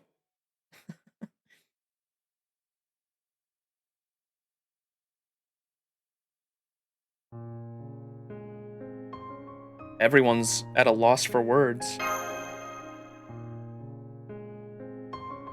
Listen, what happened to the city is heartbreaking, but we're still in the middle of a crucial operation. Cold as it sounds, the fact is, we just don't have time to mourn the dead right now. Isn't that right, Commander Gordov? Would you mind going over our current situation and outlining our next steps? Right. Good point. We can grieve our losses once the operation is over. The Osalome's attack has left Chichen Itza in shambles. The king of the dinosaurs is dead. The solar sojourn, which controls the position of the sun, has been taken to Mexico City. 60-ish dinos survived. The Osalome were almost completely wiped out before the last survivors retreated. In regards to the Osalome, we now know that they are neither humans from this Lostbelt nor soldiers from proper human history Tezcatlipoca trained. They're apes native to Mictlān, a species of primate extremely similar to humans.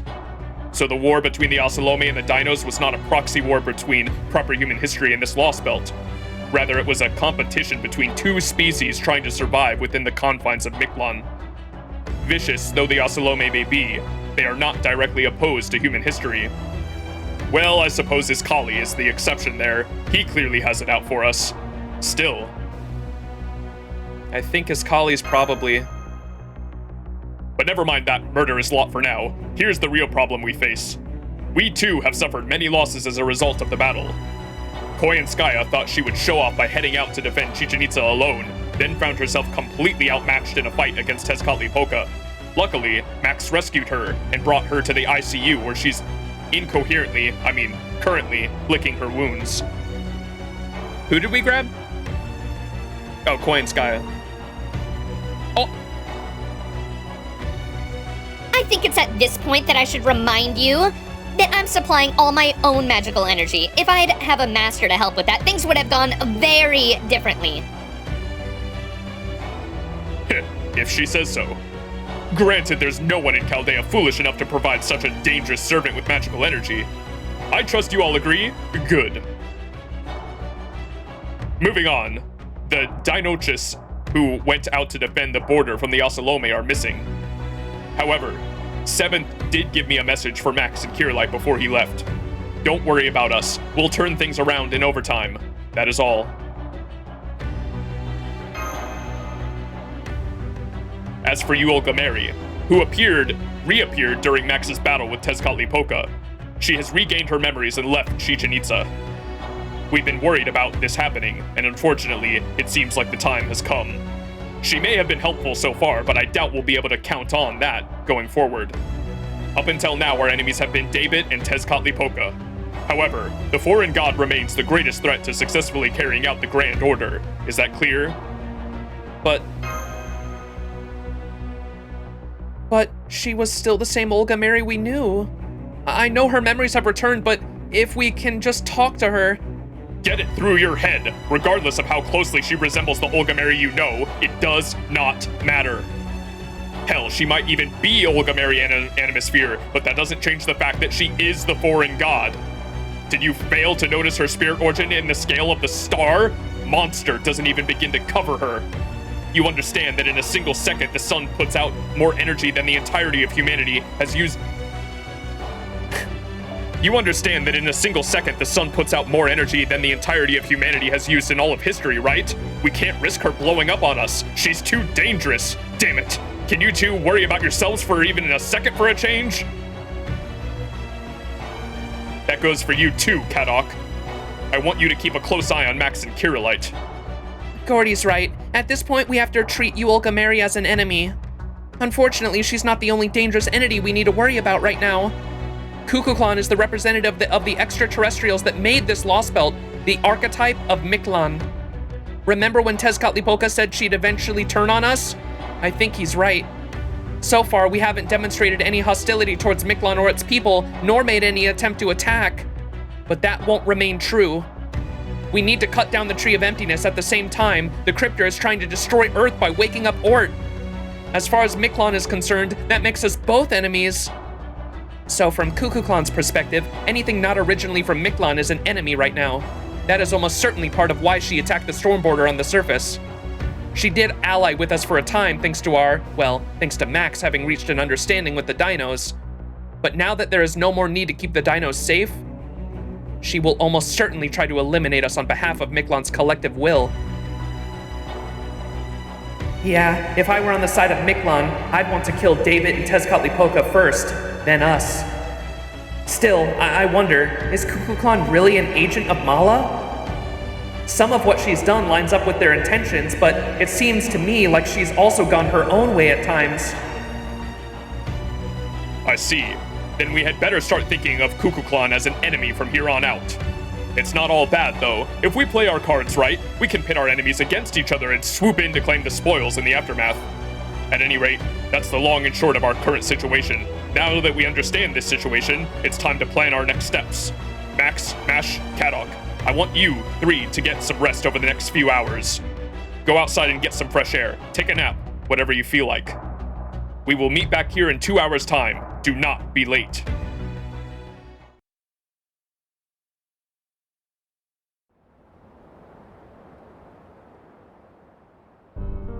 I should have known it would still be dark out.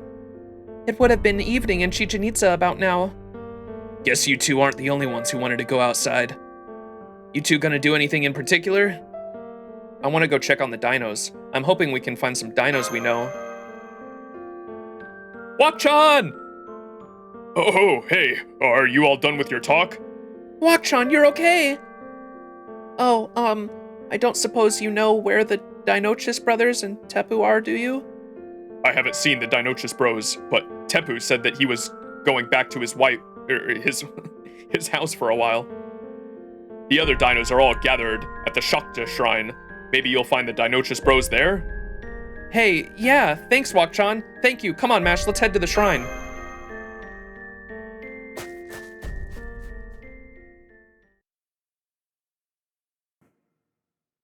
Oh, you idiot. Don't you realize they've got to be morning?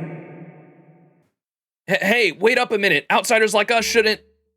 Shit, there they go. Well, I guess I'll just have to go take my lumps with them. Hold up, bro. You're coming with me. There's something I want to ask you. Where did Olga go? In fact, what exactly is she up? What exactly is she to you guys anyway? I asked Tepu, but he wouldn't give me any details. Is it something I'm not supposed to know? Alright. I guess I'll tell you. Consider it thanks for protecting the border while we're being held captive in Mexico City. This'll be a good chance to reevaluate things, Wakchan. See, that woman you've fallen for is actually... He's telling him the truth. His wife? I had Wakchan saying my future wife on my mind when I read that, so it just came out of my mouth.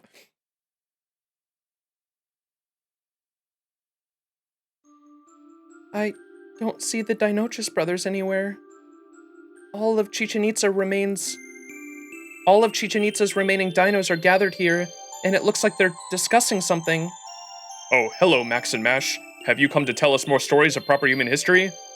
This is wonderful. Now please, come to the center. I do hope you'll tell us about Latin America this time. I'm sorry, I don't think I could do a good job right now. Why aren't any of you mad at us? Why would we be mad? Oh, I guess there was that business with Bakub. We didn't want to put one of our own in prison either, but we ultimately decided to follow proper human history's example. May I ask what you're all going to do now? You know that your sun's going to explode soon, right? And if that wasn't enough, your friends and family have all been killed, and your city's been destroyed. We may not be responsible for the sun, but the rest is all because of the knowledge from from proper human history. You have every right to blame us for this tragedy, and yet... Hey, what do you think you're doing making Mash cry, Shitam? Knock it off. What, did you show her that crazy math formula you were talking about from earlier or something? No, it was nothing like that. Gosh, now what do we do? We didn't mean to make either of you sad, but I guess we did. Your brainwaves tell me you're both feeling guilty. I remember you were worried about this kind of thing before when you asked us if we hated proper human history. Just you asking us that made us so glad. It proved you've always accepted Lostbelts for what they were. Even as you fought against them, it also proved you never forgot them. Yeah, for sure, but it was also kind of painful to hear. I mean, you two are still holding on to those harrowing memories even after going through this cycle 6 times now, right? It's too bad you can't forget the old ones each time, but I guess that's also why proper human history's got so many stories. Huh? We have stories because we don't forget? Oh yes, that's the biggest difference between proper human history and us. We don't have any history or any stories, that's why we can accept extinction as a matter of course. It's just never been something we thought of as painful. Talk about being happy-go-lucky, right? Heck, I can even say that now because we finally know how Lostbelts work. Wait, does this mean... I know it may sound very rude of me to ask this of you all, but...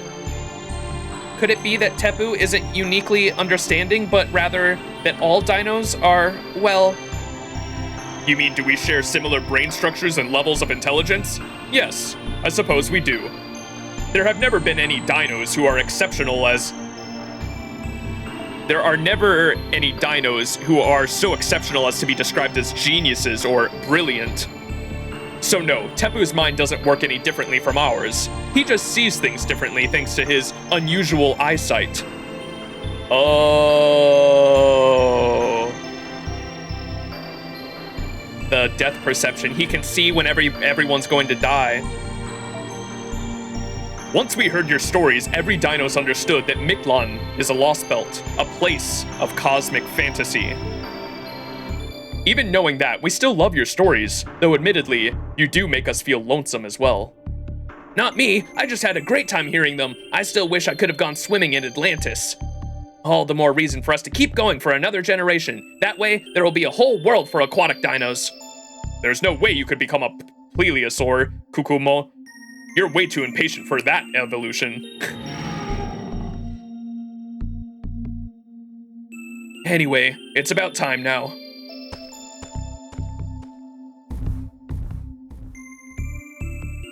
Where are you all going? Wait, about time for what? Are you all heading into the jungle? That's right. Now that the Solar Sojourn and the King of Dinosaurs are gone, we have no more reason to stay in Chichen Itza. Good luck with proper human history. We wish you all the best. Please, don't worry about us. We were always destined to die out here. They're all gone. This city was so full of life, and now it's completely empty. Yes. And not only were they not despondent about their fate, title drop, they were actually kind enough to worry about us. They don't hate anyone. They don't resent their circumstances. They just share whatever happiness they have with as many as they can. It's wonderful, but for some reason, it makes me really sad, too. I know the feeling. Even if there isn't any way to avoid extinction, there's still got to be something we can do.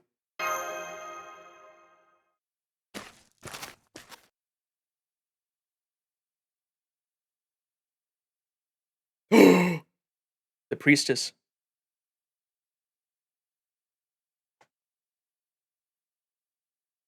What the fuck is the priestess?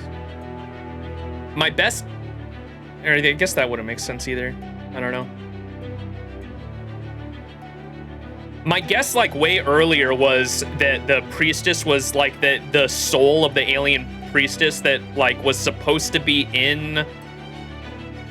What, like, something got fucked up with you, Olga Mary, and I kind of assumed that the alien priestess was somehow, like, what the soul of the god that is actually supposed to be the alien god. But that wouldn't make sense why it's a priestess, right? It seems like it's supposed to be a representative of the alien god, but I don't know. I also thought it was like an aspect of you, Olga Mary, for a while, but that doesn't seem exactly right. I have no idea what that thing is, but I'm excited to find out because it's been with us throughout the entirety of Cosmos and the Lostbelt. And there's been little hints along the way, but like nothing concrete to be able to put it together, right?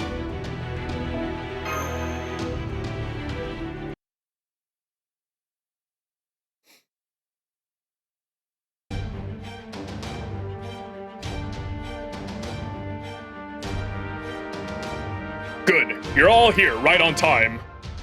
Now, let's begin the briefing for our final mission in the South American Lostbelt. Nemo, Professor, Shion, how are the Stormboarders repairs coming along?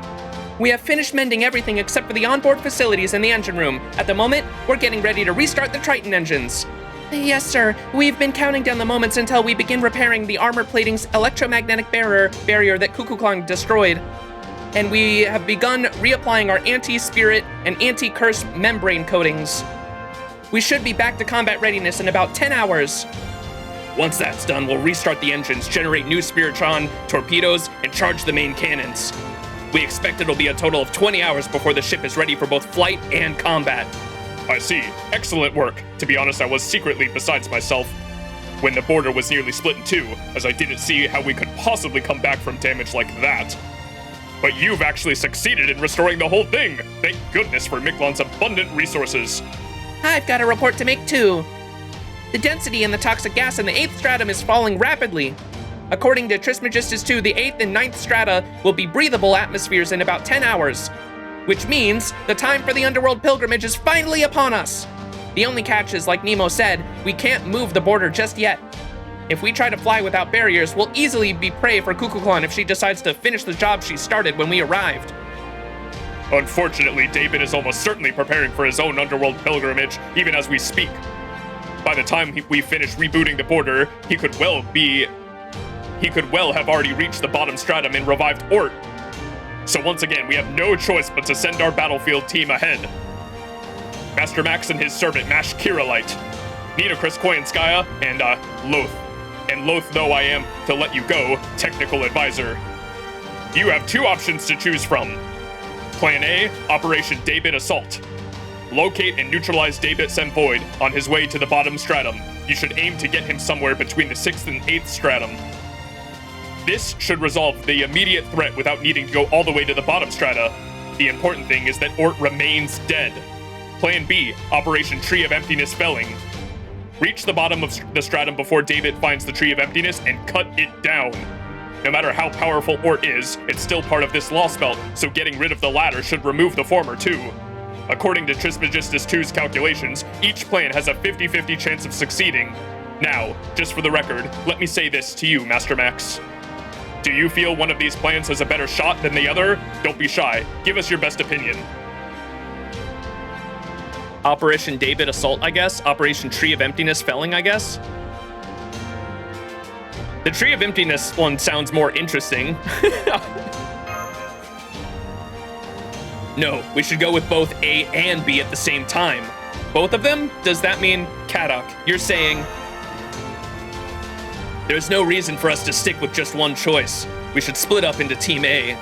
We should split up into a team to strike at David and a team for the Underworld Pilgrimage. Even if the strike team fails to stop David, they should at least slow him down. That'll buy the Pilgrimage team time to reach the bottom stratum, cut down the Tree of Emptiness, and destroy this Lostbelt. That gives us the best chance of success. I'll, of course, be on the David Assault team. I'll need the Shadow Border, Koyanskaya, and the best driver you've got. My plan is to go after David in the 3rd Underworld. If the driver has a healthy number of top-tier magical circuits, so much the better. Ho-ho, I may not have been able to finish the Paris-Dakar rally, but I still have a good driving technique and off-road expertise. And you're looking for a driver that surpasses me there, and who also possesses top-tier magical circuits? Where in the world are you gonna find someone like that? Ah, yes, I see. Now I get you. Right? We have nothing to worry about there. So you guys just focus on the underworld pilgrimage. I haven't cleared the third underworld, so that rules me out of the group anyway. Fine. I was already planning to use the Shadow Border in this mission anyway. All right, the advanced team will take on the Shadow Border down to the 6th stratum, the third underworld boundary. From there, the pilgrimage team will get out and head to the bottom stratum to cut down the Tree of Emptiness. The David Assault team will stay in the third underworld boundary, set up for a dragnet, and carry out the plan from the Shadow Border. I don't love the thought of the pilgrimage team going on foot, though we'll need help from the dinos who can act as their transport. I know you said the dinos have left Chichen Itza, but there still may be some out there. I'll have the Marines take a look around and see if they can find them a porter. On a related note, we should talk about Tepu too. He's been a tremendous help so far, but the conflict between the Cryptor and Chaldea is a problem for proper human history alone. I don't cherish the idea of drawing him into our battle, but what do you think, Max? I'll talk to him. It'd be wrong to leave without a word. It would be wrong to leave without a word after coming this far. Got it. Then I'll leave it up to you. Tepu likes to act mature, but he's also intensely curious. I'm sure he would help us if we asked. In fact, I'm not sure he'd forgive us if we didn't. Agreed. Shy though he might be, he does know how to hold a grudge. Go pull that shut-in out of his comfort zone. I see. It's nicer to hear you've become such a good friends with the dinos. I don't know how it happened, but by all means, go ahead and talk to him. In the meantime, we'll continue our preparations. This will likely be our last chance to take in Chichen Itza. We don't have much time, so enjoy it while you can. Time to go talk to Tepu. I think it's time for Pocky too, by the way, chat. Oh shit, we're going all the way to Mexico City to see something? Pocky. We're only 4 hours in. This one's going a little fast. We might do section 17 as well if we're not at 6 hours by the end of this, which I don't think we're going to be. We'll go a little over the 6 hour time frame that I was planning if that's the case. I got cookies and cream. Creamy and crunchy. I am throwing this cream in my mouth.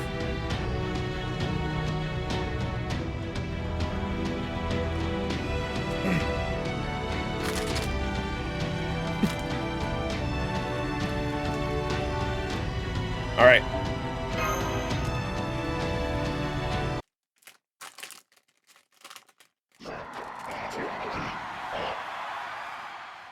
Uh-oh.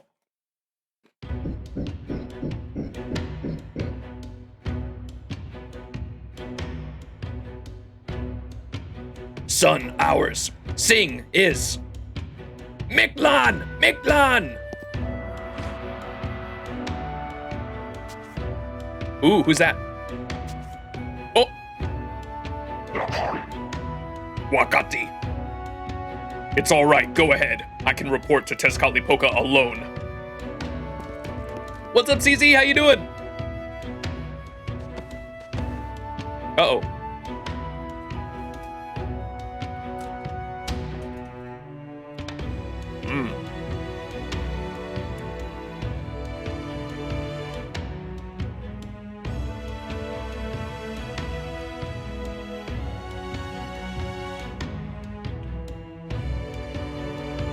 Go check out CZ if y'all are so inclined.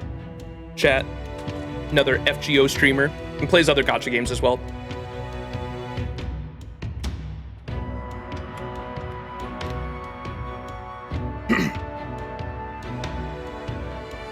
And my throat is killing me.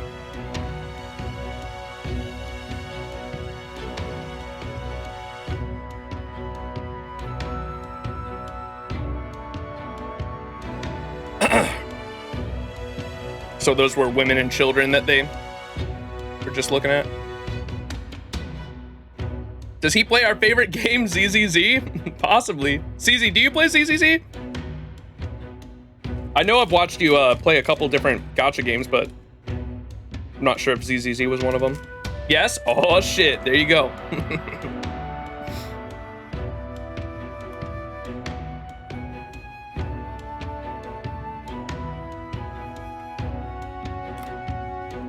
All hail the Bernice brain rot game. FGO, HSR, ZZZ, Wuwa, Girls Frontline 2, and PGR. Which one's PGR? That one I don't recognize. I'm probably gonna know it as soon as you say it, though. Oh, Punishing Grey Raven. That's the one I've seen you play, because there was a character that looked like Jalter. I remember watching you when she released. That was a while ago. That was like a year ago, but I do remember there was a character that looked like Jalter that I was watching you play.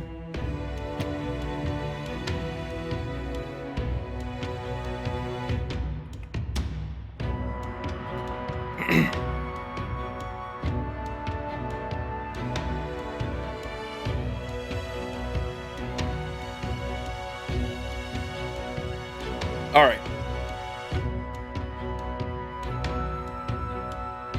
Sorry, I was giving my throat a break for a moment.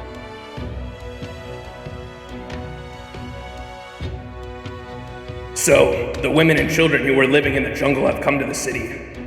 But they're not here to celebrate our victory. They've been praying for the husbands and sons who went off to battle to return safely. They love their families just like humans. No, their love is purer than humans.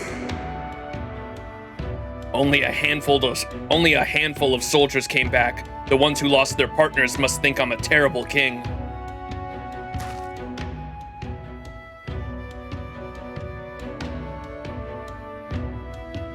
That Ocelotl's been training to join the Royal Guard for half a year. Looks like he resents me for telling him he was too young and leaving him behind.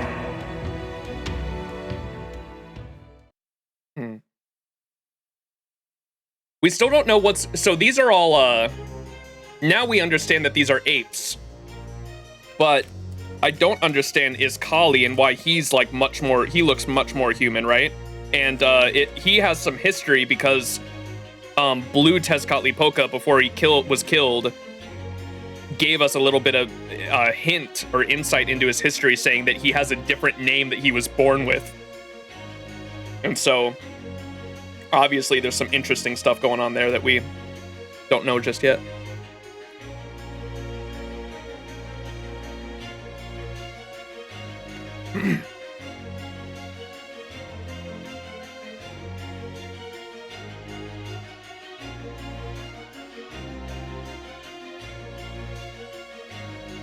They're just skinny Bellum who never met Lighter.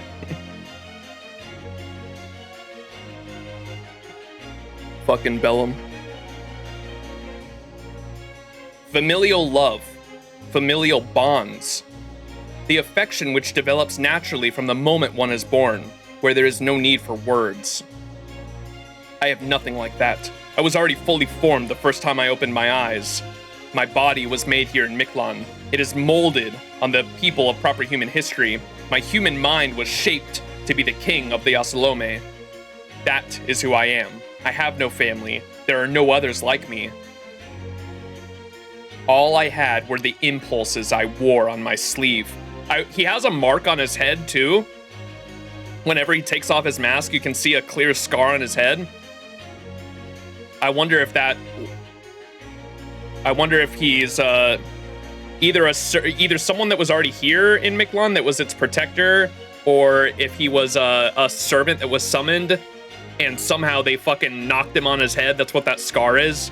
Tezcatlipoca like knocked him on his head and had plans for him, right? That could be it. And he just has like fucking amnesia because he was knocked on his head super hard. That's just my guess, just because of we don't know what the mark on his head is either, but I have a feeling that probably has something to do with it.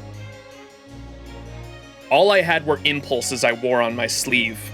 My disappointment in those who refused to obey me, the despair I induced in those assigned to me, and my lashing out against all around me. My God said to remember those impulses, that he would make me a god only if my soul was clear and unclouded.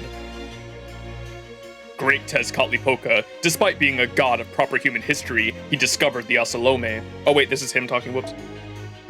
The great Tezcatlipoca, despite being a god of proper human history, he discovered the Osalome. In one night, he built Mexico City and created me out of the earth to serve as their king. For 1 year, I would act as Tezcatlipoca. If I could prove myself worthy, I would become his incarnation. It was a wonderful year, a year free of doubt. I knew with absolute certainty that our fight to eradicate humankind, to deny proper human history, was a righteous one. And now, we've decimated Chichen Itza and invited the sun into Mexico City. Mictlān now belongs to them, not that it matters to me. From now on, they will be the prime species of this world, because I'm not an ocelotl myself. Yeah. I've completed my trial of being Tezcatlipoca for 1 year. Now I can finally remove my mask and be rid of my childhood name. I've dreamed of this moment all my life, the moment I'll finally receive the power to strike back against everything. And yet, for some reason, my heart is clouded. Like an obsidian mirror too opaque to reflect anything.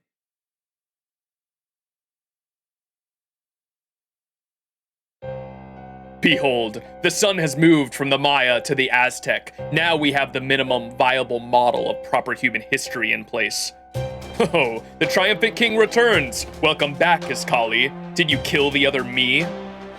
I did. I riddled him with bullets. His limbs went flying, his head was torn from his neck, his flesh was shredded by gooey bits. Shredded to gooey bits. I see. Good job. Only Tezcatlipoca can kill Tezcatlipoca. You and that other me might have been immortal, but a fellow Tezcatlipoca's weapon will easily do plenty of damage. The conditions were equal, trust me. That other me had no complaints about dying in battle. What is it? Is there something you don't get? Haha, right, I never did tell you that the king of dinosaurs was also me, huh? But that's only because I trusted you. I knew you would be the kind of guy who could step up when he had to. Gods are expected to be fair and impartial. You wanted destruction more than you wanted to win. If you decide you don't need proper human history, then you have to let go of this Lostbelt too. Understand? If you choose extinction, you can't leave one side standing. You need to get rid of everything to start all of it over fresh. Yes, great Tezcatlipoca, I'm honored to receive your divine proclamation. Alright, let's head out. It's underworld pilgrimage time. Get ready to leave, Iskali. I'm about to make your wish come true. Underworld pilgrimage? Does that mean we'll be going to Mictlān's bottom stratum? That's right. Shikon Haulion, the ninth stratum. The Moon Lake where we'll find a real altar city instead of the slapdash replica. The place known as Aztlán, the land of beginnings. It's also where you were born. I was? Then I wasn't born from the earth of Mexico City? That's right. That city's the only place I could have summoned you. Hey, I know. Want to bring along a few of the surviving Osalome you trained yourself? No, that's alright. This was a hard-fought victory. Even the Osalome need time to relax and lose themselves to a drink. Got that right. No matter how short-lived it is, you gotta savor joy when you can.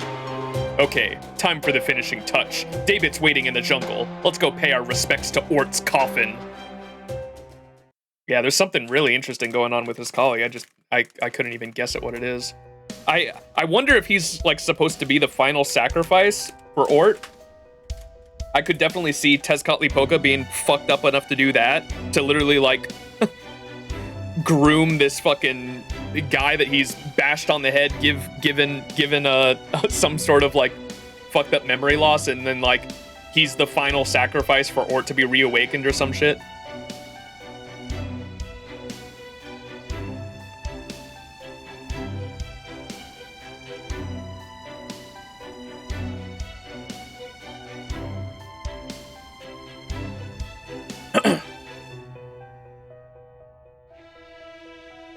I never thought I would see a war in a land as peaceful as Mictlān. It seems humankind cannot escape the consequences of accumulation, no matter what form it takes. They accumulate wealth, sin, forgiveness. Even our own foreign god must find this situation deplorable. I already knew about human wars from the video records I studied. Chichen Itza might be a ghost town now, but it was never a creation of the Dino civilization anyway. They've never accumulated anything, and they never will. Quite right. Your eye is as sharp as ever, my lady. But that's not true for humankind of proper human history. Both the Cryptor and Chaldea will try to reach the bottom stratum.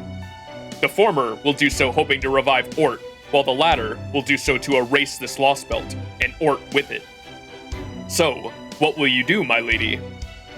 You need to ask? The whole reason I chose this Lostbelt as my temporary lodging was to acquire an even stronger spirit origin. Ort belongs to me. I'm not about to hand it over to anything as incompetent as humankind. I've come to the conclusion that Earth's prime species is evil. I have no compunction about eliminating it. I'm going to the bottom stratum. You stay here and monitor Chaldea. Once I've fused with Ort, they'll try to escape on their ship. I've chased them down twice before. I don't want to bother with a third. Do you understand me? Of course, my lady. Rest assured, everything is already in place. The moment the Stormborder tries to escape Mictlān will be their last.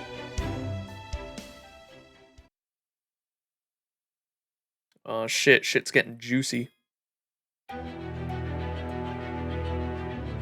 Alright, yeah, we're not even 5 hours in, so... Oh, okay, we're not. I thought that was it for the epilogue. We still got one more for the epilogue. But we'll probably do one more section after this.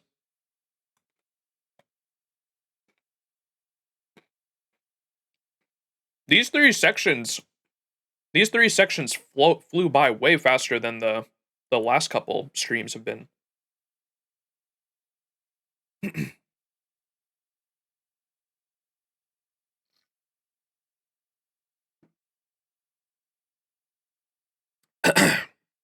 Excuse me. There you have it. Will you come with us? It'll be a dangerous journey, but would you show us the way?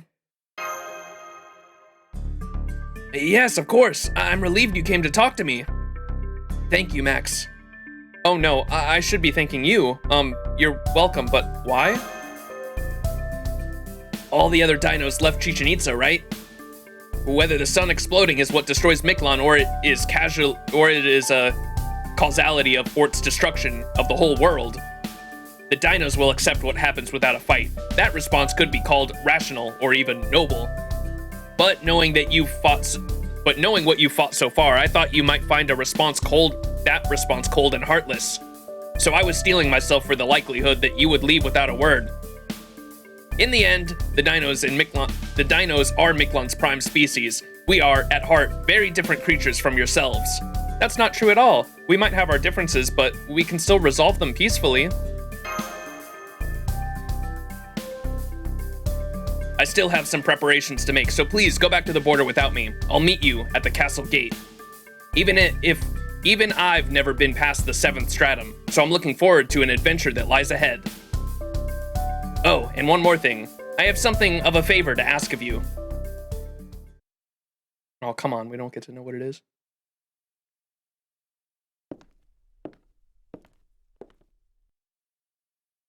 Everyone really is gone now, aren't they?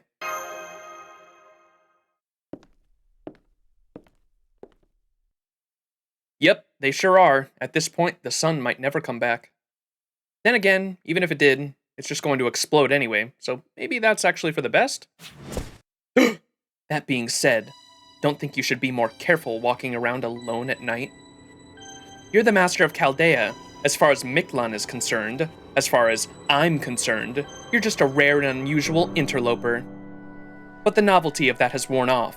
So wouldn't it be funny if I just pruned you here and now? That'd be pretty disappointing. That would be a pretty disappointing conclusion to this story. You're not very good at being the bad guy, are you? Well, I didn't really think you were going to be so unfazed. Man, and I spent all this time practicing what I was going to say before I flew down, too. Why didn't you protect Chichen Itza? Was Tezcatlipoca right? Is what was what Tezcatlipoca said about you true? Oh, right. I guess he did say something about me not protecting the dinos, huh? Hey, yeah, he was dead on. The sun helps the world grow, yes, but it also makes it burn. Think back. Did I do anything at all to protect the dinos even when we were all traveling together? That's right, I didn't. Even when Camazot showed up, or when this war was taking place, I just kicked back in the sky and enjoyed the show. Did you really enjoy it? I did. You really are an insolent one, you know. Say something like that again and I will very literally squash you. Anyway, the sun's going to explode soon, so who cares how many of them die now? The cycle of extinction has come to Mictlān, just like it did in proper human history. There's no point in getting angry, or sad about it, or refusing to face reality. Even if the dinos and Osalome all die out, eventually humans like you will still be born, right? Life will never die out completely, no matter how bad the collapse. Proper human history has proven that. So I was thinking, why don't you all just leave now that your ship's almost prepared? I mean, there's no point in you sticking around for Mictlān's collapse, is there? We're not leaving yet. Not until we visit the bottom stratum. I see. Then I guess there's nothing more to be done. I am the arbiter of Mictlān. That means I'm obligated to watch over the dinos in Osalome's final moments. To do that, I need to keep this Lostbelt around. Which means both the Cryptor trying to revive Ort and Chaldea on its mission to cut down the Tree of Emptiness are my enemies. The next time we meet will be in Kalamakul. That is where you and I will go our separate ways.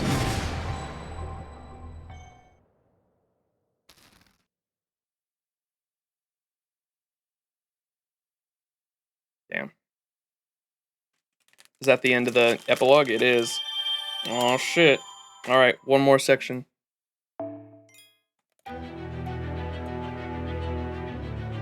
All the way to the end? Golden Sea of Trees again! Yo, it moved.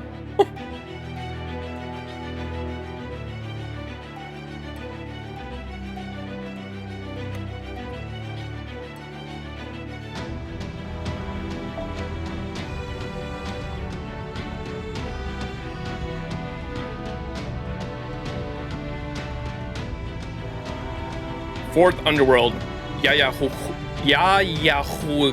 Hakui. Section 17.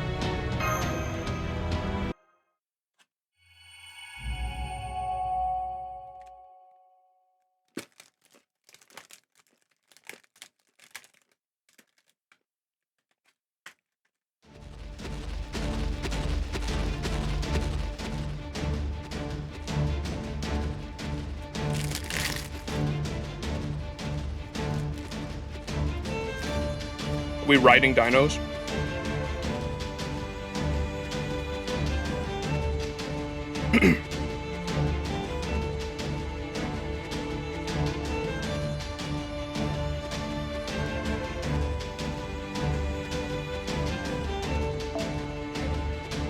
We've passed the Mictlān Observatory in the 7th stratum, and will soon be entering the 8th. It took us 6 hours to reach the 3rd underworld boundary in the 6th stratum in the Shadow Border. We were going to have to walk the rest of the way, but... The King of Dinosaurs gave me a job to do, and I'm gonna see it done. It'll be way faster if I carry you through the jungle, and you three weigh practically nothing. You are giving us such a wonderful steady ride, Wak-chan. Even at this speed, we're not getting jostled at all. It's like your legs and your torso are completely separate beings. When it comes to pure riding comfort, you even surpass the Sphinx. Seriously, this is amazing. How do you do it? Thank you, Wak-chan. I just absorb all of the impact of each step with my legs. If I let it reach my stomach, it could do some damage. It's very fortunate you were still in Chichen Itza, Wak-chan. I was concerned that Chaldea would lack transportation for this operation, but that's no longer a problem. On a related note, how are you doing back there, Da Vinci? I'm sorry I can't provide the same stability as Wak-chan, but I can at least float and glide a little bit. Are you kidding? I'm having the time of my life! I didn't know your feathered arms could work as wings! They're mainly to stabilize my posture, but yes, they do. If I use the spell Professor taught me, I might even be able to fly like Dumazid. Anyway, I know the 7th The 7 of us, Max, Smash, Nitocris, Da Vinci, Wakchan, myself, and Havachot, in her base state, are making our way to the bottom stratum as quickly as we can go. But do you happen to have any questions about the 8th stratum, the final level of the underworld, before we arrive? I thought nobody could get there most of the time. Do you have any information about it, Teppo? There are a few legends passed down orally among Chichen Itza's priests. The 4th level of the underworld is known as Yayahui, the Black Line. It's a range of underworld mountains devoid of sunlight. It's said to be covered by a steep mountain range, and only those mountains are actually hollow.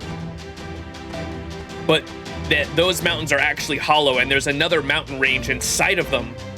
It is essentially a cavern which contains an underground mountain range entirely devoid of sunlight. It's also that terrible bat Camazot's nest, so I suppose that makes him the 4th underworld's guardian. Oh shit. You're gonna fight that vampire bat? Oh man, if only Lady Cuckoo-Clan were here too. Wakchan, you know that Cuckoo-Clan would never fight Mictlan's own denizens. In fact, she's probably far more likely to attack Chaldea at this point. Be careful not to greet her casually if you should happen to see her. She will probably chop the people on your back right in half and you along with them. Oh man, really? Then again, that does sound like her. Whenever Lady Cuckoo-Clan decides something's threatening Mictlan's peace, she wastes no time obliterating it like unintelligent dinos. Oh well, we'll cross that bridge when we come to it. I can dodge 1 or 2 of her attacks, but after that, it'll be up to you guys to figure out what to do. Are you okay with fighting Cuckoo-Clan, Wakchan? But she's the god of all dinos, right? Can you actually fight her? There's no law that says we can't defy our god. Besides, people and gods are both living creatures. All that matters is whether or not you can get along and whether or not your goals align. Lady Cuckoo-Clan wants to protect Mictlan, and you guys want to save your world. I figure both of you are right, so I'm gonna help the side I can. Oh, but you'll have to let me think about it if Lady Cuckoo-Clan asks me to join her side. She wouldn't ever do that, though. The teachings of the sun's whole thing is letting us roam free rather than trying to tie us down. I see. So Cuckoo-Clan's not a dominant father figure, but a watchful mother figure? I suppose I always knew this Lostbelt's king would end up being our enemy. But it still sucks knowing how naturally big-hearted she is. Big-hearted? Are you sure you don't mean big-muscled? We will certainly need to watch out for Cuckoo-Clan, but we should also be wary of Uolgameri. There is a very good chance that she and Rasputin are moving to acquire Ort for their own ends as well. So our ultimate obstacles are Cuckoo-Clan and the foreign god? Yep, though right now our most pressing concerns are whether Kadok's team succeeds with their assault and our attempt to cross the 4th underworld border. We're going to focus on the latter, so we're continuing on you to back up Kadok's team, Shion.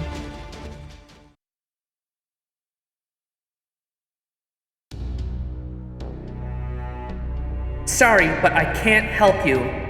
Firstly, you still haven't made it through the 3rd underworld border, which would normally make it completely impossible for you to act freely. I'm only allowing you to do that here as a favor to Max. Secondly, David the Cryptor, has already made it through here, so I have no right to touch him. And third, I still have to find Dumacid. There's no telling what he might get up to if left to his own devices. So you're saying we have to take down David all on our own, and probably Tezcatlipoca too, since he'll most likely be accompanying him? Yes. Still, I'm not completely heartless. As soon as the Cryptor arrives here, I'll inform you of his route, so you can pick up a perfect spot to ambush him. Cryptor or not, he's still only human, and even Tezcatlipoca's vessel is a human body, not a spirit origin.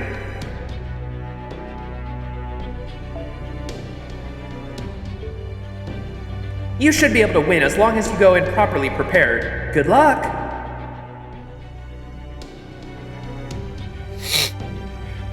In Tezcatlipoca's vessel? I'm assuming they mean Iskali when they say that, but... It's been an hour since then. Max's group must be in the 7th stratum by then. Good thing we managed to get here before Daybit. I've never been so happy to have access to a big car and top-tier driver. I still can't believe how quickly you got us through that jungle. You're telling me. Now remind me if you would. What in the world am I doing on the assault team, Zimlumpus? Couldn't you have chosen Minair to drive you instead? Remember, Your Excellency, Lord Minair's wounds still aren't fully healed. If he were to start bleeding from his forehead while driving through the jungle, he would all be dead in no time. You're a racer, so you surely understand the danger of getting sweat in your eyes while driving a dangerous course. Just had to go right for my pride, didn't you? Very well then. Who's going to take the navigator's seat? Who can I trust to wipe the sweat from my brow? Why, me, of course! I would be honored to use these big, soft, rabbit ear pom-poms to gently, delicately wipe the sweat from your forehead, Your Excellency. Can I contact you to be my exclusive navigator for the whole season? Damn, it's giving me chills just listening to her play him like a fiddle. I guess Gordov has yet to learn his lesson. Hey, if you're out to wreck your life, I'm not gonna stop you. Can you at least wait until we get back to the surface, though?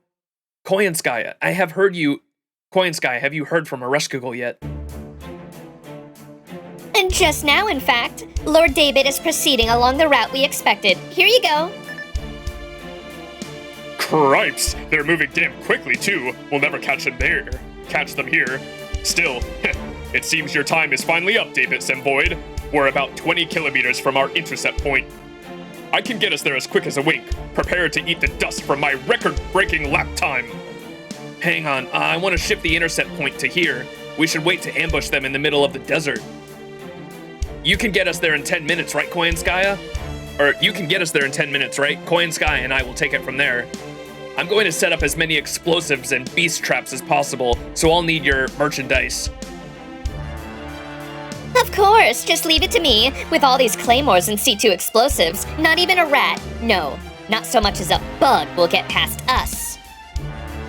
I'm more than happy to pay them back for what they did to Chichen Itza, with interest. All right, fasten your seatbelts because I'm about to kick this baby into high gear. Let's go set the perfect trap.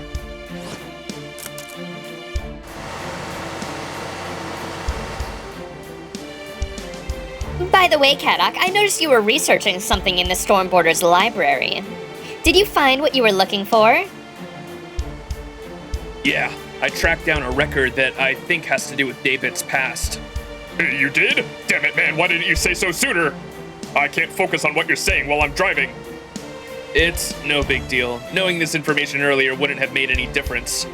I didn't mention it at the briefing because I knew it would only get an "and" at best. But I guess now's as good a time as any to share. David Semvoid.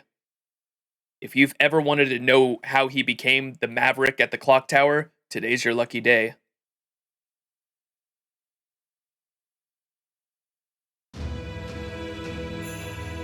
There are 3 major factions in the Mages Association: Egypt's Atlas Institute, the North Sea's Wandering Sea, and the biggest one, London's Clock Tower. Hell, it's so big it's basically synonymous with the association.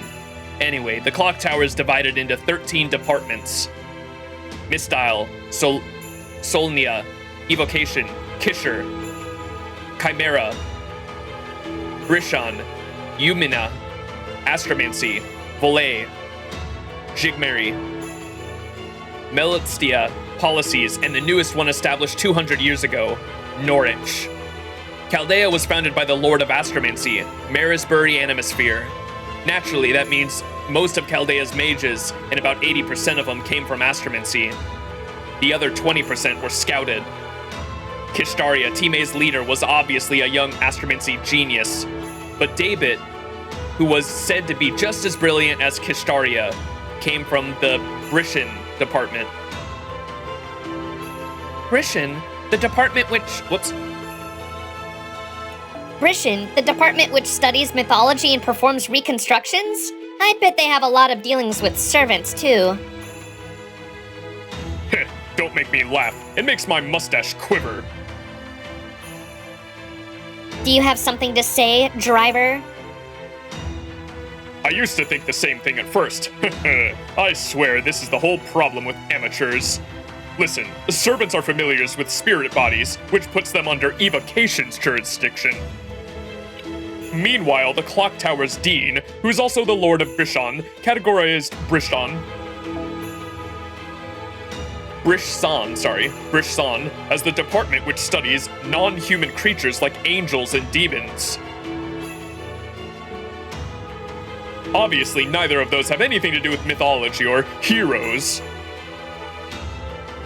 Oh my, if your mustache quivering bothers you so much, perhaps I should shave it off for you. Wait, shouldn't researching angels and demons also involve servants, since they're also mythological phenomenons? For example, the divine spirit that served as my own point of reference came from the Kojiki. You're mistaken, Koyanskaya. Solania, evocation, astromancy, and Militstia all deal with mythologies from around the world too. They're considered part of the shared laws and disciplines that humanity has built up over the course of history. So for mages, the angels and demons that show up in various mythologies are just a normal part of life. The Mages Association takes that a step further by treating all of human history as a single legend, which it then helps cultivate. The association sees myths as a facet of common knowledge, rather than as something worth devoting an entire department to study. The only thing the association would accept as a true legend is something beyond the bounds of common knowledge. I'd guess Brishsan doesn't deal with the matters from Earth. It deals with out-of-place artifacts steeped in unknown laws.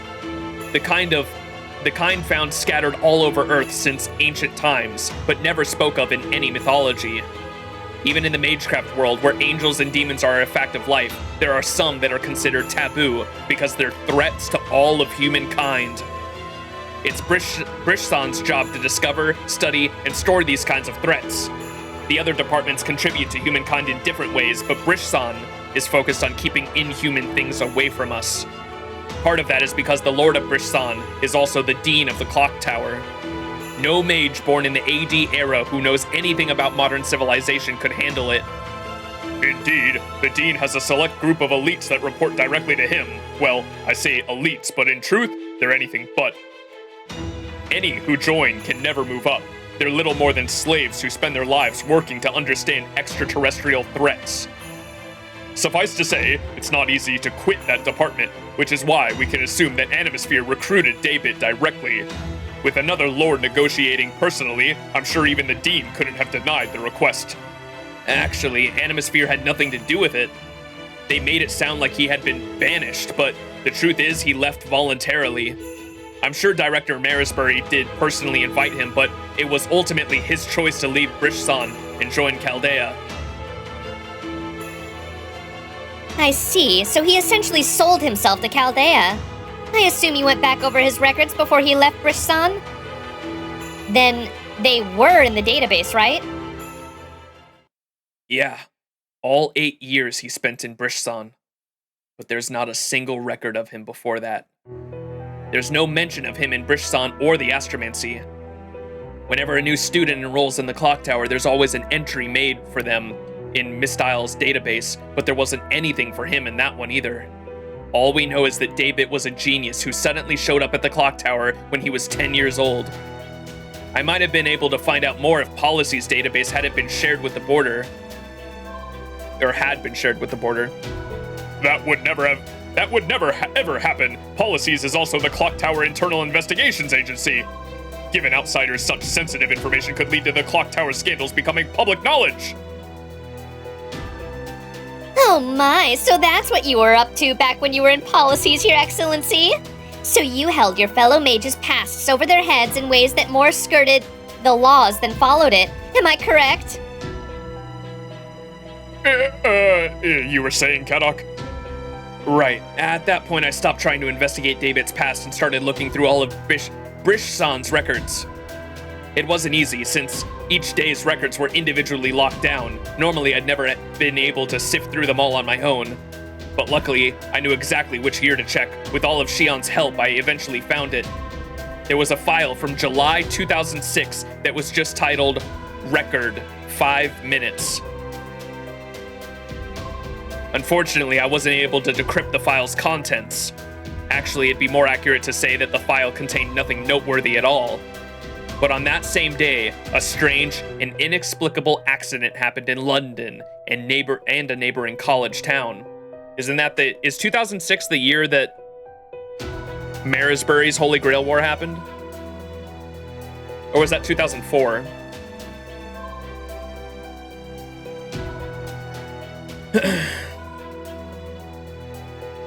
It was still 2004? Okay.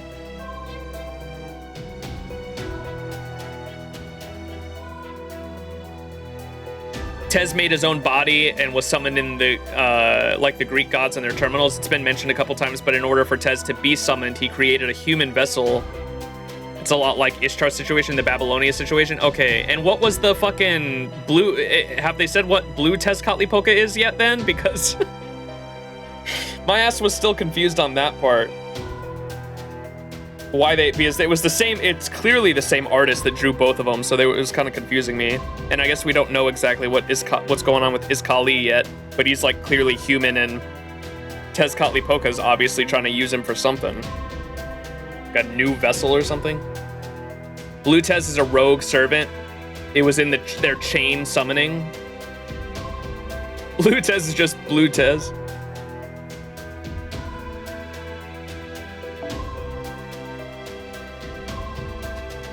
Actually, it'd be more accurate to say that the file contained nothing noteworthy at all, but on that same day, a strange and inexplicable accident happened in London, in a neighboring college town. That day, every single spell in London suddenly stopped working. Of course, pretty much everyone noticed that the abnormality, so it wasn't long before it was fixed. The mages figured they must have made a mistake in their spells and decided it wasn't worth reporting. As a result, the incident was never made public, and nobody at the Institute was ever held responsible. Huh. I'm quite sure I would have recognized this major incident if I had been there at the time. Since so many people never knew about it, does that mean it happened in the dead of night or something? Your Excellency, do kindly shut up. So this record 5 minutes file from Brishsan is dated as the same incident when every spell in London stopped? That's right. What happened was an angel relic was exposed in a prep room for one of Brishsan's faculty. In real-world time, it was only exposed for 0.2 seconds, but that was thought to have been enough to shut down all of the clock tower's spells simultaneously. There's no record of who that room belonged to anywhere. It's gone from every document and from every mind of every person who could have known, so there's just no way to look it up. My guess is that the one who might still remember is the Dean. At any rate, whoever caused such incredible damage to every mage in the clock tower, even only for a moment, became quite literally non-existent. However, records of that incident state that there was a single survivor in the prep room. Given the situation, he was almost certainly that teacher's son. He was 10 years old at the time, but he soon went missing as well. A few months later, on the Dean's personal recommendation, a boy genius with no prior record suddenly showed up in Brishsan. So as you can probably guess, that was David Semvoid. The records didn't list his actual age, but physically, they said he looked to be about 10 years old. So my take is, the boy who lost his father to the angel relic must be David. I see. So as a boy, he lost both his father and proof of his lineage. Although this angel relic, isn't it one of those dangerous artifacts that will drive you mad just by looking at it? According to one of the popular theories, those artifacts will vaporize your brain before transmitting a signal to the beings that drop them off on Earth. So that would mean that ever since then, David Semvoid has been... I see. Now I understand. David Semvoid was omitted because of his way of thinking and living never belonged with humanity in the first place. Those were some of the last words Lord Kishtaria wrote about him, right? So, if he's not part of humankind, he must be one of the foreign god's subordinates bent on taking over Earth. Sorry, but that's all the time we have to talk. We've reached the intercept point. Cut off the Shadowboarder's engine and set it to camouflage mode over by those sand dunes. Let's go, Koyanskaya. I need you to set enough landmines across 500-meter radius to make this place a hell on Earth. Landmine time!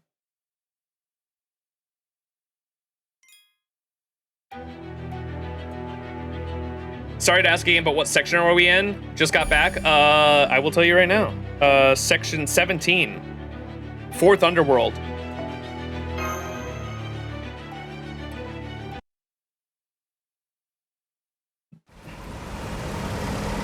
Whoa!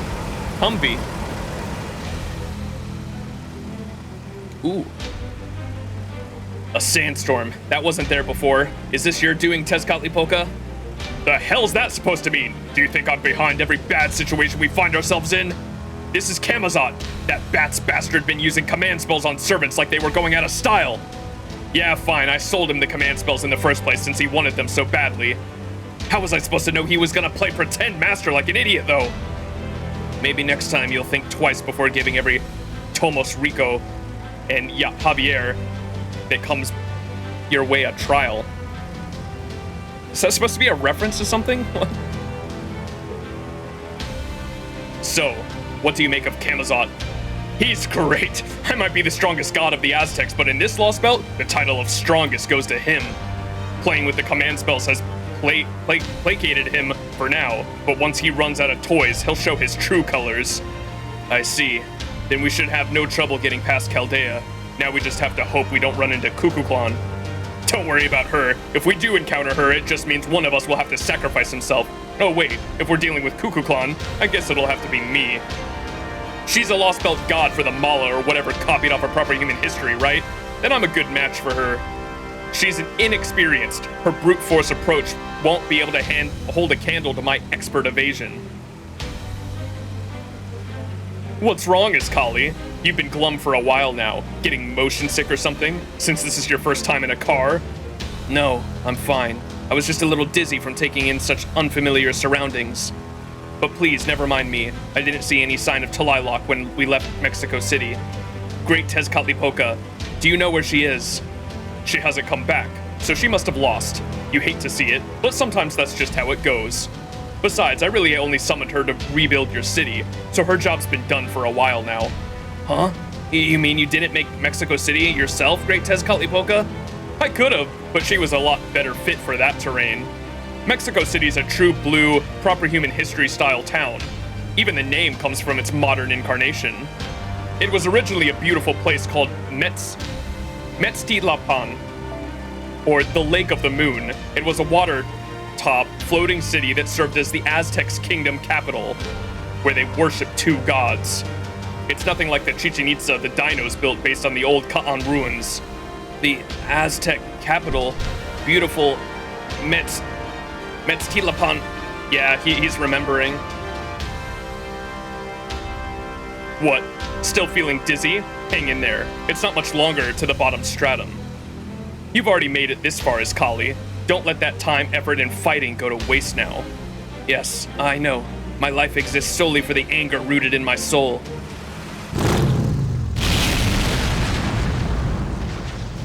Huh? Oh, what's going on, Cryptor? We're under attack. Hang on tight. Oh! CG. Ooh, baby. Nice one, David. Where'd you learn to drive like that? Were you a stunt driver in Hollywood or something? Unfortunately, I only attended an online driving school. I used to like movies, but I haven't watched one in years. Bro. What? Unfortunately, I only attended an online driving school. I used to like movies, but I haven't watched one in years. All right, we're past the minefield. Luckily, our suspension is still intact, but what? Now we have a divine spirit servant up ahead to deal with. My King David. Oh! Yo, final, we got Gun God Koyanskaya.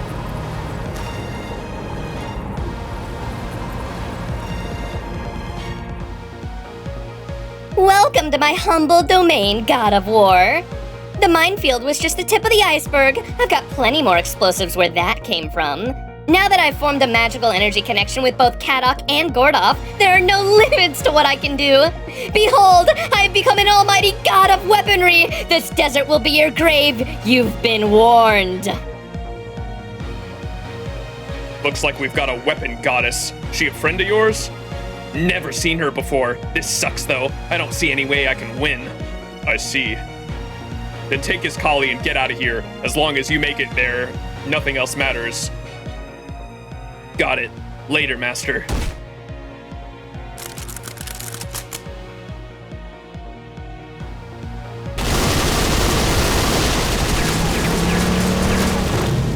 Bro, the fucking confidence. The fucking confidence in David here. What the fuck? So, you let your servant go on ahead and nearly blew yourself up trying to hit me with a kamikaze attack. Isn't that the opposite of what you should be doing? Why aren't you letting your servant do the fighting here? Any normal human master would send their servant to the front line while they escaped. I'm surprised to hear a disciple of the foreign god, or at least someone who enjoyed playing the part of one, lecture me on how to be a human. Then again, it seems you're on Chaldea's side now. I'm especially impressed to see that Kadok formed a contract with you, even if only temporary. So they chose to supply a beast candidate with not one, but 2 magical energy connections? I can't muster any surprise up at this point, but humans really do walk a razor's edge. They always do whatever they can, no matter how dangerous, and with full understanding of what will happen.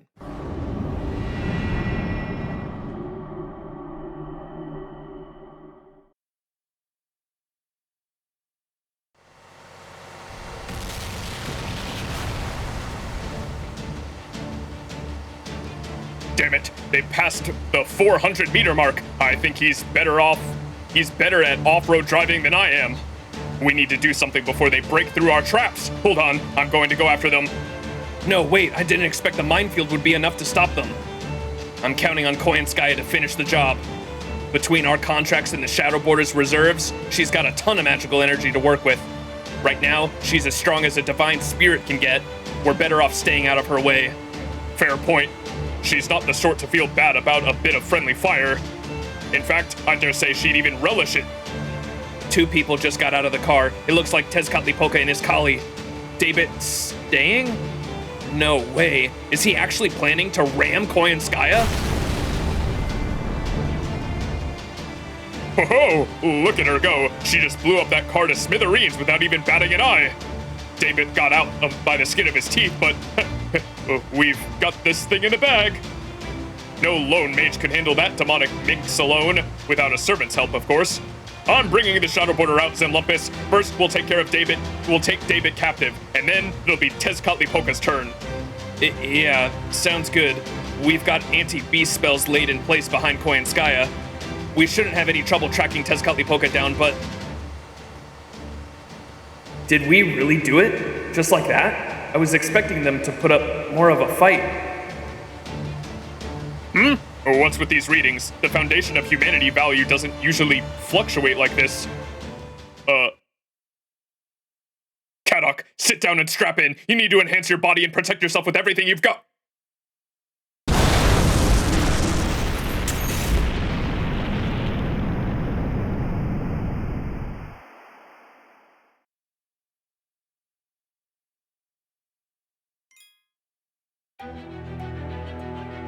The fuck just happened? Foundations of humanity.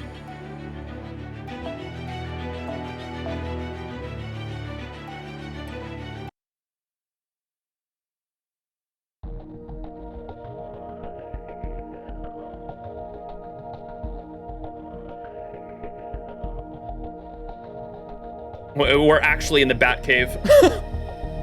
So this is the 4th underworld. It's actually kind of, for the inside of a mountain, it's really, well... beautiful. I assume that sparkling is coming from gemstones? I feel like I'm looking up at a starry night sky. I see the path we need to take is similar to the 2nd underworld, with lots of narrow cliffs. Wakchan, why don't we put down our passengers and proceed to the rest of the way on foot? I think it would be dangerous for us to run here, too. Right on. Wow, I never would have thought the underworld would look like climbing a mountain from the inside. Looks like no matter what path we take, we're ultimately gonna have to cross the peak to get to the other side. But hey, at least the slope's not too steep. Even if we do lose our footing, we can just climb back up in no time. I'm afraid it's not that simple, Wakchan. The bottom of this canyon is practically churning with dead spirits. If you fall down there, it'll be over for you so fast that you'll never be able to climb back up. So we're dealing with a path to the underworld that's literally trying to drag down the living? Got it. Okay, guys, let's go in single file so we have as much path to work with as possible. That sounds like a job for me and Mash then. We'll take the front of the line. Mash, if an enemy attack threatens to throw you off balance, hang on to me. I can just float atop for a few seconds. Understood. Thank you, Habatrot. Yo, it's me! Oh my god. So many sprites.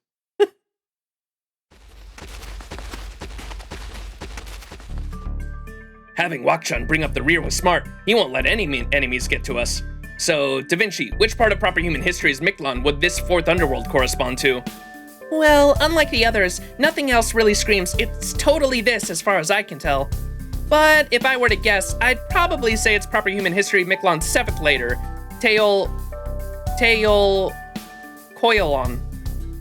Teokoilon was said to be home to a terrifying starved jaguar. That would attack you and eat your heart if you chose the wrong path out of fear. This jaguar was also said to be Tezcatlipoca's tonal, the heart of the mountain known as Tepeyoyotl.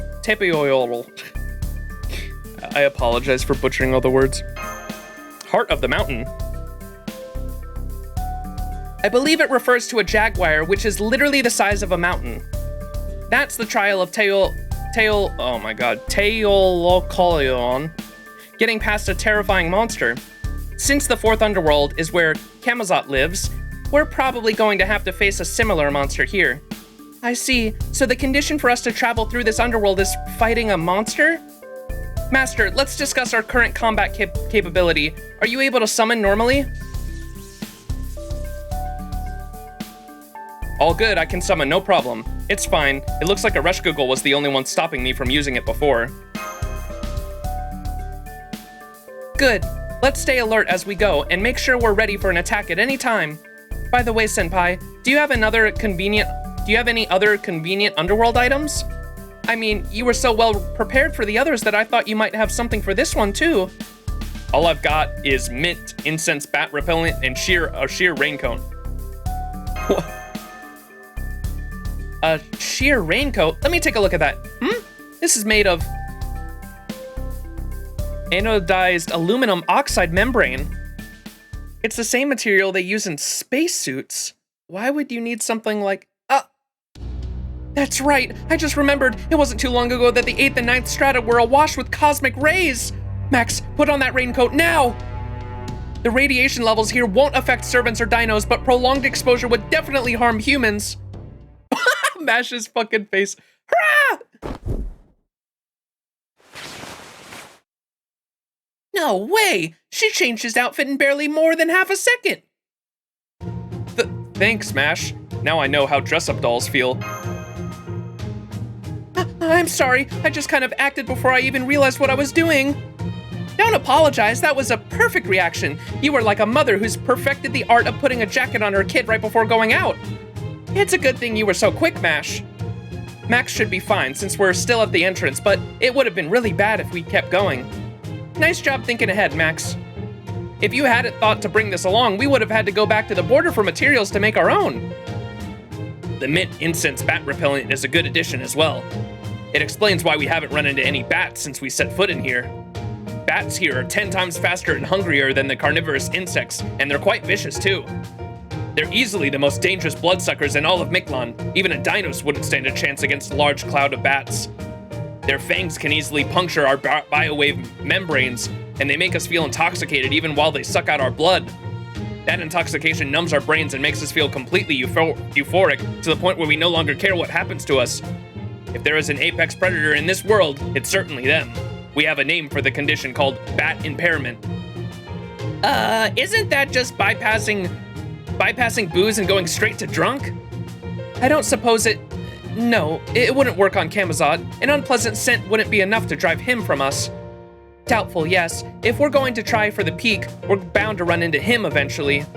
So we'll just have to be aware of that as we make our way up there. Remember, time is of the essence right now.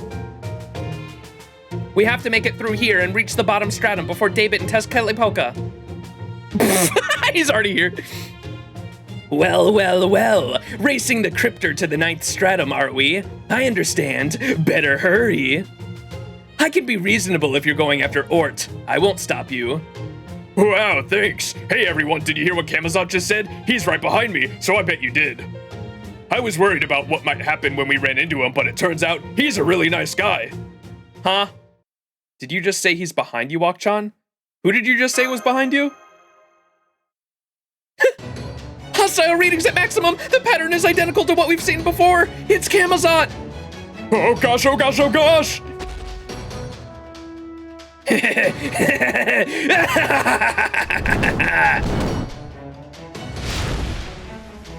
How terribly tragic. Here you are throwing your lives away because you thought you could defeat the enemy awaiting you. Granted, wasted lives are more funny than tragic to me. Death is good for a laugh. So you can go. Why visit the underworld when I can send you right to hell now? Let's see what kind of fight you have in store. Let's see what kind of sacrificial blood you can spill in Mictlān's final days. Now bow down to the king of the underworld, lord of the spring of death. Be grateful for the generosity of Kamazot, the wings that hold your fate in their claws. I'm so sick of listening to that bat prattle on. Max, we need a change of our formation. I'll send Teppu and Wakchan up to the front while me, you, and Da Vinci handle the skeletons. Bro is silly.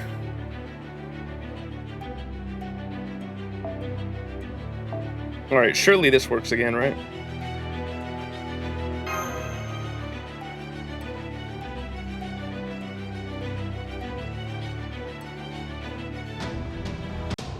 He can do some crazy things with that long tongue. Yo. 悲劇この上なく悲劇挑む敵の強大さを知らぬ楽観すなわち犬死に見届けよ感染しよう末後のミクトランに高き生贄の血が宿る要請接続知らせ分断のコツコツやるじゃん要請接続いいとも His VA is Vlad's Master in Apocrypha. I think someone mentioned that before. 方針根性で固定スピンスターハベトローッと多すぎてもねいっちゃうぜ僕の花嫁に手を出すからなやべ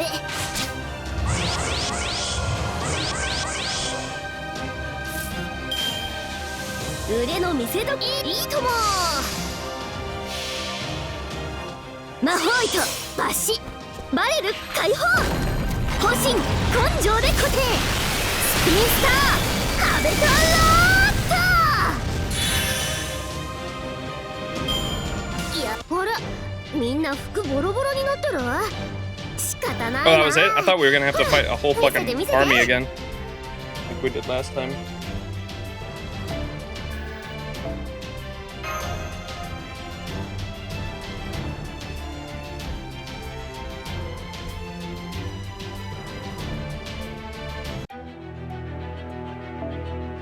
Whoa.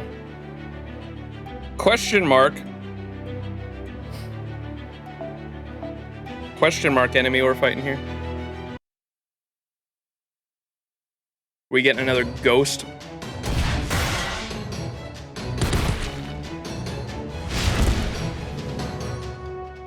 It's time.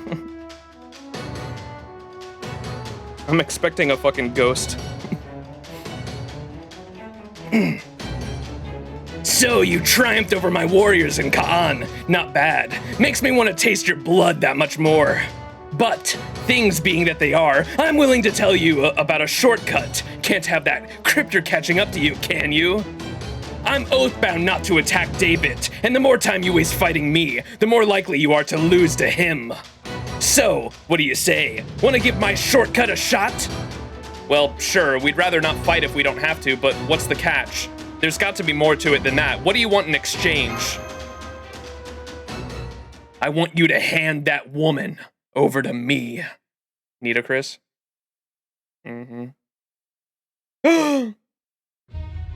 Good deal, isn't it? I'll give up my dream of being humanity's last master, and you get to keep breathing. Of course, giving up on your dreams isn't any fun. Changing them leaves you feeling hollow, lifeless. You're humans, so I'm sure you can understand how that feels. You can trust me on this. A king only speaks truth. If my enemies wish to surrender without bloodshed, then I have no need for their blood.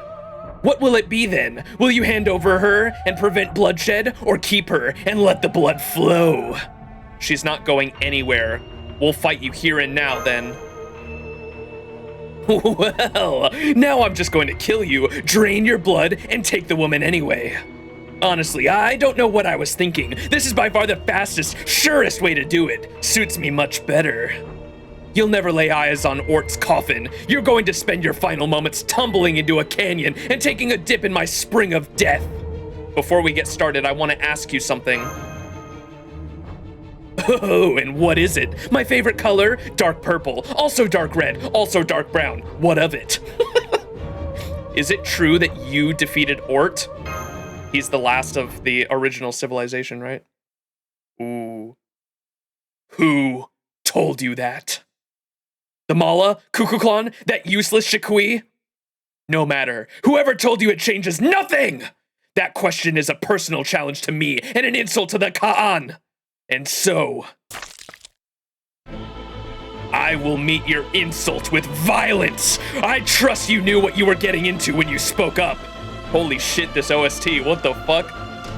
Did I, Camazot, defeat Ort, you ask? Did I kill that planet-eating monster? Of course! I defeated it by sacrificing everything and everyone around me! I used everything at my disposal to massacre the beast and devoured Seba and the space tree and threatened to destroy all of Mictlān. I plunged into lava, tore open its chest with my talons, ripped out its freakest entrails, and left it to a silent husk. Don't believe me? Well, then I'll show you the form I used to do it. Oh, whatever the fucking black mist he turned into last time.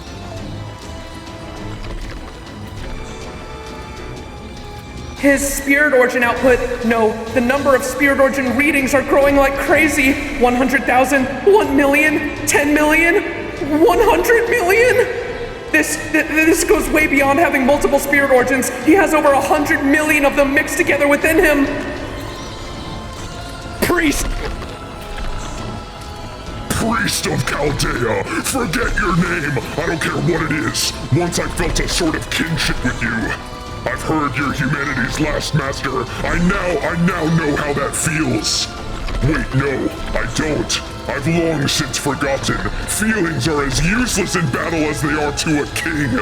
Humanity's last warrior has no need of such things. Speak my name. I am the hero of Ka'an, the spider-slaying bat, the king who forsook his crown, a weakling who could only save the world without sacrifice, who could not save the world without sacrificing his subjects. That's a beast spirit origin pattern. Then does that mean...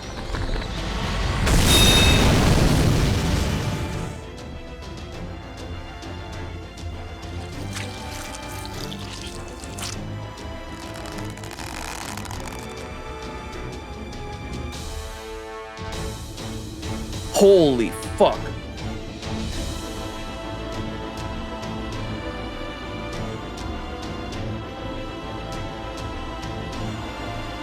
Bro.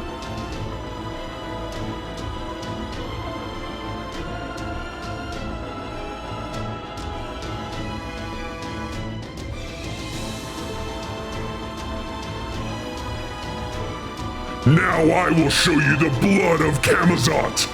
Witness the incense of terror conjured by the people of Ka'an, who threw themselves into hell that is Xibalba. That's a fucking beast design if I've ever seen one, dude. My biggest complaint with like some of the other beasts that we fought in the past were like I didn't like how they took on like a human form. Like I much rather liked like the first like the character designs of Gaetia and Tiamat, like when Tiamat turns into the monstrous thing and Gaetia's like crazy ass, he's like humanoid, but his like, he doesn't look human though, you know what I mean? And then we went from Tiamat and Gaetia to then the Beast 3 halves, Kama and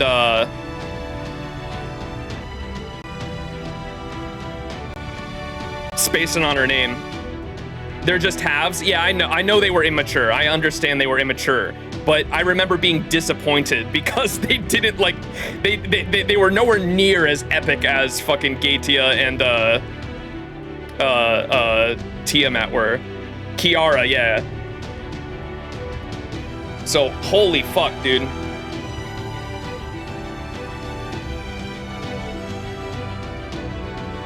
And then even Koyanskaya was like she was like forced to become like a mature one, and so that's why she looked all fucked up, right?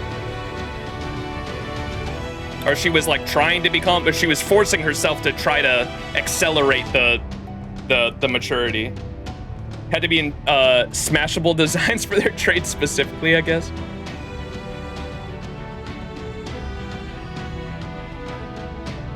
Bro.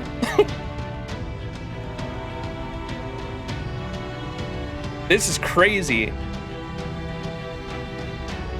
The only beast I was expecting to see in this Lostbelt after Koyanskaya showed up, I was hoping we'd get to see like Koyanskaya would be up, because I've always thought it would be badass if we had a beast on our side, right? I was hoping that like Koyanskaya, we'd like force her to turn into a beast again, just to use her as like chaos, because we were literally going against Ort and like the insanity that is whatever the fuck David is. And so I was thinking it'd be crazy if we had Koyanskaya in this Lostbelt and like forced her to become a fully matured beast. I don't even know if that's possible now, but I thought it'd be badass for a story plot point.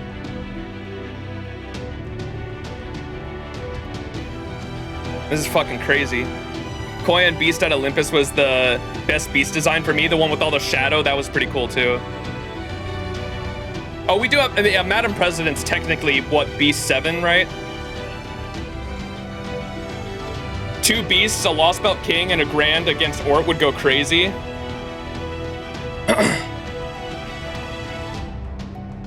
Well, surely we like beat him to submission here and get him on our side, right? Dude, what the fuck? And do I have to use, oh my god. Or is this can I use, okay, I can use anyone's support. I was like, surely I'm not forced to use story here.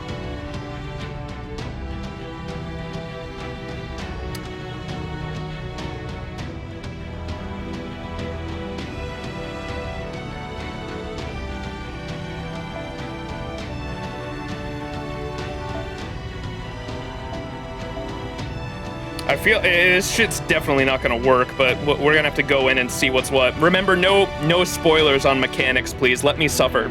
Let Max suffer. Let me suffer. Don't give hints or anything.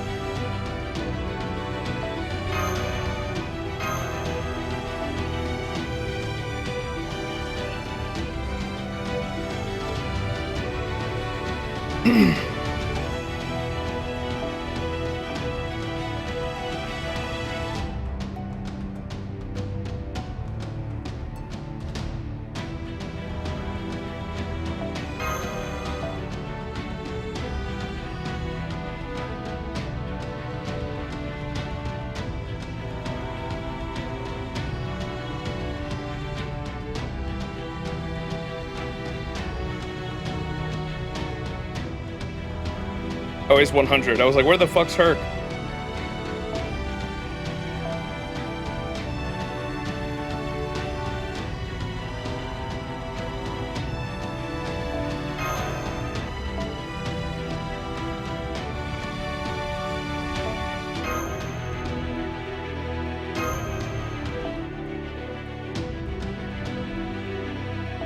I'm still in fucking... I was like fully expecting to go against a skeleton. Didn't we fight Camazot earlier and it was a skeleton? I was like fully expecting that shit again. He has to have a fucking model, right? There's no way they have that sprite and we're going against a skeleton. I'm gonna be so disappointed if it's a fucking skeleton after seeing that sprite.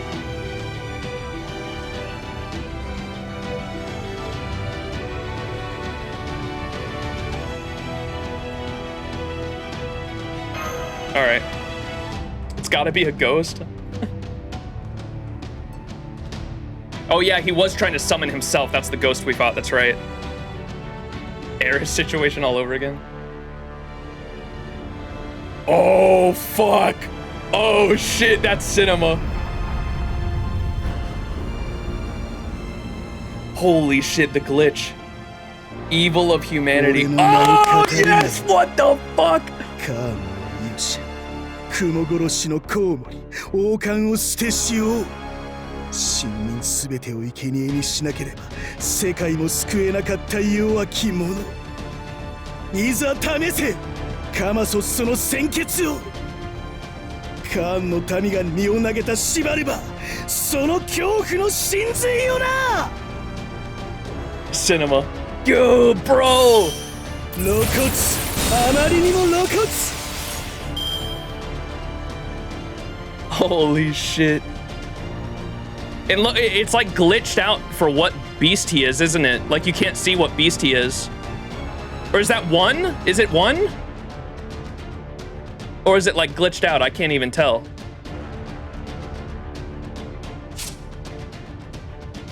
Gain resistance to NP damage, nullify and cap.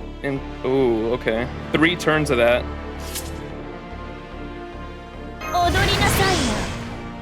Wait, what? What did he just say? What was that? I used a skill and he said 1? 2? Oh, fuck.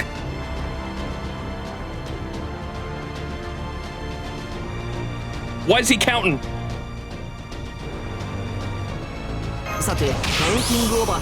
And 3! What did he just do? He ate something. 7 death. Low chance to inflict death to a target when attacking? Ain't no way.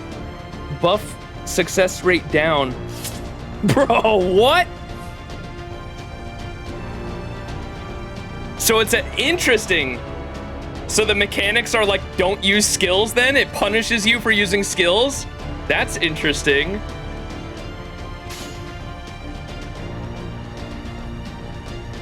We might just have to use that to make him not skill. I don't even know what his skills are. I'll test some stuff out. Oh, it gave us attack though.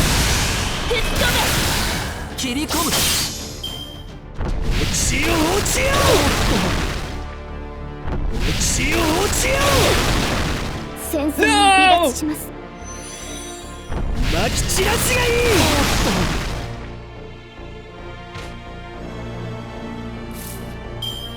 Crazy, bro. And he gave us attack. What is that? Increases attack if you decide to attack instead of skill? Is that what that is?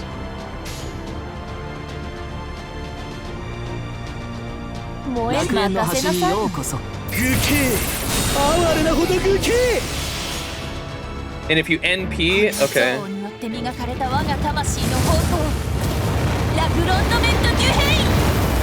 0 damage, bro. I love his laugh. そこは壁もなく城もなく国すらない始まりの空魂のありかを見せようかガーデン・オブ・アバロン Okay, I gotta read the debuffs.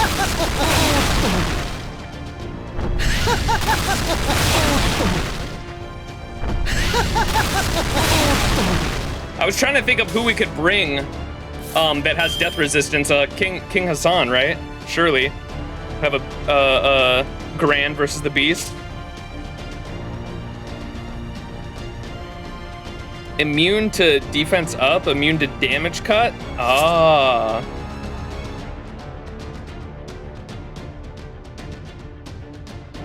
Relax, relax.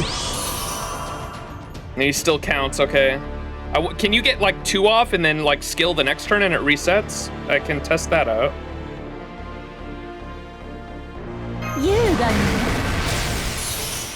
He says 2. Let's bam, bam, bam here. And he rewards us for just face carding, it looks like.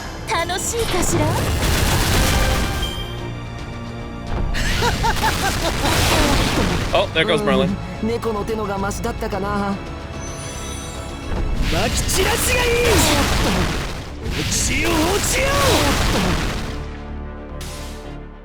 Okay, I want to see if I can skill now and if it resets the timer. 1, it does, okay. So you can only skill twice a turn if you don't want to be punished.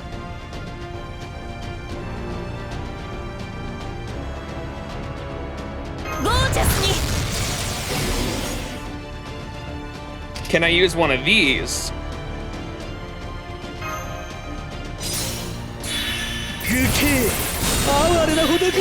You can't, that counts as a skill, okay.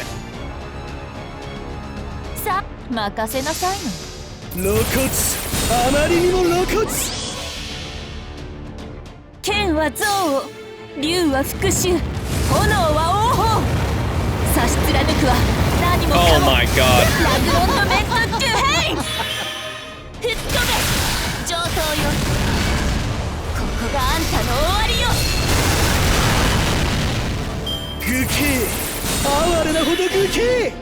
He actually only wants you to face card. I should use King Hassan for sure.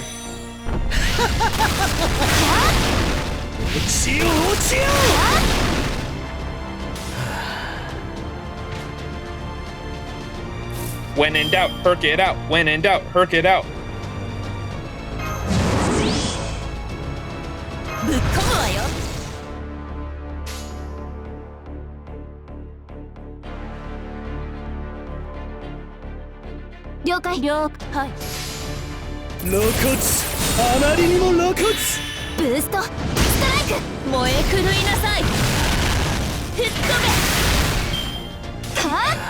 What's his? I'm curious what the ult's gonna look like.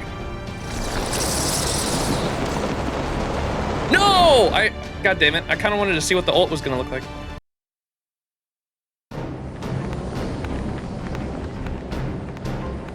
Disappear amongst the sea of butterflies. I'm detecting multiple unidentified heat sources all around us. It looks like a cloud of bats. Actually, Batman. Damn, not even a shining light on them is enough to make them disperse. Their skin must be light absorbent. Max, Mash, let's fire the black barrel. That'll scatter these bats.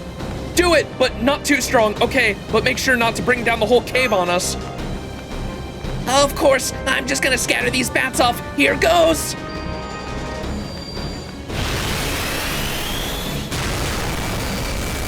Black barrel on bats cooked.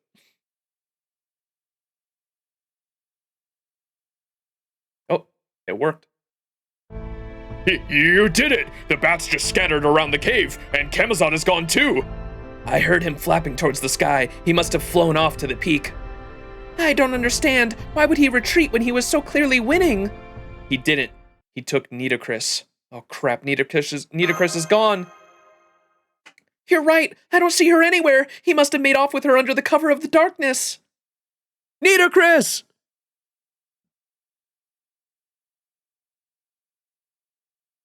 Yoinked.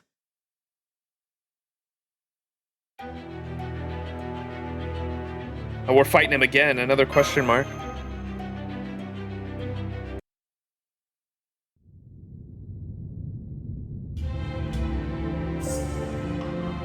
Begone, foul demons! Scream, cry, plead for your lives all you like. No one shall ever hear you. If anything, you should rejoice. Once I have killed you, your bodies will rest forever in the Nile. As if making my brothers your puppet pharaohs wasn't enough, you had to have them all killed. How dare you? How dare you? At long last, the time has come for me to punish you for your crimes. Why, Nitocris? Why are you doing this? You wouldn't be Pharaoh if it wasn't for us. Every step I've taken it has been to bring me to this moment. Everything I've done to give all of you what you deserve. It is the one thing that has given my life purpose, just as you chose to be me to be your next puppet. I let you think you could control my mind, my body, even my dignity however you like. And now you've fallen into my trap. Tell me, exactly what gift did you think I meant to offer you? A feast of pleasures for all your senses? A mountain of gold? Or perhaps you thought you could ravage my own body? This ends now. Your insolence, your scheming to manipulate pharaohs, all of it. Please stop. I don't want to die. I don't want to die. If forgiveness is what you want, beg it of my brothers you so ruthlessly murdered. Not one of you will ever see the eternal kingdom. But fortunately for you, neither will I. I will be joining you shortly. Once you are dead, I will capture your souls and see that they are made to endure unending torment for all eternity.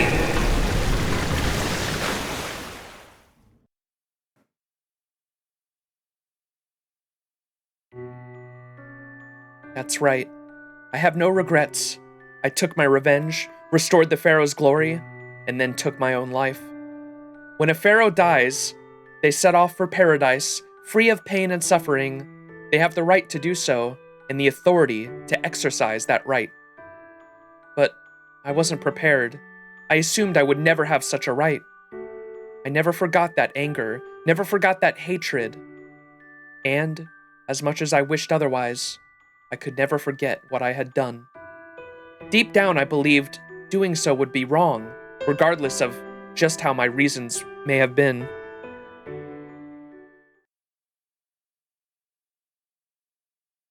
Ooh.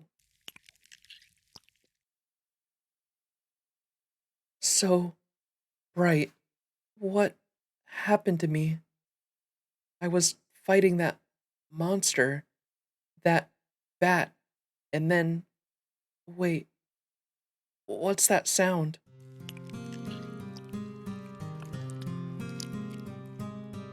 I knew it. Ape blood still tastes terrible. They eat too much meat. Their diet is much too imbalanced. Still, it might be better than before. I think there's more depth of flavor now. Maybe? Camazot, what are you doing? I'm eating. Every soldier gets hungry and has to eat at some point. I grew thirsty for blood while I was fighting Chaldea. When I want something, I take it. So I returned to my home and quenched my thirst. I brought you with me out of habit. King Protea, Beni Enma, Ereshkigal, they all smelled like the underworld. I enjoyed taking them back here and using command spells on them to turn them into guardians. I was on a roll, so I chose you to be the fourth guardian, but forgot I'd already used up the command spells. Without them, I can't make my wish come true, so there was no point in bringing you here. You are useless, worthless, a complete waste of my time. So, I'm your prisoner now? Is that it? I took you on a whim. There was no greater purpose behind what I did. I see. So you let your whims lead you around by the nose. Is that why you rescued us from Talilok too? You had no reason to fight her? Back then, you had a nasty air about you, a wavelength at a pitch that I hated hearing. You still have that air about you now. A nasty air, Only fools let their efforts go to waste. Camazot is no fool. I'll see to it that bringing you here was worth my while. Answer my questions, necromancer. How can you still remember them? Why did you take your own life after accomplishing your goal? How do you know about that? I'm quite certain I never told you about my life. I told you, I have good hearing. The Ka'an ruins aren't far from Chichen Itza. Ever since the wind carried your story to my ears, I've been a third mad. Answer me! You got your vengeance. The freedom it gave you should have been your life's reward. In spite of that, you robbed yourself of your own life. You didn't even go to this paradise of yours. I can't understand it. Why would you refuse salvation after overcoming such hardship? What could have you possibly been throwing your life away for? I was so focused on my plan to kill my retainers that I never had a chance to prepare for the journey to paradise. So, You're lying. You were a king with no foreign enemies. Once you killed the retainers, you would have all the time you needed. You claim to have done it so you could torment them in the underworld for eternity? That's a lie, too. The underworld itself would have seen to that for you, even without your involvement. No, you never had any intention of going to paradise. Why is that? Answer me honestly. I'll know if you're lying. The only thing I don't understand, why you did what you did. The only thing I don't understand is why you did what you did. All I can come up with is that you thought of yourself as a criminal, but that can't be right, can it? Don't tell me that despite being perfectly just and holding absolute power, you thought you were the most despicable one of them all. No response, huh? Then I was right. Hilarious! You proper human history kings are utterly hilarious! You spent your life seeking revenge, finally achieved it, then turned around and proved yourself a criminal worthy of judgment by condemning that very same part of you, and then that sought revenge in the first place. What an impossibly foolish woman you are! Your will as strong as the sun itself, to think you chose to fall upon the sword of your convictions rather than becoming a god. I understand now. I'm satisfied. Back to my boring meal then. Wait just a moment. It's not fair that I'm the only one whose past is being dredged up here. No, never mind fair. It's downright infuriating. So, I'm going to ask you a question too, understand? Fine, but keep it brief. You claim to be the king of the underworld, the true king of Mictlān even. So what do you think about Mictlān nearing the end of its life? Soon the sun will reach critical mass and disappear. Are you going to disappear along with it? Only Mictlān will die when the sun goes out. I will never change. The dinos will accept their extinction as they did before. But not me. I'll never go extinct. I can live off the heat of the land alone, even without the sun. That's how Ka'an grew for 100,000 years, the time it took for us to grow from simple mammals to humans. 100,000 years of history and dreams made this body, and for these past 6 million years, I've kept on surviving. My kingly authority is immortal. That's my only weapon. No matter what happens, that will never change. Whether the sun dies or Ort destroys the planet. So long as you just forget everything, the past will forever be unremarkable.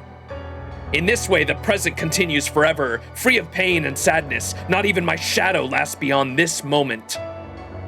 I knew it. By forgetting everything, by never giving yourself a single thing, Are you satisfied now, Necromancer?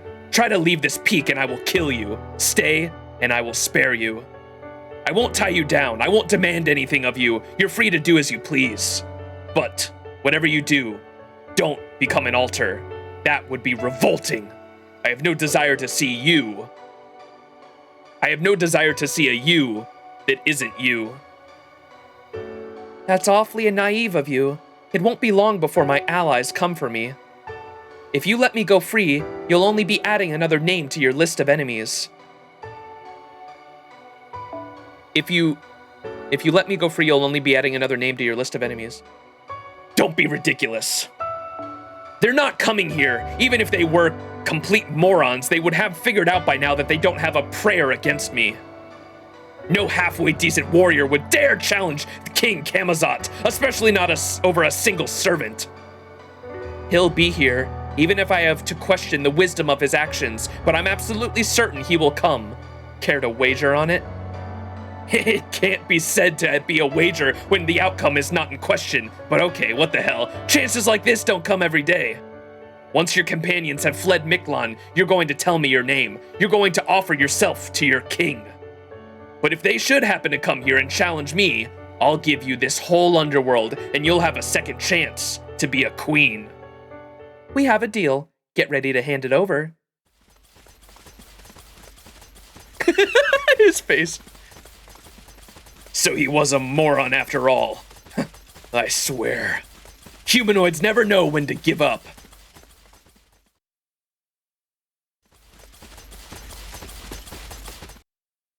Nitocris, thank goodness you're okay.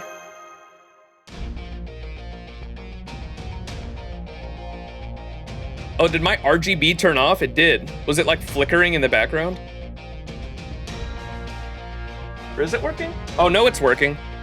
I don't know what's going on with it. It looked like it was off.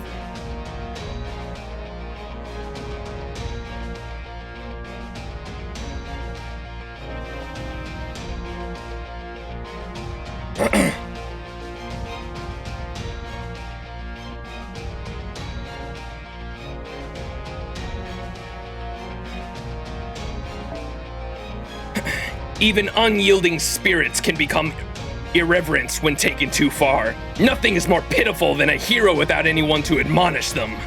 Still, I welcome you. I'll slaughter you. I'll gladly take this chance to shower the peak of the fourth underworld with your fresh blood. Priest of Chaldea, you and I have known each other for some time now. I'm going to enjoy cutting off your head and bathing in your blood, but once I have, that pleasure will be in the past, and I'll forget all about it. That's a painful thought, so I'm going to take the opportunity to thank you now while I still have the chance. David is an infinity mirror. The more fighters you throw at him, the more shadows he'll call upon in response. Get all that? Then let the feast begin. I just noticed too when he was drinking down blood a second ago, he's got a fucking mouth on his neck. Look at that shit. What the hell? His character design's crazy. Bring the hero's blood to the altar. Lead the followers of humanity to their graves. For now is the time to kill our proper human history neighbors.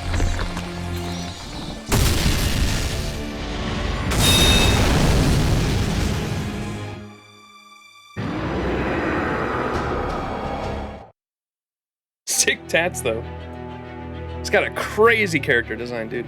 In this quest, up to 6 servants from your party can be set.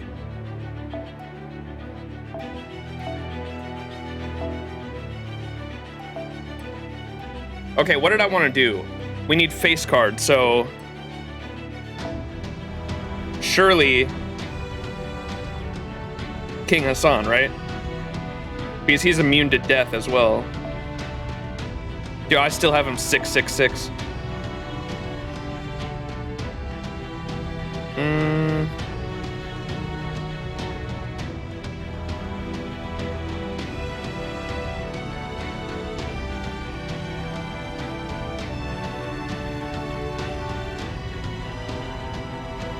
Needs like just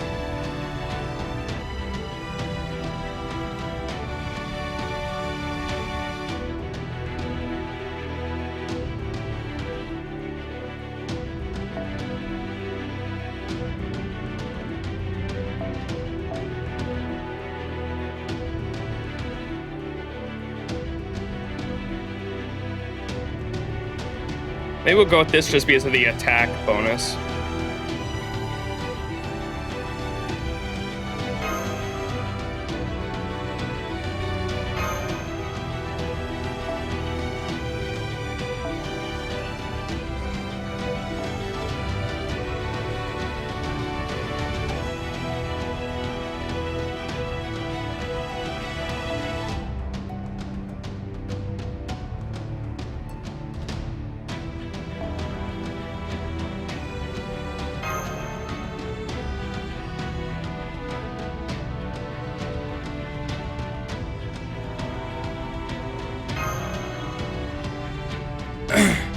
Max heal. My OG BB is level 1, I think.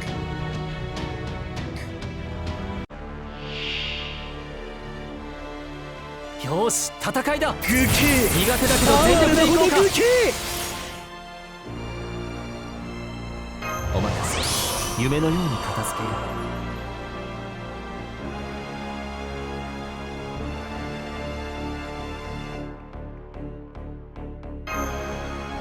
君の道行きを信じよう。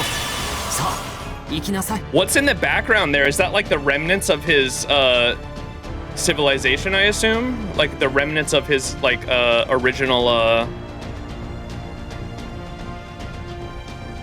throne or some shit? It kind of reminds me of the Solomon background, doesn't it? With the Solomon's throne.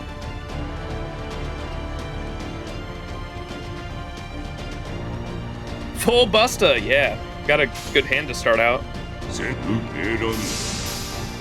露骨あまりにも露骨愚形哀れなほど愚形 He didn't reward us that time. 証もなく教えもなく安らかな迎えもなし落ちよ落ちよ落ちよ落ちよ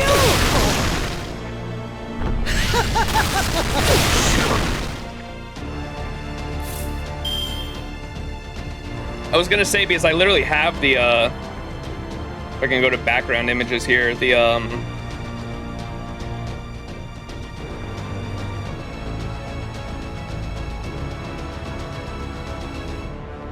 get rid of all those, and then I see it quite frequently because I have it, right there. See that's the throne background or whatever that we had in Solomon, and it kind of reminds me of that, doesn't it?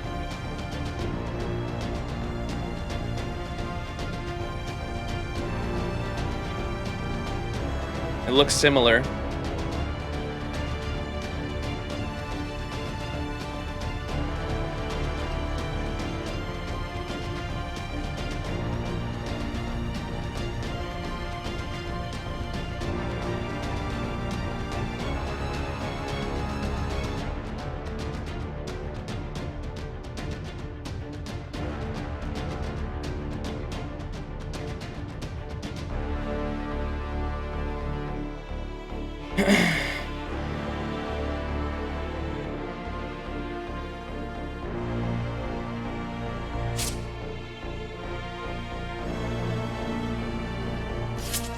Absorb target's HP when attacking.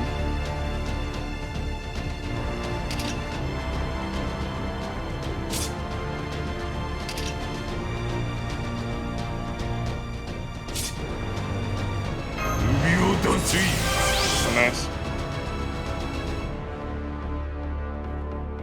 我が歩みに終わりなし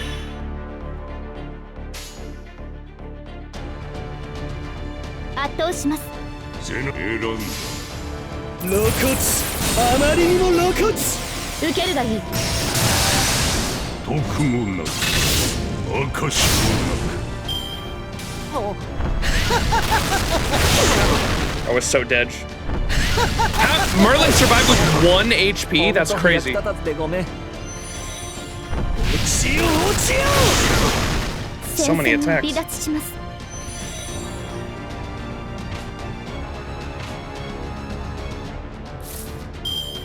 Ooh. 最高のカードを君に。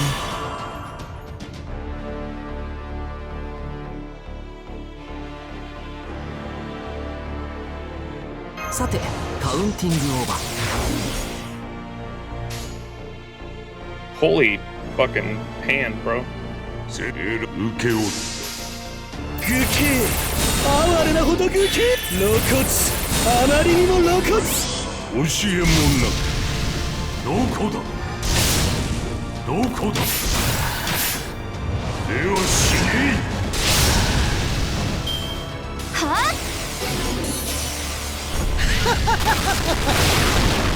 落ちよ落ちよ Alright, he should lose the. No! Fuck! まき散らすがいい It's over.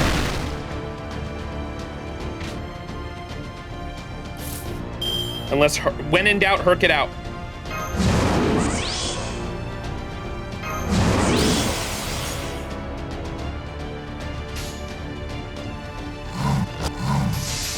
When in doubt, herk it out.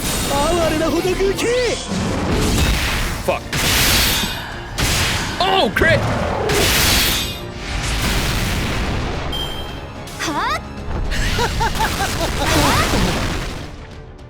落ちよ落ちよ I actually really want to see his ult. 猫の手のがマシだったかな。バンカーボルトリロード。申し訳ありません。落ちよ落ちよ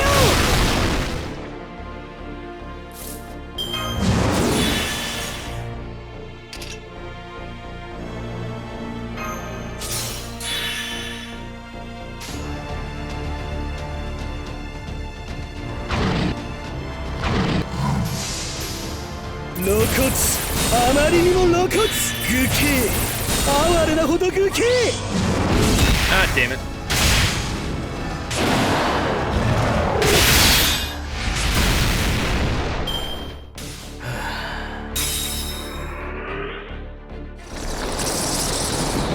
Again?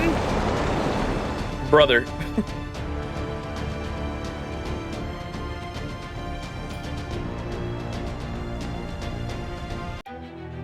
Bro, I just wanted to see the motherfucker ult. Alright, 25 AP. Surely this is like the actual time where we... the real fight.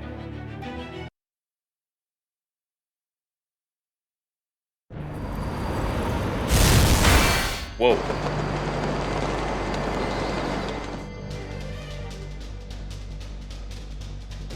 I knew it. They can't possibly defeat him. Kemzot represents all of Mictlan's human history. As long as he bears that duty, that curse, he can never be felled. His immortality is all he has. It's the only thing that let him keep fighting a planet-eating monster when he was the last warrior of his kind. No, you never had any intention of going to paradise. Why is that? Answer me honestly. I'll know if you're lying. That's right, Camazot. Even if those retainers were evil men, led solely by their own greed, it was still wrong of me to kill them in such an underhanded way rather than holding them accountable to the law. I have no right to enter paradise, neither have I ever considered my revenge to have been justified. Crimes must be punished, mistakes must be atoned for. I committed a crime by failing to serve my brothers. I committed another when I killed the retainers in my position as a pharaoh. In punishment for my own crimes, I took my life. I chose to protect my heart rather than my nation's future.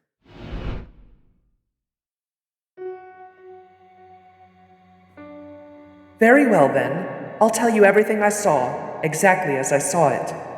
An altar is a servant who has denied the core of their spirit origin. One who lived as a saint would have to deny their sainthood. A warrior who refused to become a king would have to become the very sort of king they despised. To become an altar means to betray your life, your principles, everything that makes you a heroic spirit, and to do so knowingly, willingly, by your own hand. King Protea abandoned her admiration and yearning for humans. In doing so, she became a cold, merciless goddess. Beni Enma gave up her wish to forever remain a child in a children's story and became an adult. Ereshkigal gave up on her dream of turning the underworld into a land of beauty, and so she became a cruel, ruthless goddess. I see. So that's why Ereshkigal asked me what I was fighting to protect. Then, what about me? What do I need to betray to become an altar? Only you can answer that, Nitocris. That being said, your mythology background is a poor fit for Mictlān. Because of that, you will need to make an even greater sacrifice than the other servants. So no matter the difficulties you encounter on the road ahead, think hard before you make your choice. Once you become an altar, I suspect there can be no going back. Of course, I've thought hard about this. I know what I must betray, and I know what I must offer up to this world. In our underworld, it was used to weigh one's sins after death. In the Aztec world, it's offered up to the gods. As they say, when in Rome, do as the Romans do. I can think of no betrayal greater than this.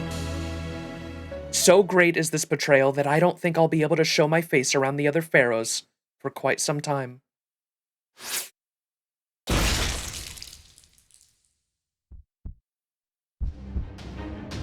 Oh shit. Stop! Stop! Stop! Oh wait, I gotta do the... He's in his form. I gotta do God voice. Stop, stop, stop! Don't do it! I told you I don't want to see you like that. Did you forget what I said? Your heart, your dignity isn't meant to be offered to another. What you have there is meant to be offered only to yourself. It's the mark of your pride. You said, you sad woman, don't let yourself become an offering to the gods of all things. Don't live your life for others. Don't burn your life away any more than you already have. Now I understand the whim that led you to rescue me. You've survived all this time by forgetting everything, by giving yourself nothing. Oh, He came and saved us last time because Nitocris was about to alterize herself, and he didn't want to see that. I just realized that. Though you've long wished to take your own life, you've held yourself back by refusing to remember the past at any cost. You've sentenced yourself to the eternal punishment of being unable to die, all to preserve humanity that no longer exists. And that's why he's a beast, because beasts have to love humanity, and it has to be like one of the original sins, right? You've sentenced yourself to the eternal punishment of being unable to die, all to preserve a humanity that no longer exists. What a fool you are, woman! King Camazalt has no such feelings. I only do what I want because of the act of forgetting is a pain in the ass. All that matters is for me to keep existing. Every last one of Ka'an's people willingly gave their lives to make this kingly body. I can't regret even the tiniest thing from my battles.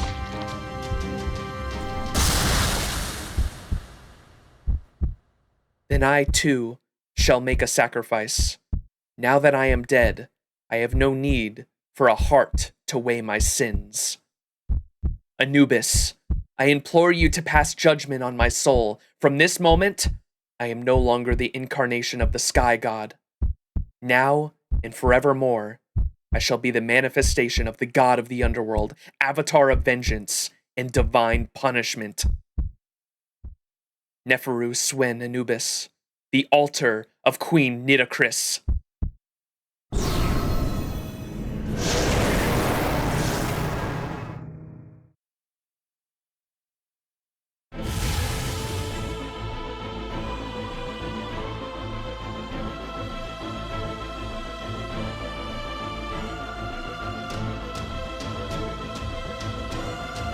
Needless to say, I will be claiming what you promised in our wager. Per our contract, this fourth underworld now belongs to me, to do with as I wish, and so I shall decree a new rule. In this underworld, all manner of forgetting is forever forbidden.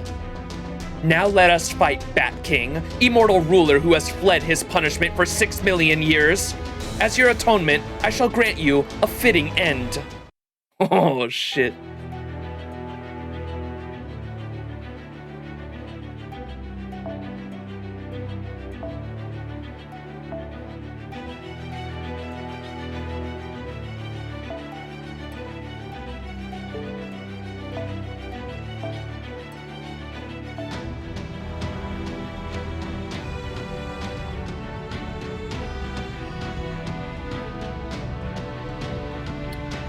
Can I use, wait. Where the, I guess she's just gonna be like, what, supporting us? I can't use Nito Altar, bro? The fuck?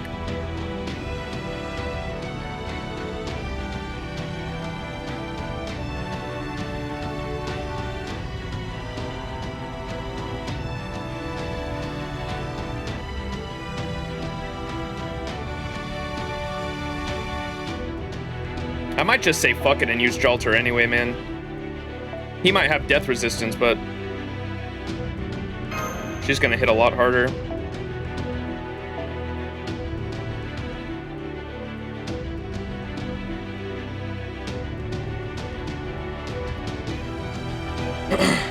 Ooh. Ox King?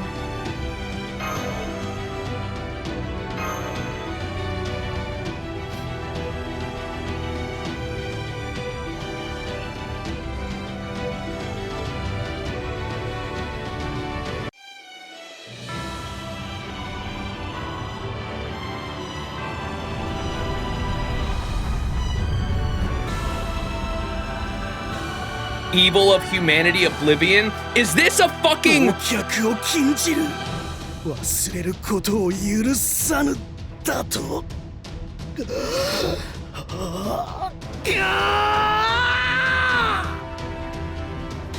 Is this OST a remix of that earlier track, the normal battle track? Bro, holy shit. Oh, that's fucking, oh, cinema. That's so fucking good. Holy shit. I gotta sit here and listen to this real quick.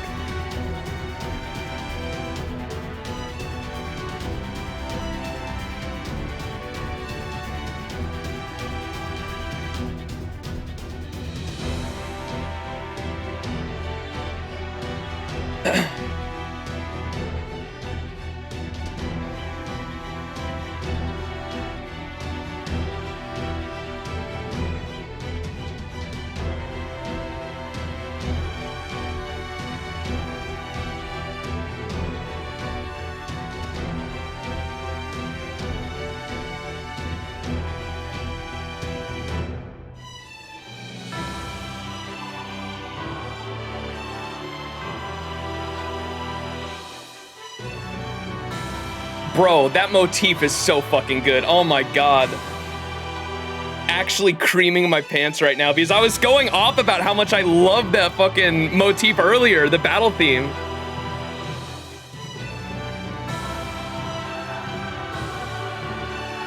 Oh my god, the vocals.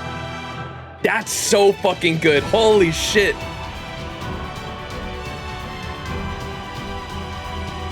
God, I love it when they remix OSTs like that. Holy shit, that's so fucking good. The choir is his people for real. Oh my god.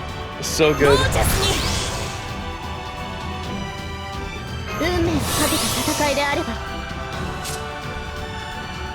Reflective odd wing.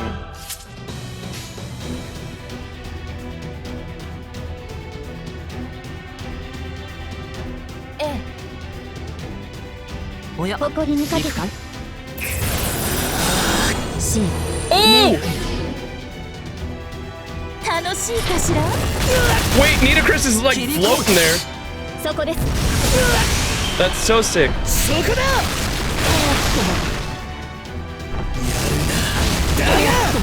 What the fuck?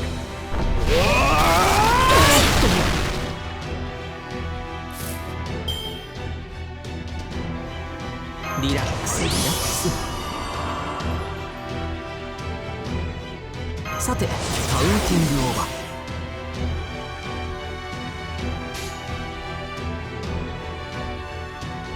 オーケー。ご要望とは任せなさいな。悪いね。輝き。燃え震いなさい。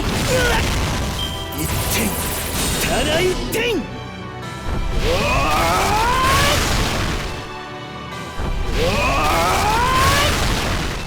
Bro, the voice acting too.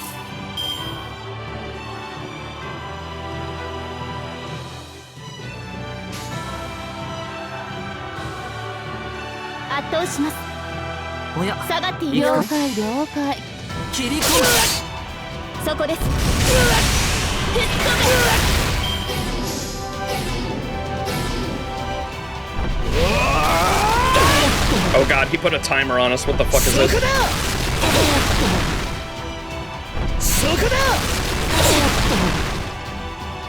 The fuck is this shit? Bloodthirsty demonic wing. Your HP gets absorbed at the end of every turn for 2 turns. Okay. Well, I'm gonna cleanse this shit right now. I was keeping my NPs because I was waiting for him to get rid of his NP resistance. That's why I was keeping them. But now that that's gone.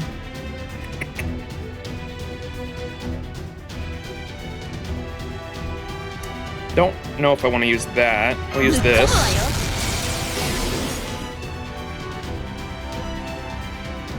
And maybe nothing else. He's gonna do some crazy shit after the first bar is broken probably, but I don't know what I want to do just yet. I guess we'll just test it out and see. I'm gonna go bam, bam, bam for now though.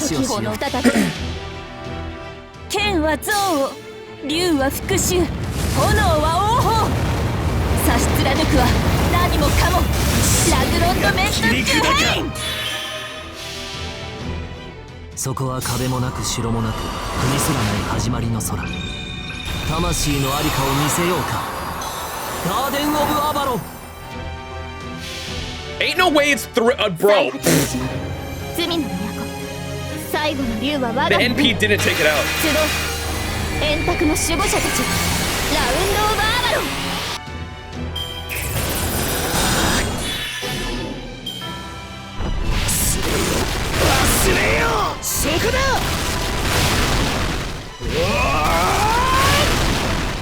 That's crazy. ご要望とあらば。ええ。おや、行くかい？切り込む。輝き。Holy shit, this OST is so fucking good, man. Oh, you removed buffs!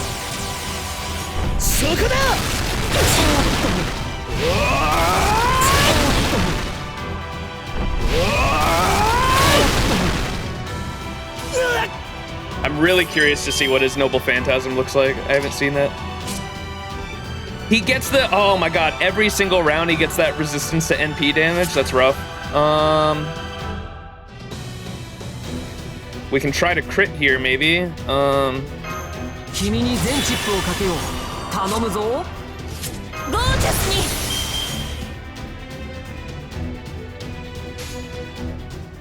Do a little bam また選 bam. 択は正しいわ。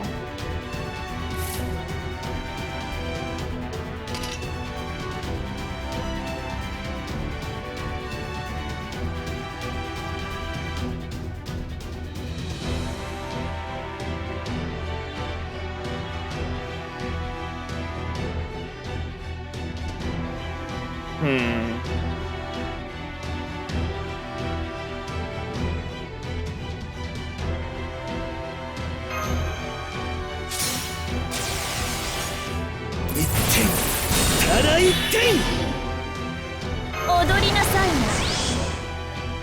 But does he not punish you after 3? Okay. Oh, it's unremovable though, too. For 3 turns, debuff success rate.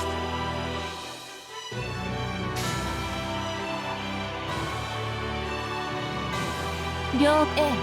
God, this OST is so fucking good. シメフ燃え狂いなさい。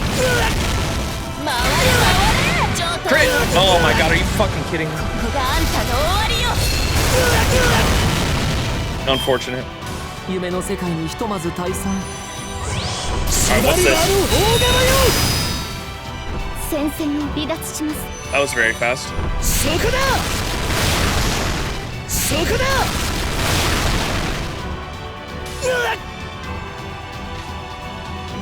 Alright, what does he have? 1 more turn of the ult? Or the NP resistance? 2 turns, fuck. Got me rough.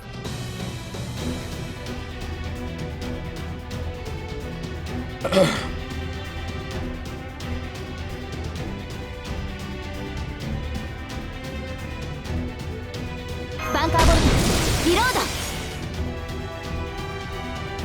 オルテナンス、全機能解放。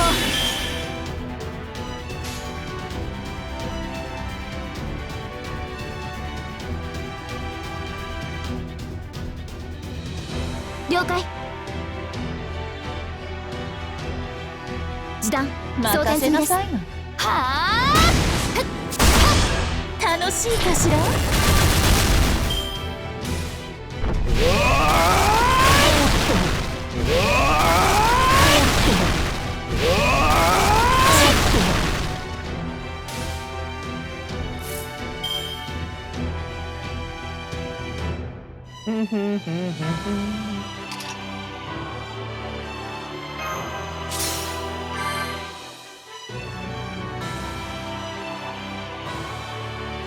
リラックスリラックス。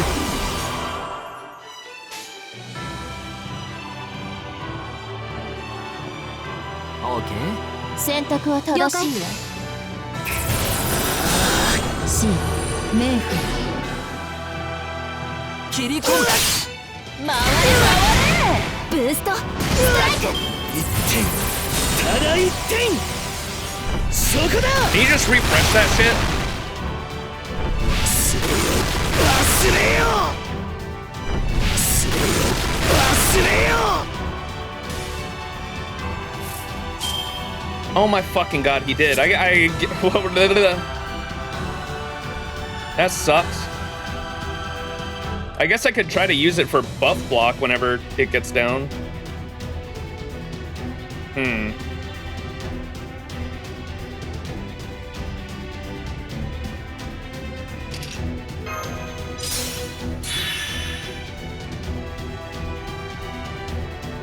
Gorgeously!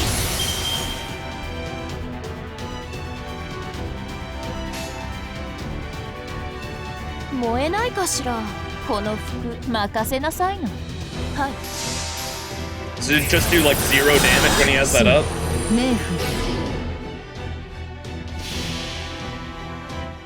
これは憎悪によって磨かれた我が魂の方向。ラグロンドメント・デュヘイン。それが切り札か Oh, it does some damage. 上等よ。飛び跳ねなさいな。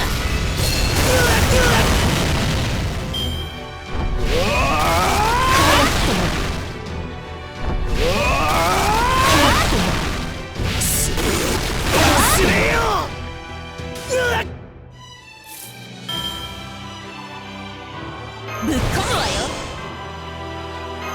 最高のカードを君に。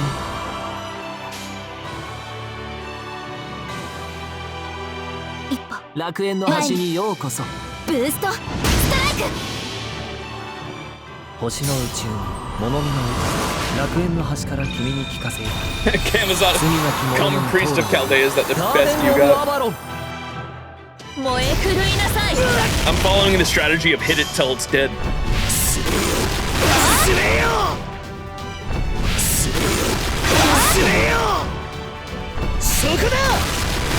Okay, this is good. We have a Jolter NP, so we should be able to buff block whatever he has in his final phase, right? If it kills. In theory, it should kill, right?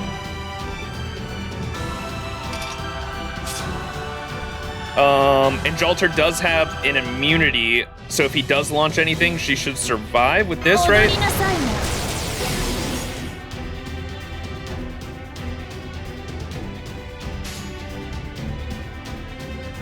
Let's go, 燃え bam, ないかしらこの服。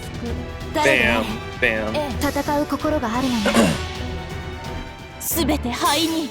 すべて Remember to 塵 check に the live concert for LB7 OST. Did they play this live? Oh my god. I gotta see the live performance of this OST. Holy shit. 全く I didn't know they did a LB7 東 concert. 映保管。これは多くの道。多くの夢を過ぎた陰謀の城。証明せよ。ロードキャメロット。吹っ飛べ。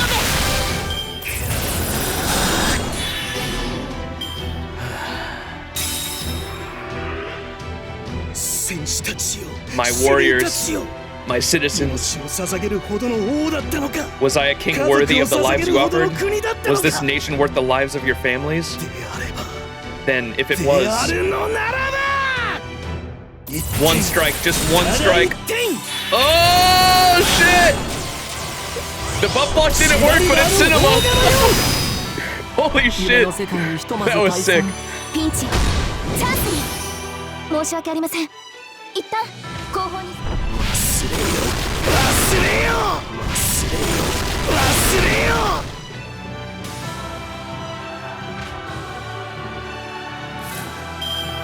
That was sick.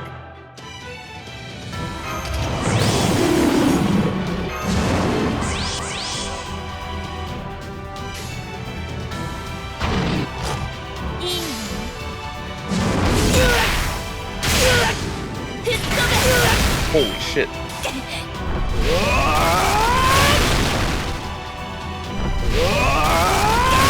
Alright, Herc might have to finish it out.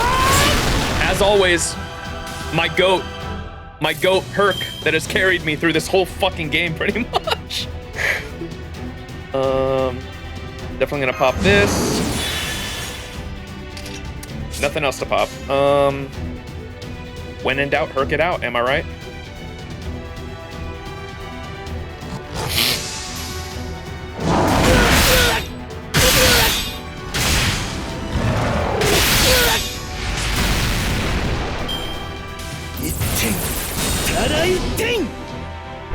Oh, it did block one battle bot, but not the rest. Gotcha.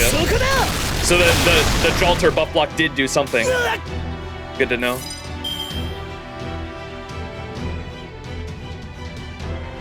All right, Jolter might die next turn. And we've got nothing to really cure anything, so I think we're gonna have to go all out with Jolter here. This might be her last turn.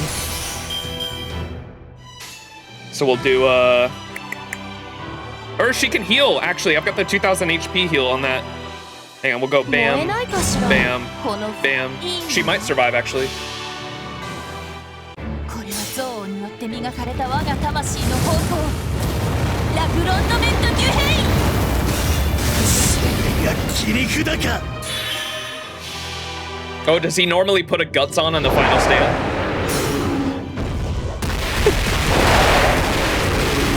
それが切り札か楽しいかしら。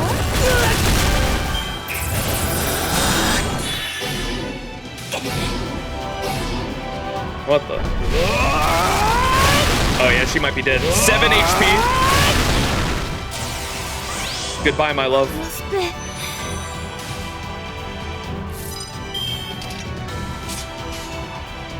All right. When in doubt, perk it out.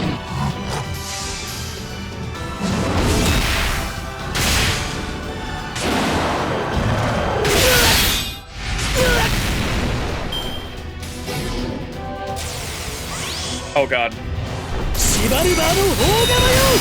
The poison is gonna be taking so many guts, bro. Oh no. Oh no.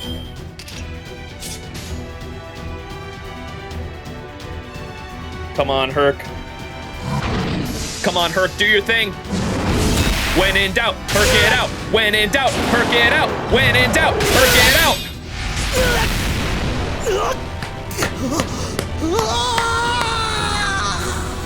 Herc once again carries me. Broken ass unit.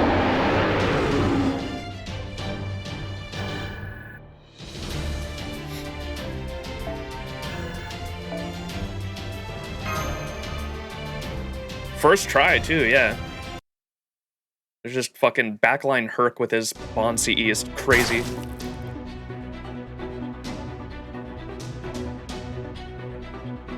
Whoa, god, that looks so sick.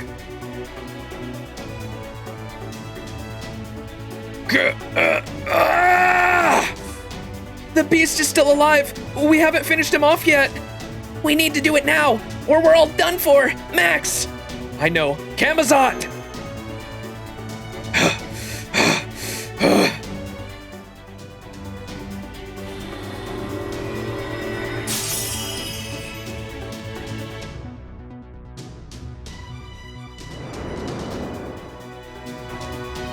Nitocris, did she pass out? Crap, crap, crap, she's going to tumble right into the canyon. Watch John, hurry!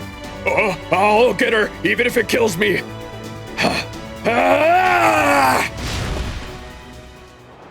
He's gonna save her.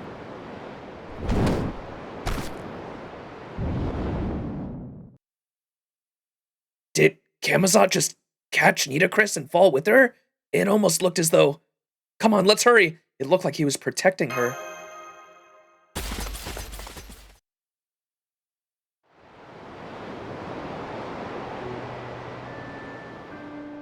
It seems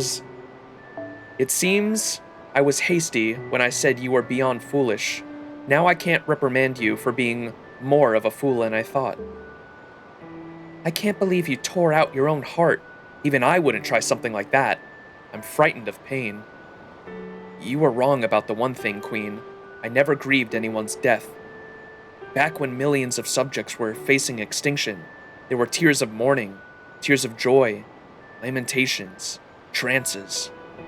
Parents and children alike threw themselves into the kiln, wailing that they didn't want to let me die. Warriors threw themselves into the kiln, with a smile, asking me to save them. As a limbless mass at the bottom of the kiln, I saw such things again and again without end, but my mind remained calm. Oh, another death. That was the extent of my reaction. To me, their deaths were part of their lives. Even when they offered up their lives right in front of me, it may as well have been an ordinary scene from our everyday lives, as far as I was concerned. It was always like that for me, be it a parent, a spouse, or a friend. No matter who died, I never felt grief. Ironically, stories of fictional people never failed to make me weep. But in the world itself, I never felt that I had sinned, no matter who or how many died. I'm utterly numb to death, mine and others. That's why I became king. But even then, I would wonder to myself about how I could cry like everyone else, like a normal human. How strange. Even I don't know why I'm so concerned about a single woman's well-being. But I must admit, it's good to be able to remember. I see the past before me, the memories I lost as I came back to life over and over, all in such beautiful detail. Now I see. It may not be for eternity, but I see now that this is what they mean. when they talk about living past your time.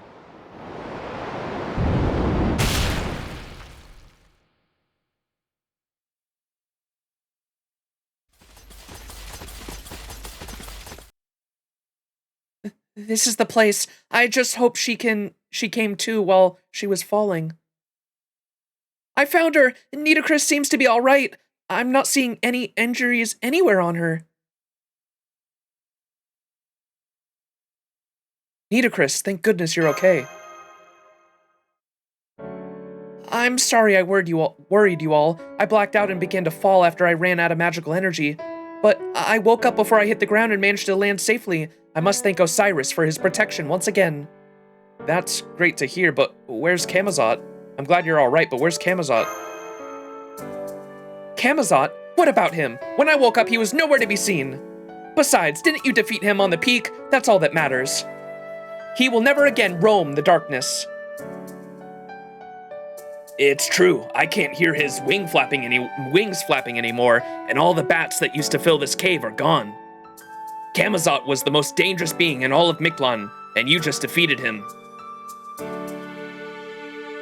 Never mind that. Congratulations on your brilliant victory, Mash and Max.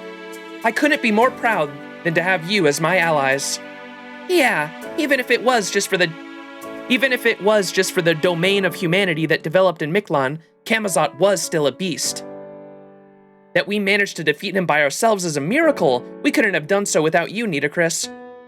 You have become an alter like King Protea and the other Guardians, but I guess your alterization was temporary. Of course, I could never endure inviting Anubis into my body unless I was in the underworld. Is something wrong, my ally?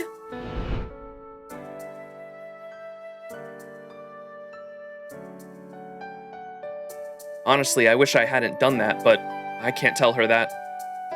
Honestly, I wish she hadn't done that, but I can't tell her that. I'd be dishonoring her resolve if I told her I wish she hadn't done that. No, everything's fine. Thank you, Nitocris.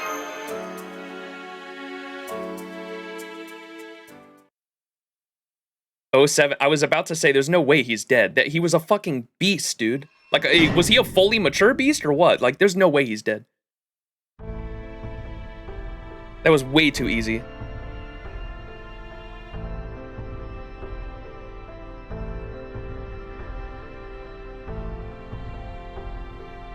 This motherfucker. Congrats, you have beaten a beast that did nothing wrong.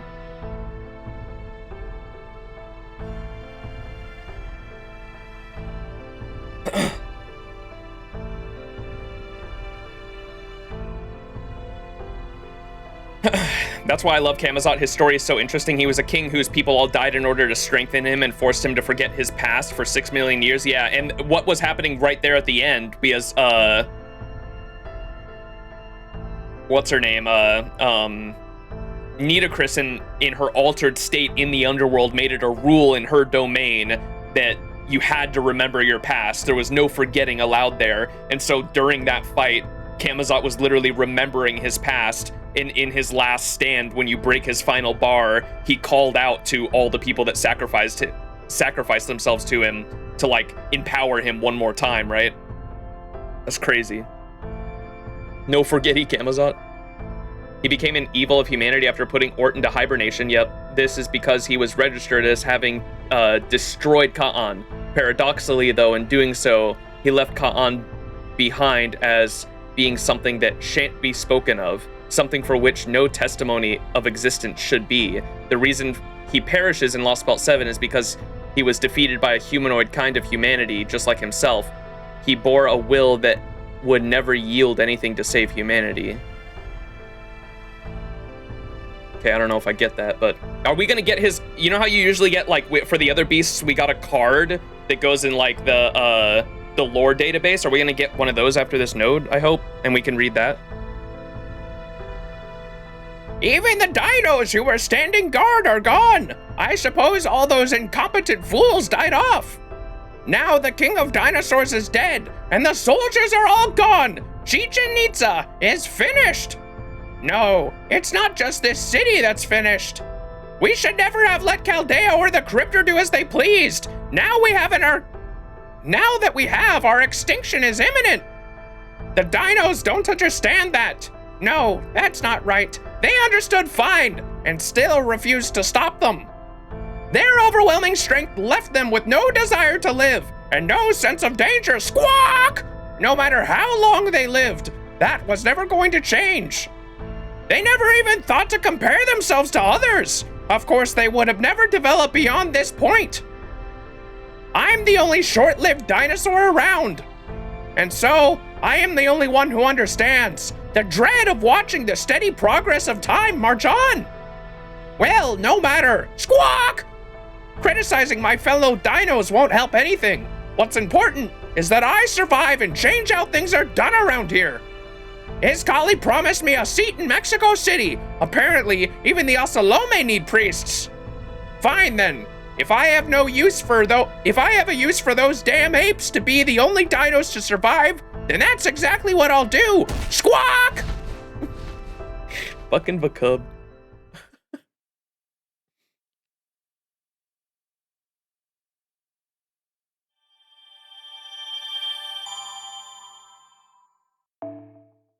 Are we gonna get a card? Please?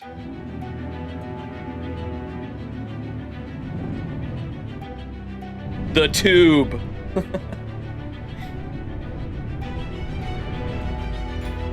Oh shit, look at that. We're at the end. Kalamakul. Kalakmul. Alright, and we're gonna end stream here since we're over 6 hours. City of Water. Aztlan Kalamakul. Oh shit, look at the enemy class. Foreigner. Is this when Ort wakes up? Let's go further in. We're ending stream here for now, but next stream we'll do section 18, 19, and 20 will be the plan. Yeah, thanks for hanging, everybody. And I appreciate people not spoiling too. Remember that the only thing I knew about Lostbelt 7, that beast fight took me by surprise. I was not expecting that. The only thing I knew about Lostbelt 7 going in was just the Ort fight, because when Lostbelt 7 released on JP, the fucking thumbnails for that were all over my YouTube page. All over my YouTube page, but that was the only fight I saw, was the fucking Ort boss fight in the thumbnails. I was definitely not expecting Camazot. That was fucking badass. I want more though of Camazot. Like he did have a really interesting story.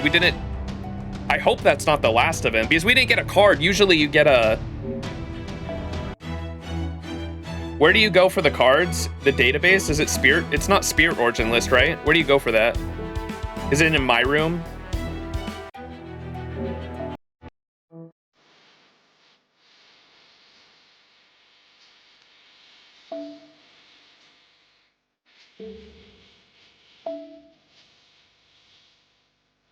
Where do you go for that? The one in my room?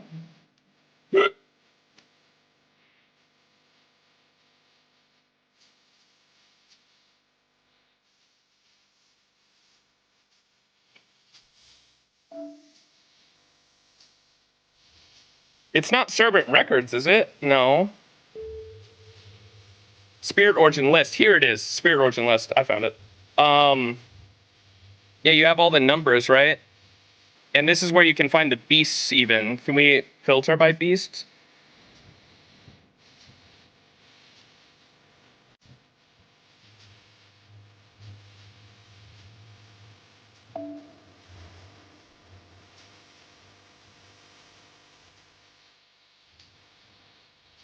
Data lost! No!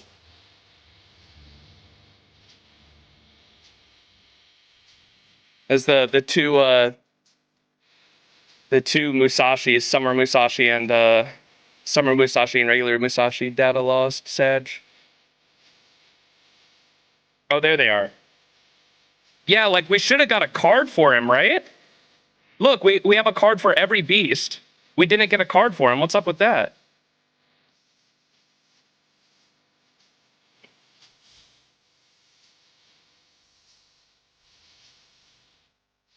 Sag.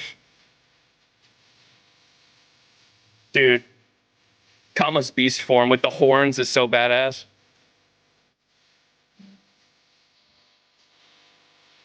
He was a Lostbelt beast, not a proper human history beast. We should still have a card of him, no? I don't know.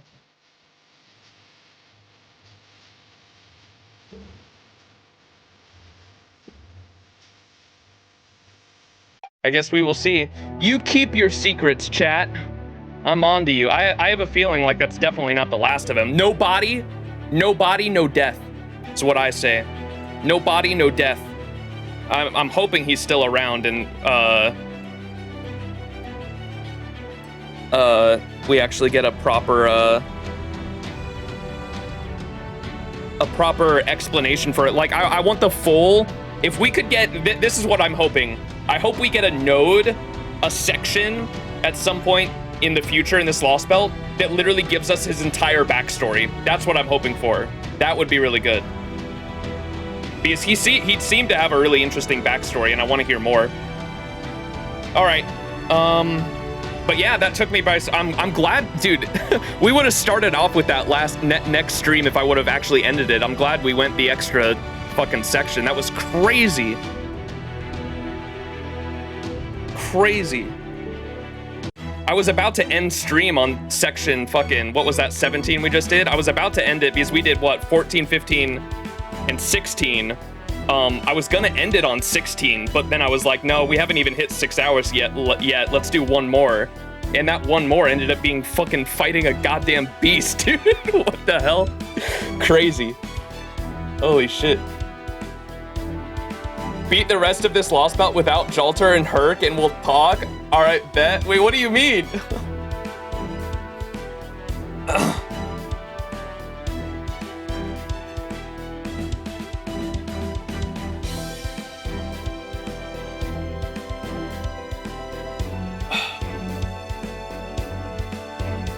He definitely isn't in that list? What? That's sad.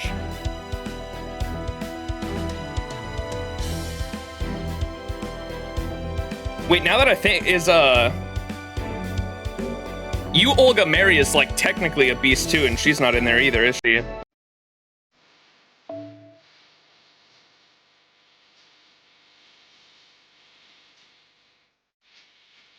I keep clicking the wrong fucking thing. Is you Olga Mary, like, if Kamazot was in here, you would think you Olga Mary would be as well, right? And she's not either.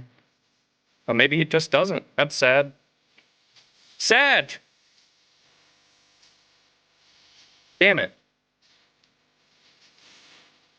Yeah, because I know they have a bunch of lore here that's interesting. So I was hoping we'd get a card after that like this, just so I could read the lore, because some of this lore is really interesting.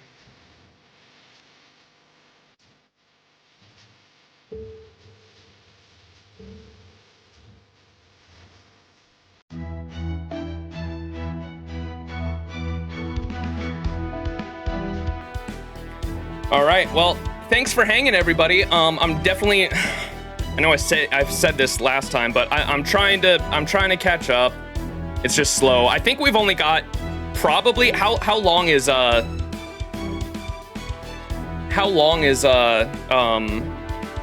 many sections is Lostbelt 7 total? It's 20 something. I know that.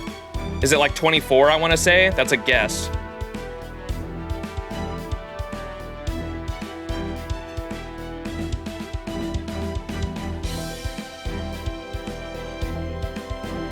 Section 21 and 22 are very long. Okay, I'll be prepared for that then. How many sections is it total though? 24? 24, okay. So I'll plan for section 21 and 22 being very long. Thank you for that heads up. And next stream will probably end at 21 then. So we'll do, we did Lostbelt 6, we did like a 10-hour stream for the final one. Maybe we'll do that again, but we'll start at like 21. Can I do 21, 22, 23, and 24 in a single stream, you think? Less than 12 hours anyway? 21 and 22 are really, really, really long? Okay. I'm assuming that's the raids then that I've heard about. Because I was asking about the raids earlier because I didn't know if it was a community thing, because back when part 2 released in January, I was asking chat. I was like, I've heard about these Ort raids that are gonna happen, and I didn't know if it was a community thing or what, because like raids in FGO terms usually means it's a community-based thing, and I didn't want to miss out on it because I missed out on the Solomon ones, right? Because I wasn't playing back then. And if it was something similar to Solomon, I wanted to hurry up quick and catch up to it so I could participate in the community raids. But then I was informed by chat that it's your own solo thing. So I'm assuming that if the 21 and 22 are super long, that's what it is. But don't you don't have to tell me. Okay, so I guess I just prepare for 21 and 22 being some crazy fucking boss fights with Ort, I suppose. And then next stream we'll do 18, 19, and 20, and probably leave it there. And then the final, well, I guess it depends on how long it takes us, because I can cut it early if we need to, but I'll plan on doing the stream after that. I'll plan on doing just 21 and 22 in one stream, and if I feel like I can keep going and wrap up the Lostbelt after that, I will, but we'll play it by ear and see.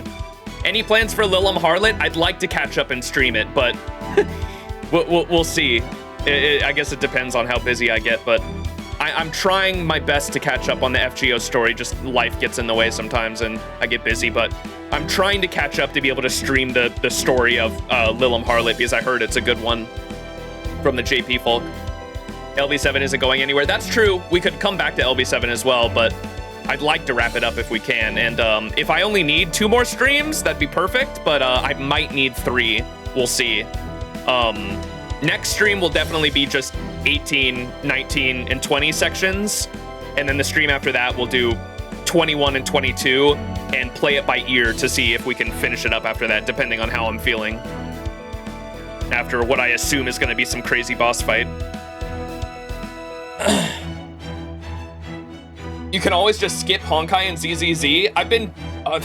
that was my thought process, but I keep falling behind, and I'm trying to catch up for the FGO. ZZZ is definitely on the back burner now. I was trying to catch up because there was some exclusive shit I was trying to get. And then HSR, I've just been on the constant trying to catch up on the story, because this summer is when the Fate collab happens, and I'd like to actually be caught up when that launches. I want to play the Fate collab on release. Just grind HSR and ZZZ. ZZZ is definitely on the back burner now. Now I'm caught up on that story, and I won't be playing it until like right before the next patch, probably. Must prioritize FGO, yeah.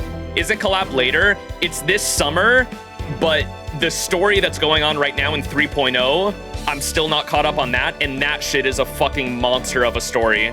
They've got fucking like it was the longest story that's come out so far, I think, in terms of a single patch. FGO's temporarily Hoyle is eternal, yeah. FGO is definitely on my priority right now. I promise. We'll do another FGO stream later this week, and then hopefully by like, when does Lilim Harlot comes out at the end of the month, right? It's already the end of the month. Next week is the end of the month, but before the end of this current week, this weekend, like 21st through the 23rd, there should be another FGO stream around there where we do the 18, 19, and 20 sections, and then sometime next week we'll plan the other one. That's the plan right now. Lilim's probably 3/26, you think? Next week, next Wednesday? Okay. Or 28th? Sometime next week it starts, okay. We'll try, we'll see. All right. Thanks for watching, though, everybody. Appreciate you all hanging. If you're a VOD watcher, leave a thumbs up on the video. Let me know what y'all thought of that boss fight and the fucking Camazot, dude. That shocked me. I was not... The boss design shocked me. I was not expecting the boss design to be that hard. And the music as well. Oh my god, my jaw dropped when I heard the remix of the LB7 battle theme. God, that shit was so fucking hype. That was really cool. But yeah. Thanks for hanging, everybody. Love y'all. Again, YouTubers, YouTube VOD watchers, leave a thumbs up, comment down below. Helps out the algorithm and all that. And yeah, I will see you guys in the next VOD. But until then, take care, everyone. Peace out. Have a great rest of your week. Oh, bye-bye. If I can end stream. Bye-bye.